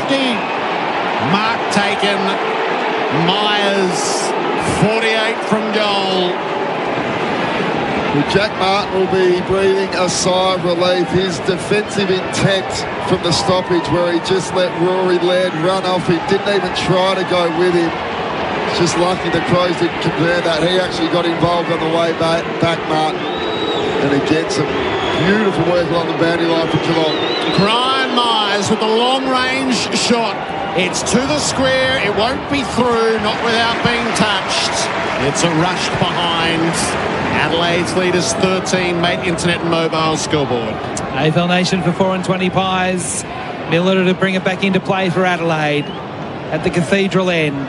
Here comes the members side. He wants Curtin over the top of Myers. He can't mark, but he was able to at least get a hand to it as the ball goes out of bounds. 70 around from Geelong's goal, left half forward. Attendance comes up at 42,340 for Australian made right here. Good number considering it's a Thursday night, a school night, and considering how much rain we've had this afternoon. McAndrew from the throw-in knocks it Adelaide's way back towards true centre wing. Mullen keeps it in for Geelong. Oh, and then hits Peatling high. And the umpire, well, the one umpire didn't see it, the other umpire did. Dawson with a free kick right in front of us, in front of the interchange gates. The Adelaide captain up towards Taylor Walker over his head, and the defensive mark has been taken for the Cats by Kolajasny. He just settles things down, left half back, or kick back to the wing. It's long down the line. Jack Henry's got plenty to fly against, and McAndrew storming in from the side to take the mark. Crows win it back at halfway. Paul Kahan dabs it up the line. It didn't quite carry. Oh, the umpire said it did quite carry. Up to Peatling. Paul Kahan's been impressive in his first game. The 14 disposals that use them really well. Peatling puts it up inside 50 for the Crows. It's a big pack. Flips down off hands. Off the ground went Bowes. Didn't really clear the area. Heads over the footy. Mullen knocked it out to Myers. Kicks it into the centre square. Nankervis attacks though. Oh, he got caught. Tremendous tackle. Wiltshire holding the ball. Great tackle. Brilliant tackle. The youngster coming out with the goods for the Cats inside the centre square. He'll give a handball to Bruin running past. Kicking towards Smith. Ball hung a long time in the air. Marked and then plays on. Cuts inboard from the logo. Into the 50 go the Cats. Martin up, couldn't mark. Off the packets, Miller settles things down for Adelaide with a short pass to Curtin, who kicks further onto Fogarty. Game opening up. Space everywhere. Fogarty won't kick it. He wants his forwards to set. They're all caught up the ground. Now Fogarty will kick from the interchange gates up towards Dawson, gets to the front, takes a great mark. Had to beat two and did it just outside the 50 for Adelaide. He cuts inboard, he goes for it, he gives it everything and kicks a wonderful goal. Dare I say a captain's goal. He's got three and Adelaide pinch a break in the final term here at Adelaide Oval. Inspiring. That is absolutely brilliant. Fogarty took a bit too long, gave Geelong time to get back. And a brilliant contested mark 2v1 from Dawson. Gets back off his mark, rolls out to the left and flushes it beautifully from outside 50. That is a brilliant passage of play from the skipper. A great contested mark, an even better finish. What a game he's playing. 21 disposals, 3 goals, 8 tackles as well. Crows running hot for Ream, Australia's favourite. That's steady, hot and strong. Kicked the 3 goals of this final term. And now it's back to the Cats. Neal pulls it out of the middle, having gone into the ruck. 2 on 2 deep. Ball gets to the back. Ollie Henry gathers and goals. Cats drag themselves back into it with a centre ball up goal. Centre ball up goal. You're right. It's one area of the game. They have dominated the Cats. Stoppages generally quite even, but the centre clearance, they've been right on top. It's 15 now to 6 centre clearances. I feel like the Geelong forwards aren't isolating well enough. The high ball that comes in, there's often 4, even 6 players there. I think Geelong could do better if they isolate some key matchups, because it's making it a bit too easy for the Crows defenders to get that ball to ground.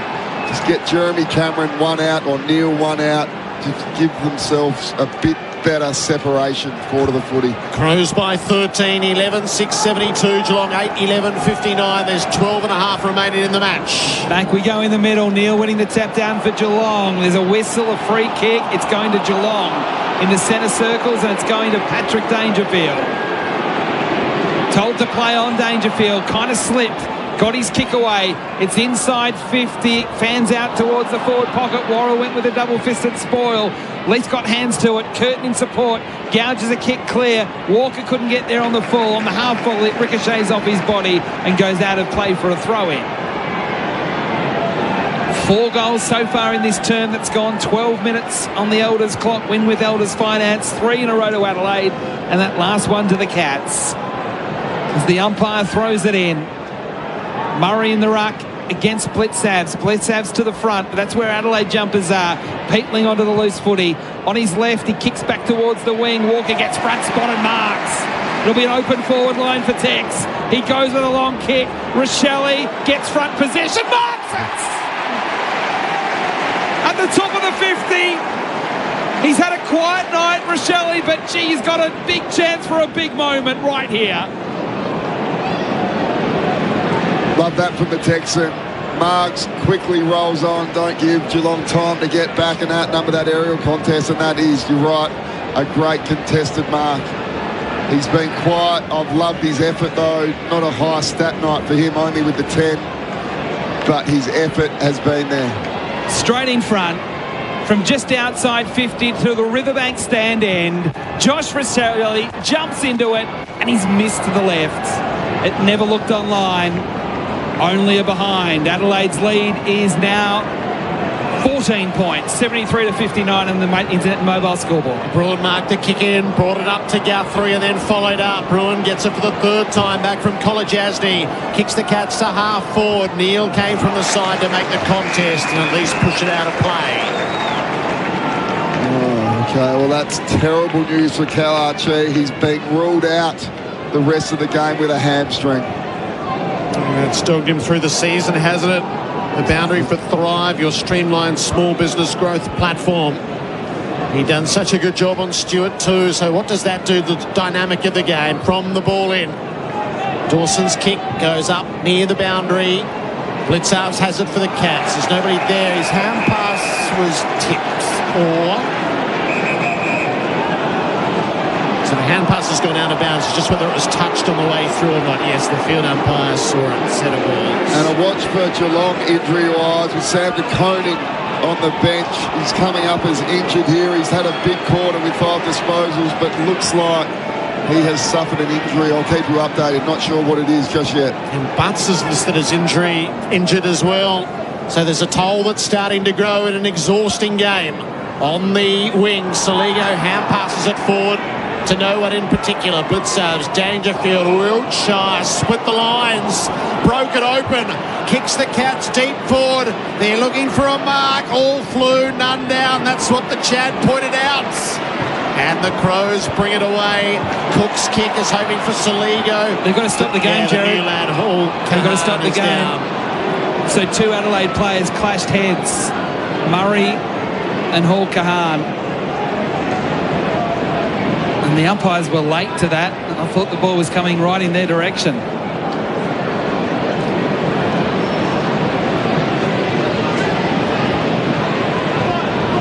So medical staff attending. Blood rule. Hall Kahan. So they've got a couple off, don't they? If Murray's off under the blood rule, Hall Kahan will probably undergo a concussion test. Butts is listed as injured and Archie's out of the game. There is 10 minutes and 16 seconds remaining and the Crows have a 14-point lead. So that's 4 guys that aren't available right now to come back on. Fogarty from half-back kicks it sideways to Michael Annie. Kicks to half-forward. Neil Bullen was the target. Off hands with no mark taken. Atkins committed himself but doesn't have it. Keys off the ground. O'Connor head over the ball. Tackled by 2. A ball up, 45 out from the Adelaide goal. That Archie, that's a big story, being ruled out with another hamstring. That'll be his 3rd for the year. Candrew knocks it away from the congestion. Still a chance for Peatling. His handball got knocked down. Wiltshire went in hard. Stays in the field of play for Myers. Handballs to O'Sullivan, who went without it.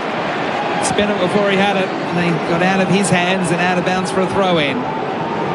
70 metres out from Adelaide's goal.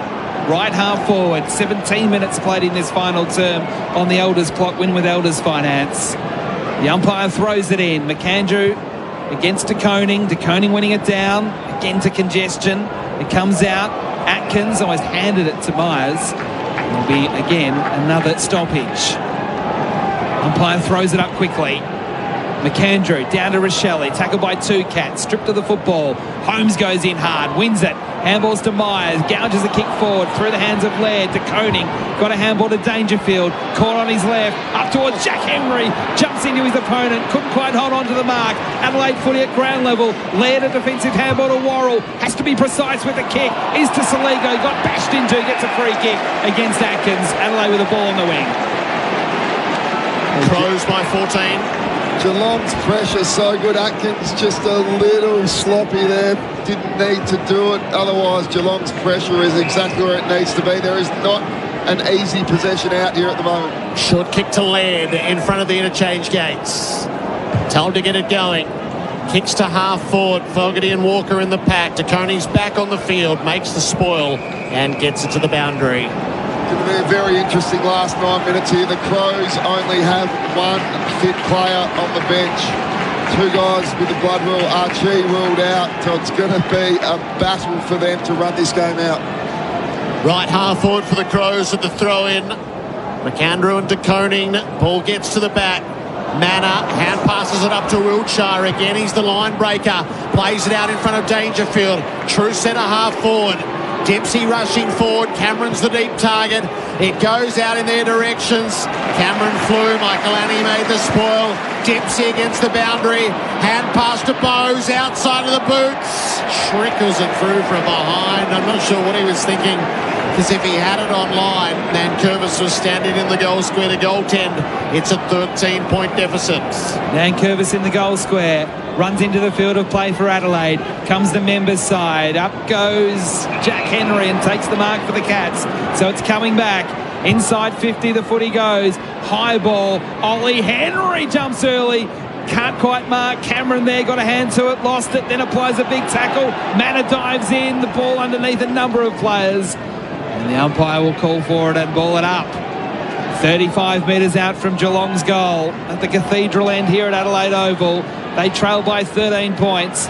McAndrew palming it down to Atkins. Couldn't get a handle on the footy. Henry in there, that's Ollie Henry. And again, he absorbs the tackles, and again, it will be balled up. Balled up quickly. Neil, down to Manor, out of the pack, goes deep, misses to the right. Curtin was there in the goal square with Dempsey as well. I don't think it was ever going to be a goal, but it's now back to an even 2 goals the difference. Adelaide in front on the Mate Internet and Mobile scoreboard. And has kicked 3 behinds for the Knights.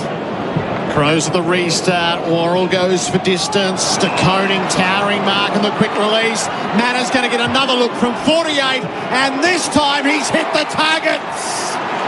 It's a 1-goal game. Sean Manor with the strike. It's Geelong 9-13-67, chasing Adelaide 11-7-73. Mate Internet and Mobile, $25 off for 6 months with Mate Internet. Save more when you bundle. What a great contested mark from Sam DeConing, then plays on straight away. You just mentioned he kicked 3 behinds, but he's rectified that with a beautiful finish.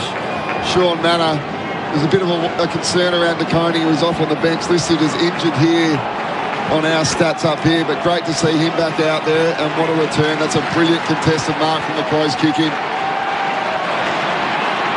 You can hear the crowd here at Adelaide Oval trying to urge the home team on as the visiting team is coming from behind. They're just 6 points down, the Cats, from the restart. Berry gouges a kick forward for Adelaide. It tumbles towards the front part of the square. A big tackle applied there by Bowes on Neil Bullen to lock it up for a ball up about 55 out from Adelaide's goal. Thrown up. McAndrew in front. Down towards Berry. McAndrew tries to go off the ground. Ball bobbling around. Guthrie with a tackle. Dempsey down there. Neil Bullen tackles Dempsey to the ground. The umpire will ball it up again.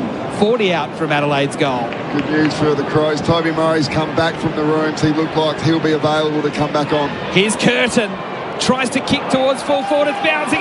It won't get to the line. O'Sullivan mops it up for the Cats. Has to be precise. Is with a short pass to O'Connor, and Geelong will get out of trouble. He's got the short to Stewart. Stewart brings it up the wing. Miller a lefty's man. Good play. Almost got it. Has got the ground ball. Ended up throwing it out the side. Cook turned it over. O'Sullivan took him on. Got caught holding the ball. A tad lucky there, Crows. Miller did throw it up. I didn't see that. And then Rochelle gets the free kick for holding the ball. So Rochelle squeezes the kick tight to the boundary inside 50. Overall comers. And for a throw in, 30 out. Oh, she's tight now. AFL Nation for 4 and 20 pies. Crows by a goal. 6:19 remain. 40 metres out. De Koning took it out of the ruck. Hand pass to Wiltshire. Worked it around to Atkins. Searching for a target. Set the hand pass up. Holmes was hot. Lost it. Atkins on the retrieve. De Koning's hand pass ineffective. Peatling, Millerer. Fingertipper for McAndrew. Out to Cook. Jabs the kick to full forward. Tex. What a pickup. What a dodge. What a snap. He missed. He missed to the right. 7-point leaders, the Crows. Have to get Jeremy Cameron into this game. Has not touched the footy this quarter. Quick reload from Geelong through Tom Stewart. Gets to the wing. Myers picks up the loose ball to Bowes. Bowes to the 50. Ollie Henry marks. Plays on. He's inside 50. He's 30 out. He fluffs his lines and he misses. Under no pressure except for the pressure of the moment. He's missed to the left and a behind only. It's back to 6 points on the Mate Internet and Mobile scoreboard. What a transition from the kick in. Great ball movement, just lacked the finish. Michael Annie on the kick in, leaves the goal square, pumps it in long. Contest knocked away by McAndrew, cut off by Bowes, kicks it up inside the 50, pitches near the boundary, knocked over for a throw in. A goal the difference. Adelaide lead it. 5:13 remaining. The clock ticking for Elders. Win with Elders Finance. 40 out from Geelong's goal. Neil to the front. Swatted it down. Ollie Henry onto it. Bailey Smith got the hand pass out to Holmes. Pressure's intense. Holmes knocked off his kick. Landed with Atkins. Gives it to Bowes, who takes the shot and kicks the goal. Scores a level. What a game. What a game. It has been magnificent from beginning to end. And what a climax this is building to. Bowes with his second. Geelong 10-14, 74. Adelaide 11-8, 74. What would you do with Jeremy Cameron, Gerard? Would you just hope he's going to clunk one deep inside 50, or would you get him around the footy, get his hands on the footy and use his beautiful delivery inside 50? Because right now the Geelong ball movement inside 50 is very much high bomb kicks to a pack. I'm not sure Jeremy's going to take a contested mark in that scenario.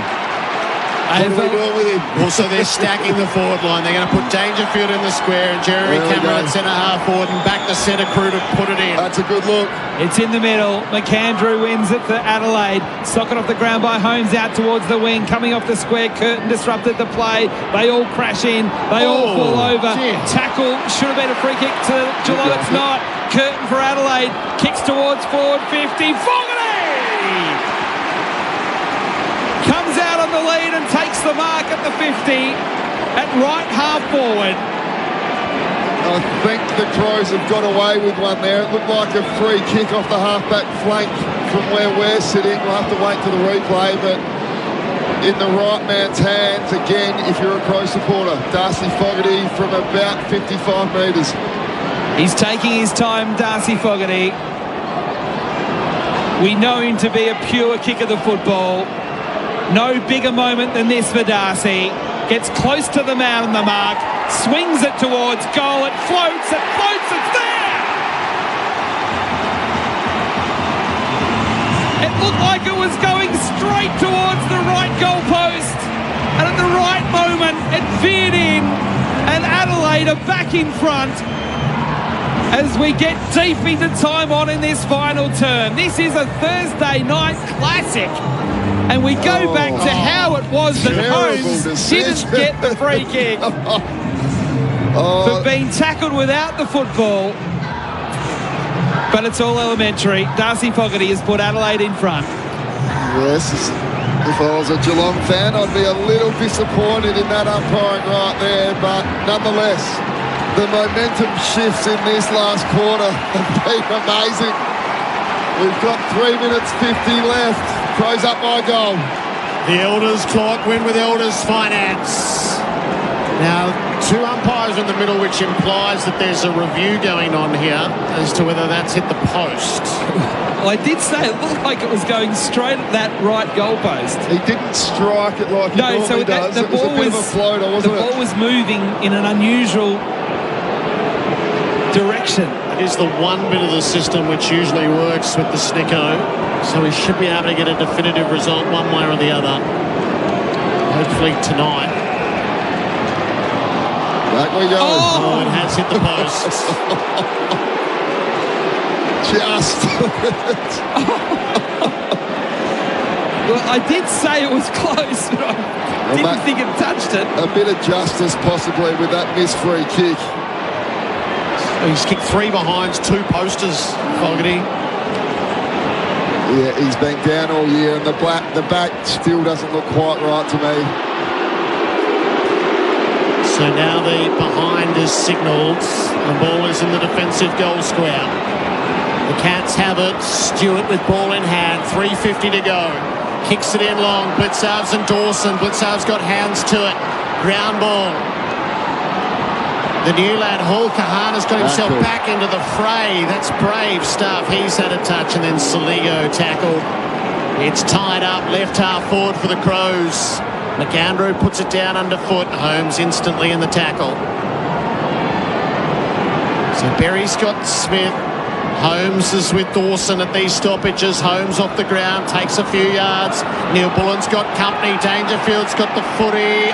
Oh, Neil Bullen got a free kick for a hold. He's out on the outer wing in front of the Max Bashir stand. Alex Neil Bullen, the Crows by 1 point. We tick into 30 minutes on the Elders clock in this final term. High kick from Neil Bullen will fall just short of the 50. Zach Guthrie up, off hands. Bailey Smith for Geelong drives a kick back towards the wing. Jack Henry claimed the mark, not paid to the umpire. Dangerfield down there, trying to get a handball away under pressure. Applies a big tackle, Dangerfield, and it's locked up, and it will be a free kick against Dangerfield to his old mate Rory Laird. Rory Laird at halfback. Oh, still plenty of time left. Bit of hometown umpiring going on. It seems like the last 5 minutes has been in the Crows' favour. Back towards the wing, off hands. A Geelong football. O'Sullivan with the underground handball. Straight to Neil Bullen. He gets tackled over the boundary, and the ball will be thrown in. True centre wing. Again out of sight of Adelaide Oval with the Crows leading by a point. 31 minutes played in the final term. Got the feeling we are in for a special finish here. 2 minutes 30. 1 point in it. Thrown in on the wing. DeConing and McAndrew. Neither laid a glove on it. Keys tackled to ground. Ball it up. So the Crows have got a spare man in their defence, guarding the back 20 metres. Combat around the ball. Atkins tackled, kept the hands free, got it away to Kolajasny, gets under the kick, it wobbles down the wing. Dempsey takes the mark, forward of halfway. Gives the forwards a look. They're all set. Neil draws the footy. Off hands, it's out of play. 40 around from the Geelong goal front. So Dan Curtin's the part player. They've put extra in their defence, the Crows. If I'm Geelong, I'm going to even that number up. Don't give any easy marks for the spare Crows defender. Go and even the number up. Throw in under the iconic scoreboard. Cats in attack, trailing by a point. Open at the stoppage. They cannon in from various angles. It's trapped under Martin. Dawson was brave as ever. He comes up holding his right shoulder. Tom Stewart starting to drift forward now. Blitzarves with the tap. Ball spits out. Jeremy Cameron paddles it round. O'Connor fed it up to O'Sullivan. Kick smothered. O'Sullivan has another go to Blitzarves. In the tackle. Caught holding the ball. 1 minute 40 to go. Adelaide with the footy. And it's with the first gamer, Hall Kahan. Bloodied nose, bashed up nose, takes the free kick. Out to the outer wing. Up high, Blitzarves. No, not paid the mark. Walker for the Crows, underground handball. Atkins will get there first. Got knocked off the footy. There are a lot of Geelong players out there. They win the footy. Holmes, handball to Smith. Smith's handball is intercepted by Walker. Gets immediately tackled. Another stoppage on the wing. Still Adelaide by a point. Just on a minute to play. Ball thrown up quickly. Adelaide ball from the stoppage. Walker got it out to Saligo, chips it over the top. Rochelle going back at the flight. Oh, he didn't mark it. Dawson coming in the other direction. That was their moment. Instead, it's a stoppage at the 50. Adelaide in attack. Inside the final minutes, McAndrew took it out of the ruck, straight into a dead end. Go again. Tossed up. Biggest stoppage of the game. Mullen probed, found Dangerfield, released Holmes on the break. Kicks to centre half forward. Crows commit an extra back, and Curtin takes the intercept mark. Lays it off to the side for Millerer. Inside the defensive 50 with 40 seconds left. Plays it out to Taylor.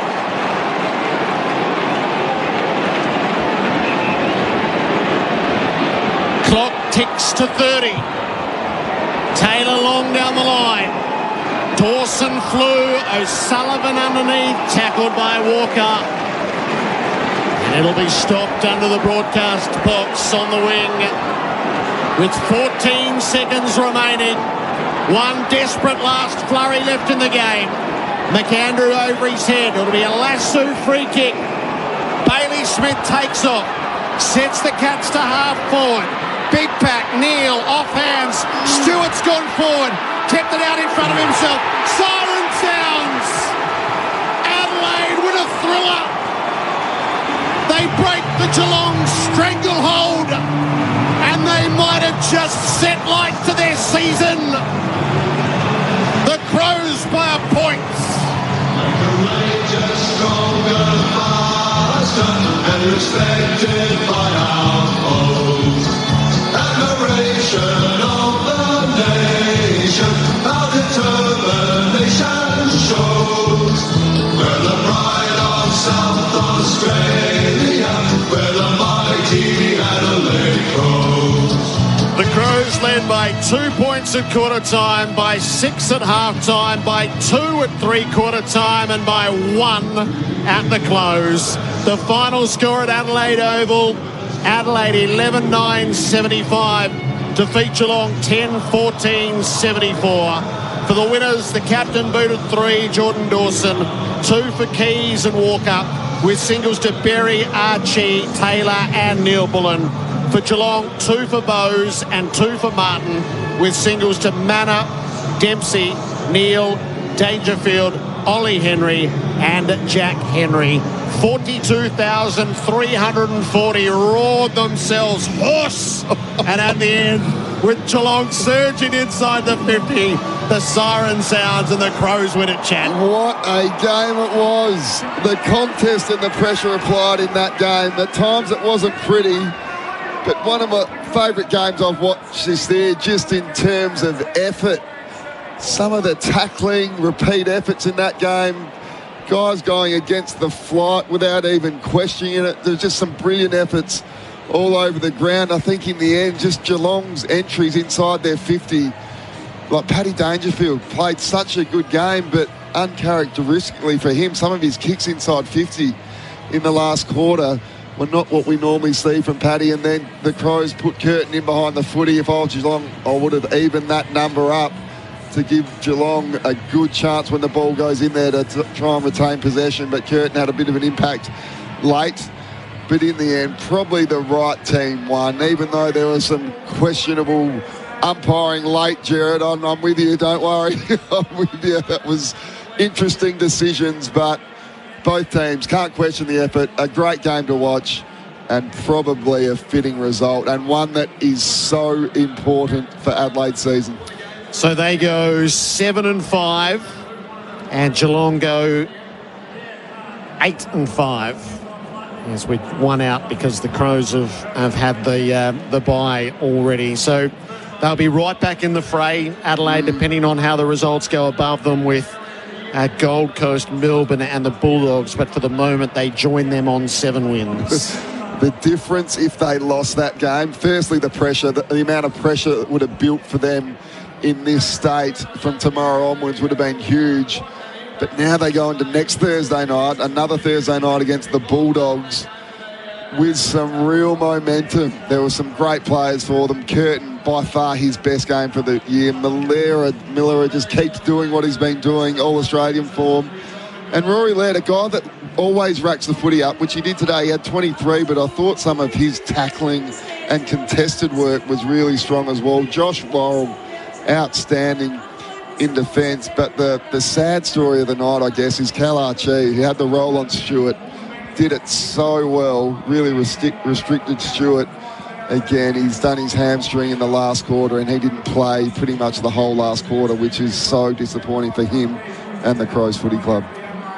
And Gerard, you look at Geelong now, this just shows the nature of a 1-point win or a 1-point loss. They've got Gold Coast at home next week, then they travel to Fremantle before the bye, and then they've got Brisbane and then GWS, which is a bit of a bogey team for them. So all of a sudden, it puts them in a vulnerable position in a lot of ways. They have lost their close ones, haven't they? Three of them lost now. To Hawthorn, Carlton, and now this one. And now this one. By a total of 6 points. Right. 1-4-1, I think it is. 10-14. I just normally, from my experience playing against Geelong, they're one of the more accurate sides in the whole competition, but they were a little wasteful early. Sort of dominated that first quarter, but couldn't put the score on the board, kept the Crows in it. There was momentum shifts so often throughout the game. It was a brilliant last quarter. But yeah, the contest in tackling in that game from both teams was right up there with the best I've seen throughout the year. Yeah, it was, Gerard. 1 point against Adelaide, 1 point against Hawthorn, 4 against Carlton. There's nothing more important than winning the close ones. Yeah, that's right. The sums are done at the end of the year if you haven't won your share of them. Good night for the coach, I reckon.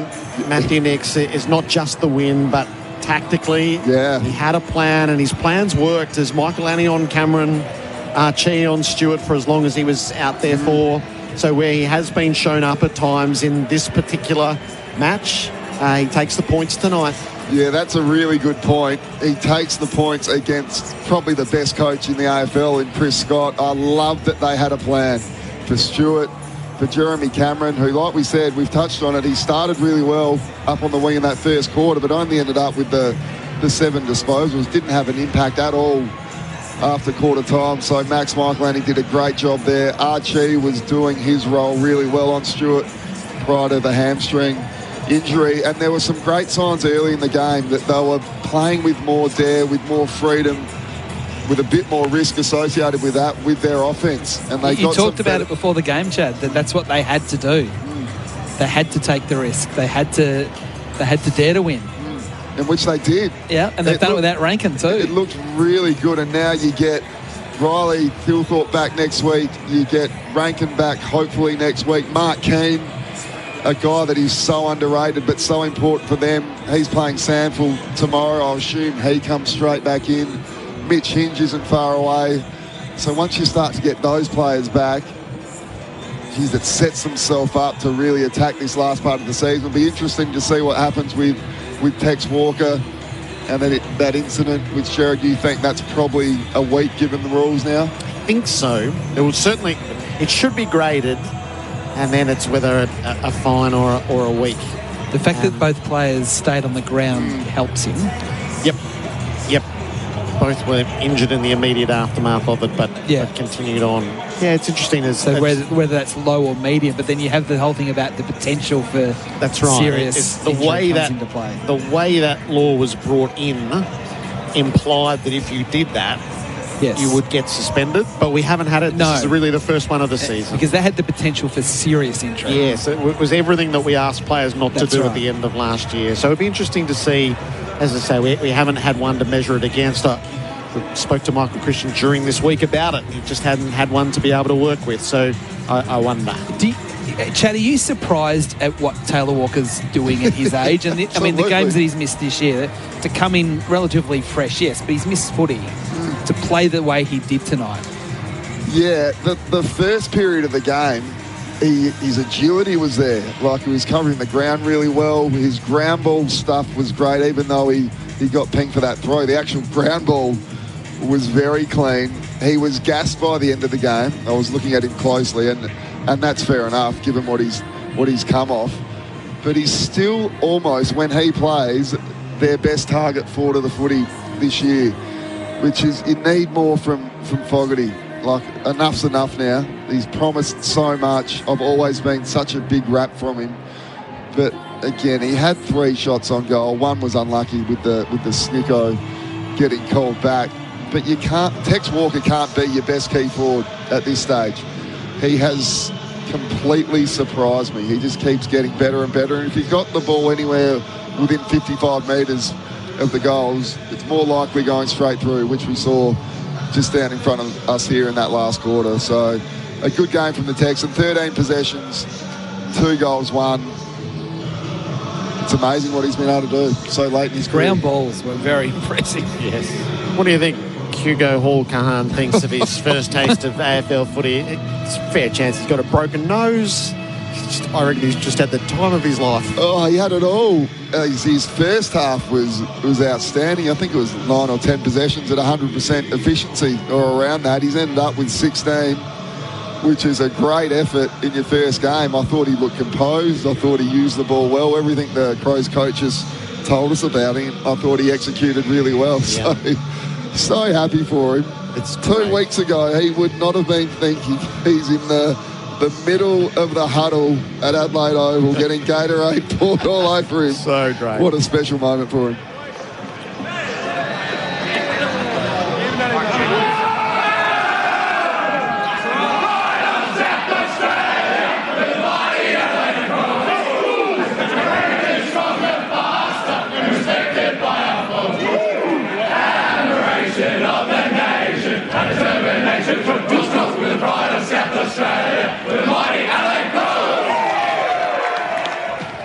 I'm not sure he knew the words. Himself and the Texan were having a chat mid-song. That's excellent, actually. Of course he wouldn't know the words. Oh, that makes it even better. What a special moment. Outstanding. Outstanding. The Crows by 1 point, 11-9-75. To the Cats, 10-14-74. Celebrations in the rooms for Tobin Brothers Funerals, celebrating lives every day of the year. Alex Neil-Bullen's going to join us in a few moments' time. We'll hand him the phone and get a real feel for just what that meant. And led again by their captain with the 3 goals and the turn and go, the contested mark against 2 opponents. How good was and it? a goal from outside 50. Right, Alex Neil-Bullen is with us. Alex, congratulations. Great to have you with us on AFL Nation. Thank you, mate. Thank you very much. What's the first wave of emotion after a night like that? Oh, to be honest, Gerard, just finding the legs, mate. We were a couple of steps down and the heart rate was through the roof, but yeah, just probably more so proud of the group to find a way to win. We've had a couple of close ones throughout the year, especially early on, weren't able to come away with a win, but a win like this against Geelong, who we played earlier in the year and got a taste of what an elite footy side looks like, and yeah, to come away with a win is a lot of growth for us. It just gives us that little bit more confidence moving through the year, and as all great teams have done the last few years, they find form, they continue to improve, and that's our mindset as we stand here right now. A great win, Alex. Chad Collins here, mate. Just such a good win, such an important win for you guys. I thought your coach had a brilliant week and a brilliant night in the coach's box. When were you guys informed about the Archie matchup on Tom Stewart? Yeah, on our preview day, we go through certain matchups that we're going to identify. Obviously, that's a big strength of theirs, and we're so fortunate to have Carl to come into our football side and play a role there, but not just a lockdown role. He's still able to play with his strengths, and he was able to do that before he went off injured. And then you lose one experienced player, and then you look at Zachy Taylor stands up and continues the role. So they're probably the moments to look at, Hornsby, around how we continue to improve as a team is little moments like that, and continue to play how we want to play, identify who their main players are, and yeah, if we can take a little bit off them, off their influence, it goes a long way. Yeah, so I love some of the matchups that Nixie went with, but I also loved your guys' intent early in the game to take the game on when you had ball in hand. Like, there was some aggressive ball movement back through the corridor, which came with some risk, but it gave your forwards a really good look at it early. I know that's been a focus for the footy club recently. Just how much of a focus was it against this Geelong team? Yeah, it's certainly an area of the game. I think the game is certainly leaning towards more high-flying offence, but there is a dial you got to be careful with, and we're continuing to play with that. Yes, you can take high risk, but you also open yourself up defensively. But I really thought we got the balance right, and yeah, the more continuity you get, one with players, one with how we're continuing to play, and you learn when's the right time to dial that up, and other times to control the game a bit more, and then obviously late in the game, the ability to control the football as best you can, just to take this thing out of it. Geelong were all offence late there, and yeah, I'm really proud of the group, how we were able to wrestle with momentum. And the first gamer, just talk to us about Hugo Holkerhan. I thought he used the footy beautifully. We were just watching the vision of you guys sing the song. I'm not sure he knows the words yet, but other than that, he had a great debut. Oh, it's pretty special, and he's got a bit of a scar to take home with him, so it'll be with him for life now. I'm really proud of it. Obviously, only knowing him for 9 days, got a glimpse of it in our first main training. He took a great mark in our Placky game last week, and then blew it off half back and got a chain of possessions, which was like, wow, it's almost looking like Brodie Smith back in the 33. I feel like a very similar player, very composed of the footy, but what I'm most proud about was just his fearless approach. Never played AFL before, first time on Adelaide Oval was his main training throughout the week, and yeah, although he's only new to the club, he's had a great influence, and it almost, when you see a young player like that stand on the big stage and deliver, it's quite inspiring. So, yeah, really, really lucky to have him at the footy club. And just a few words on your captain, just how inspirational he is. On Hugo's game? No, sorry, mate. On Jordan Dawson, your skipper, just how inspirational he is. Oh, mate, he's, but leadership is seen in many different ways, but how Dawes goes about it, leading in hard times, and his just ability to stand up and influence the group through action. The footy club have done a great job to secure his service all those years ago, and I think now he's just grown into a player that is quite incredible. And as a teammate, you try not to put too much on his shoulders, but he just has this ability to stand up when the moment's needed. And yeah, so proud of him, and glad we could get over the line for a bloke that's gone through a bit this year. Do you reckon that's the win that could get the season going? Could you grab a real sense of momentum out of that, do you think? Yeah, you obviously can't guarantee that, but I certainly believe we'll get a lot of confidence from that win. The ability to play against a Geelong outfit, as I touched on, we're setting the standard each and every year, and for us now it's the ability to take a bit from that and continue to go after our game, as Chad was saying, to play with that freedom and the ability to flip between offence and defence. We'll continue to go there, Gerard, and hopefully we continue to play that style of footy. Terrific game, terrific win. Well done. Thanks for your time, Alex. Well done, Alex. Thanks, guys. Cheers. Appreciate it. Alex Neil-Bullen in the winners' rooms. Extraordinary numbers here, Gerard. So that is the third time this year that Adelaide, at the Adelaide Oval, has won a game by 1 point. Oh, really? So it was a 1 point win tonight over Geelong. It was a 1 point win over Port Adelaide in round 8, and it was a 1 point win over St Kilda in round 6. That's just this year, 3 1-pointers. But the thing about it as well is that the Crows have also lost to Fremantle by 2 points in round 4 and lost to the Western Bulldogs by 6 points in round 2 when Oscar Baker kicked that goal from the boundary. Right. And they've also had losses by 8 points and 9 points. So of their 5 losses, only one was over 9 points, which was the 52-point loss to Brisbane in round 7. So, I mean, we're talking about Geelong having those close losses. Adelaide have had them as well, but they've also had the tight wins. So if you're an Adelaide fan, you're getting value for money this year. Absolutely you are. You're getting heart attacks and you're getting value for money. The cardiac equipment in the car. Just bring it to the ground. Defibrillator. See when you'll need it. Adelaide by a point over Geelong. We will go through our categories and then open things up for your calls. Have your say on what's happened on Thursday night footy with Donna's soon enough. This is AFL Nation for 4 and 20 Pies, Australia's original fan food. That quarter on AFL Nation was for Mate Internet and Mobile. $25 off for 6 months with Mate Internet. Use promo BINGE25 at checkout. Gear up for Australia's greatest sporting rivalry as Ampol State of Origin returns to Melbourne with Game 2 kicking off on Wednesday, June 17. Don't miss the intensity of Origin as it descends on the iconic MCG where the Blues and Maroons battle in front of the Melbourne faithful. Whether you're a die-hard NRL fan or a footy first-timer, this is your chance to witness the rivalry live. Secure your tickets today at nrl.com/tickets. Ampol State of Origin. Nothing like it. Soccer lovers, do you, DD? SEN and DD host an exclusive watch party at Bell's Hotel, Sunday, June 14, as Australia plays Turkey. To win tickets, listen to Fireball or visit sen.com.au/win. SEN says yes, DD, to heading out after the game. RJ Sanderson and Associates. Taxation, business and self-managed super fund specialists. Take the stress out of tax and get your complimentary 2026 tax tips from rjsanderson.com.au.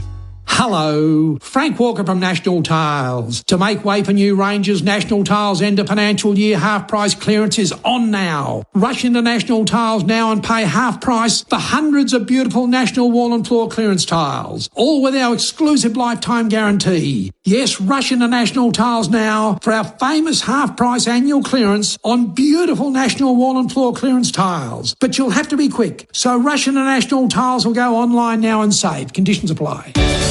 It doesn't matter how you push. What matters is why you push. You know, I'm pushing for better community. Mindfulness. Biceps. Mental health. The Push-Up Challenge is back for its 10th year this June. Take on 3,307 push-ups over 24 days, representing every life lost to suicide in 2024. Sign up at your workplace, gym, at home, or with mates. Search for the Push-Up Challenge and get pushing. For 50 years, Struddies has been helping local sports teams play and look their best. Whether it's kicking goals, scoring tries, smacking runs, to shooting hoops. That's 50 years where Struddies have done whatever it takes to make your team look its best when it plays its best. From local sports clubs to the school and business sports attire. Get your gear at your sports buddies. Struddies, Australian family owned and operated since 1975. Remember, shop with Struddies because they're your buddies. Gear up at struddies.com.au. That's the sound of a cricket bat being shaped. Concrete mixing. Socks being stitched. Made right here in Australia. And when you look for products certified with the green and gold kangaroo, you can be confident you're buying an Australian-made product. You're backing local businesses, jobs, and our economy. Look for Australian made and buy Australian. G'day, it's Gary. I'm a Kubota Love Tough man. When I get stuck, I talk to Joe from Peninsula Kubota. I wouldn't trust anyone else for machinery to keep my property in prime condition because Peninsula Kubota have the best range of Kubota tractors, mowers, skid steers and utility vehicles. Plus, the right advice for anyone on the peninsula with a farm or a lifestyle property. Speak to Joe and the team at Peninsula Kubota today or visit peninsulakubota.com.au. Kubota, love tough. Crust Pizza. One mission, one very bold decision to do pizza differently back in 2001. Then came the Peri Peri Chicken, the Meat Deluxe, the Garlic Prawn, and a following that never looked back. Try the difference. Signatures from $21, classics from $15. Real ingredients, unforgettable flavours. That's how Crust does pizza differently. Order online at crust.com.au. T's and C's apply.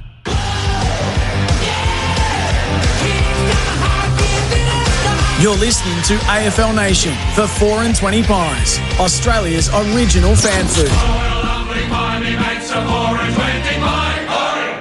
Adelaide by 1 point over Geelong, 11-9 to 10-14. AFL Nation for 4 and 20 Pies, Australia's original fan food. Before we hand it over to you for your calls, your assessment of all that transpired tonight. Chad, you've had a look at the stats for Australian made to support Australians right here. What's jumped off the page to you? Well, just in terms of the team stats, this paints a picture. So tackles, the amount of Crows tackles that have got a high number, Crows players, a high number of tackles is blowing me away just looking at it. Overall, 86 tackles to 58. The Crows on top of that. But this one always paints a great picture. The inside 50 tackling, 22 to 9. So I thought both teams did pressure really well when it was in their forward 50, but that's a huge stat showing that the Crows came to play. They had so many players with multiple tackles up around the 10 mark. So that's a great sign for them that they brought that effort. There's an individual stat line here that we might get to when we get to the best players, but I think it's worth mentioning. Sam De Koning, he's had 25 disposals, 23 of them contested. 23 from 25 contested. That is amazing, and 11 clearances to go with that as well. So he was Geelong's highest ranked player. I'm not sure I've ever seen 23 contested possessions from 25 disposals. I thought he was great in the contest from a guy that, from I've seen over the last few years, I wouldn't have thought his contest was his one wood, but it was tonight. Absolutely it was, as the Boffins will be hard at work on that, won't they? All right, let's go through some of our categories to tell the tale of the match. Most flexible player for Cooper's Animal Health. Flip it with Flexalt, the flexible oral sheep lice treatment.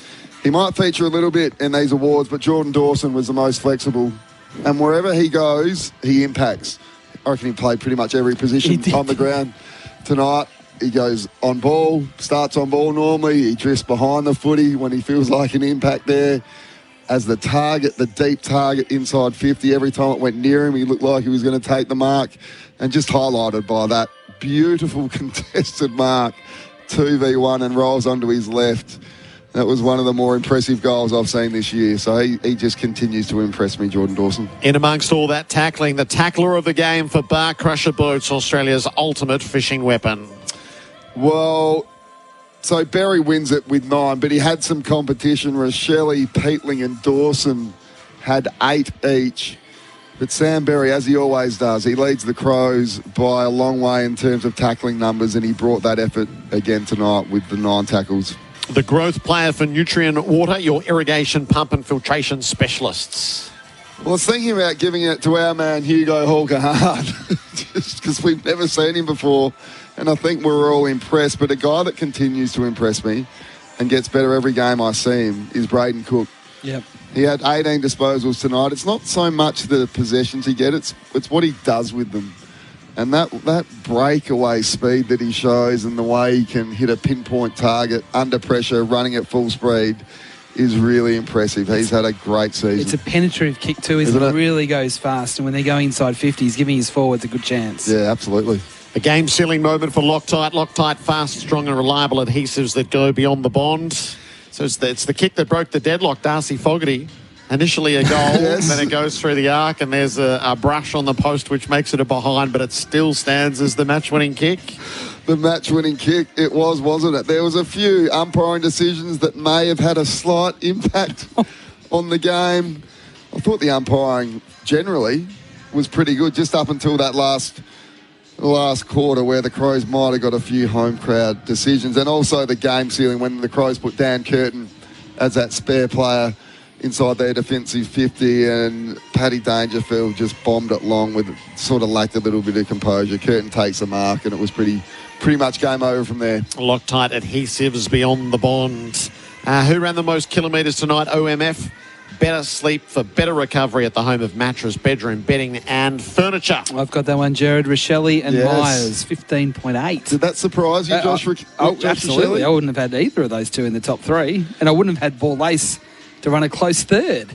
Yeah, I wouldn't have had Jimmy as the third, but I was watching Rochelle closely tonight. Like, he didn't have his biggest game by far, only the 12 disposals. He's the wrong side of the ledger. 2 points.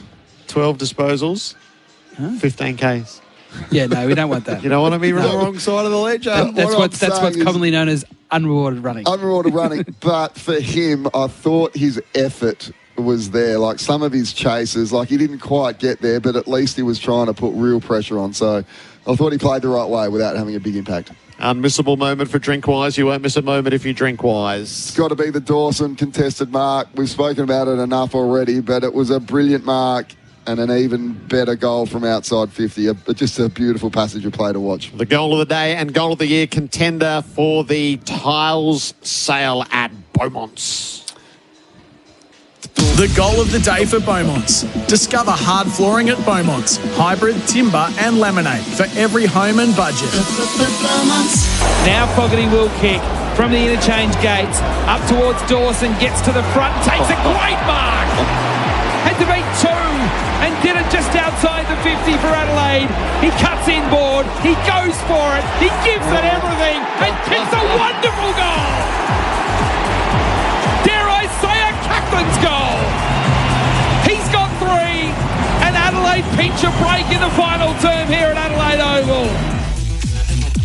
Beaumont's, it's end of financial year at Beaumont's Tiles. And that means the votes, the 3-2-1. Chad, what are you thinking? It's tough. We'll start with one. So Dan Curtin, spoke about him during the call. I thought it was his, by far, best game this year. He was great in that wing role. He got back in defence to help the defenders. Again, he pushed forward at the right time. He's ended up with 26 disposals, 5 marks, 3 inside 50s, 14 contested possessions. And he's led the way with the Crows in terms of ranking points alone. So I thought he was the third best player on the ground. Two. Well, it's got to go to Big Sammy DeConing with that unbelievable stat line of 23 contested possessions and 11 clearances. Played real tough footy, and he was Geelong's best player. And the 3 votes. Can't go past Jordan Dawson.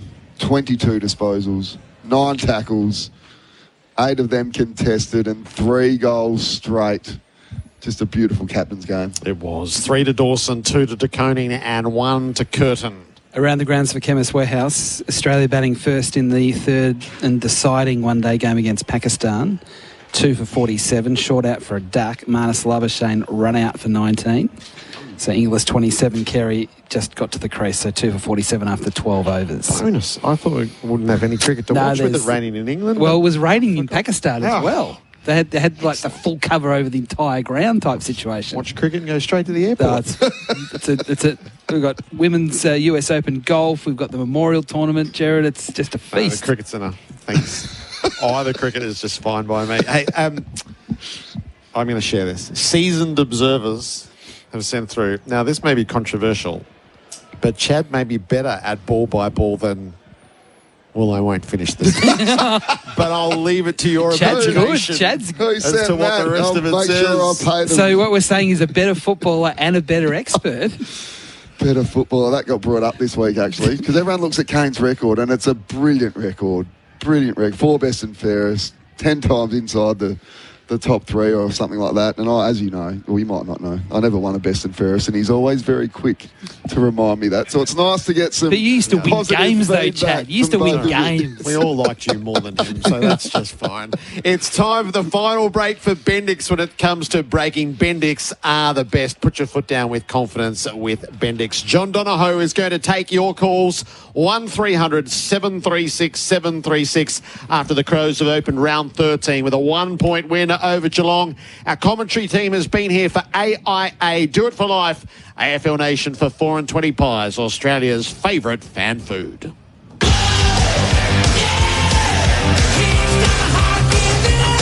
You're listening to AFL Nation for 4 and 20 pies, Australia's original fan food. Gear up for Australia's greatest sporting rivalry as Ampol State of Origin returns to Melbourne with Game 2 kicking off on Wednesday, June 17. Don't miss the intensity of Origin as it descends on the iconic MCG where the Blues and Maroons battle in front of the Melbourne faithful. Whether you're a die-hard NRL fan or a footy first-timer, this is your chance to witness the rivalry live. Secure your tickets today at nrl.com/tickets. Ampol State of Origin. Nothing like it.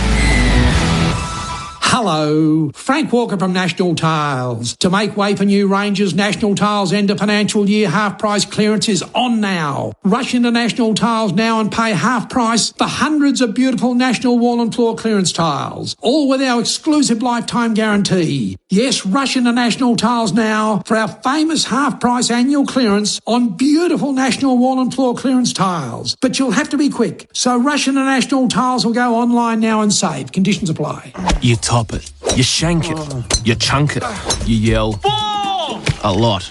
But then that one pure shot, a drive down the middle, A wedge that actually checks up. A putt that drops when you least expect it.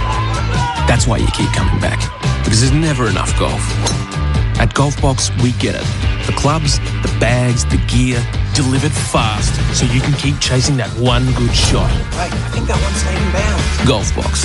There's never enough golf. In this week's Round 13 edition of the Metricon AFL record, we shine a light on Neil Danaher's legacy and what's next for Fight MND. Ahead of Monday's Big Freeze 12 at the MCG, a very big Collingwood-Melbourne clash. and we meet the Sliders, who this year include the Governor-General. North Melbourne is off to WA for 2 weeks, but have the Kangas sacrificed wins for cash? The Metricon AFL record, Round 13 edition, 80 pages and just $6 at all games. Can't get there? Visit aflrecord.com.au to grab your copy. Blues Radio is back on the SEN app. Booper proudly presents Carlton v Essendon in a blockbuster this Sunday night at the MCG. Join myself, Andy Marr, Sam Edmund, Ange Christou and Cooter. We're lining up again. Can the Baggers actually make it 4 in a row? It's an absolute blues fest. Jump onto the SEN app from 7 p.m. Friday night for Blues Radio. Booper, everything for being the best you. Booper, everything for health. When Clean Up Australia began, my dad Ian Kiernan asked Australians to help. 40,000 turned up. Today, over 1 million people volunteer to clean up Australia every year. But the challenge is bigger than ever, and our work is all year round, providing free clean-up kits, education in classrooms, and reducing plastic waste. Removing rubbish from beaches, streets, bushland and waterways to protect our marine and wildlife. This takes resources. That's why we need your help. Donate now at cleanup.org.au. We all love end of financial year. Here at Toyota, we like to think a little longer term, like a lifetime longer.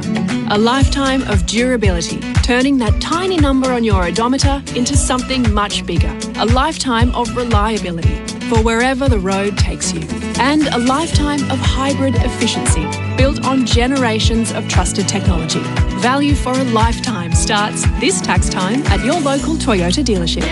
Oh, what a feeling. Toyota. You call, you get on. That's the Midday Madness promise. Dwayne's World, broadcast live from Dwayne's Best Shed Studio. Monday to Friday from 12 till 3 p.m. Best sheds at the best prices. Australian owned and manufactured. Visit bestsheds.com.au. G'day, it's the Ox. If you have a family member, friend or work colleague struggling with addiction and you don't know what to do, call Cheryl at MyHab on 1300 190 370. She'll answer every question you have and find the right path to recovery. See MyHab.com.au.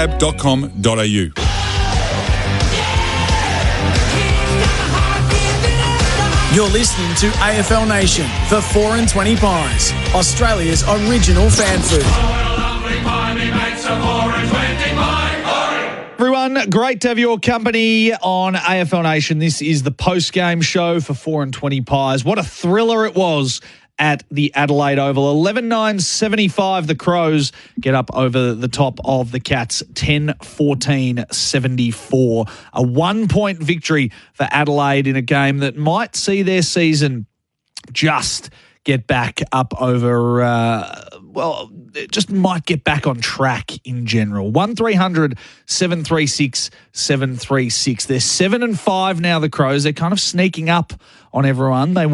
They're not necessarily the Crows of last year, but they are sort of starting to build very, very nicely.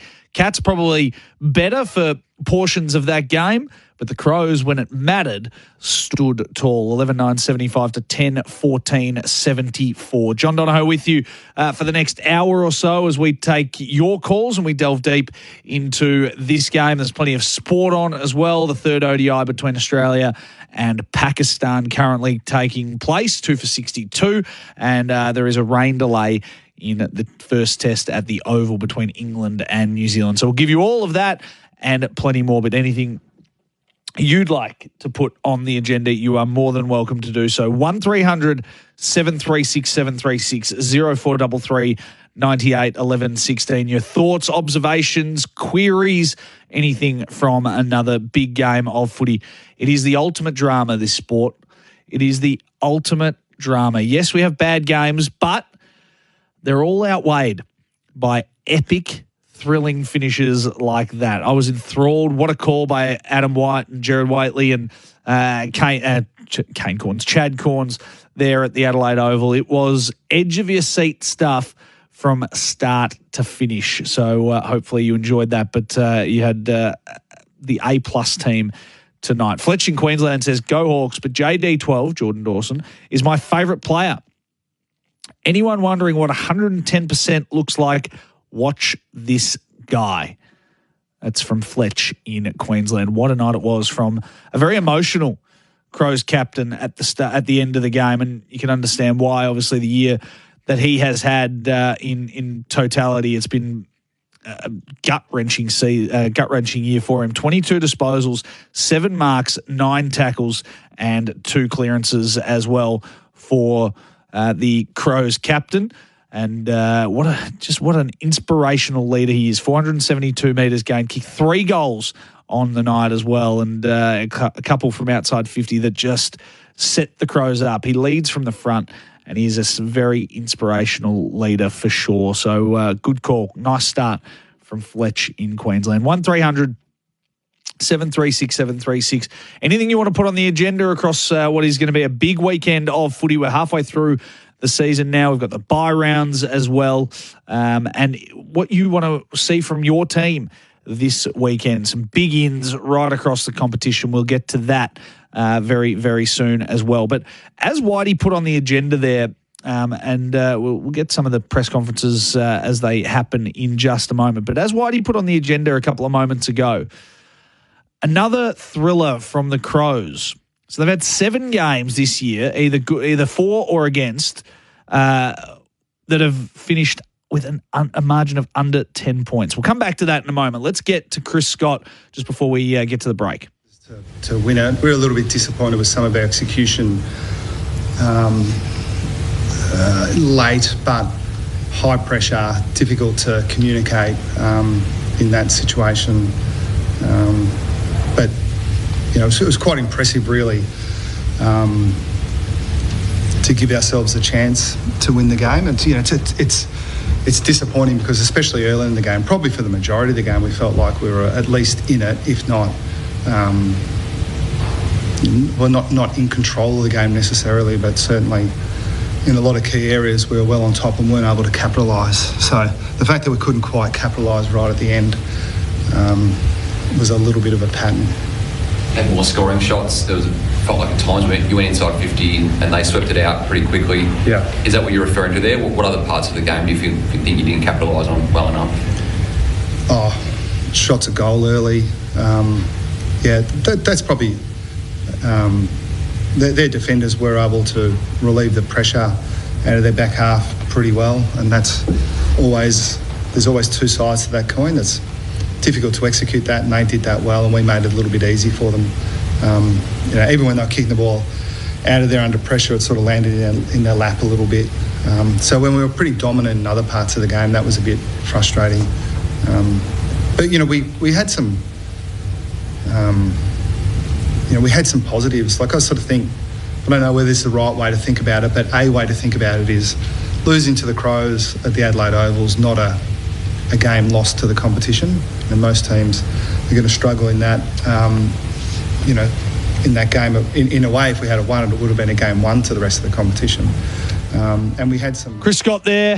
We'll get you that in its entirety before the end of the show as well. But the Cats just dropped one that maybe they should have won, but as he said there, it's not a big deal usually to lose to Adelaide at the Adelaide Oval. They're a good team there. Your calls next on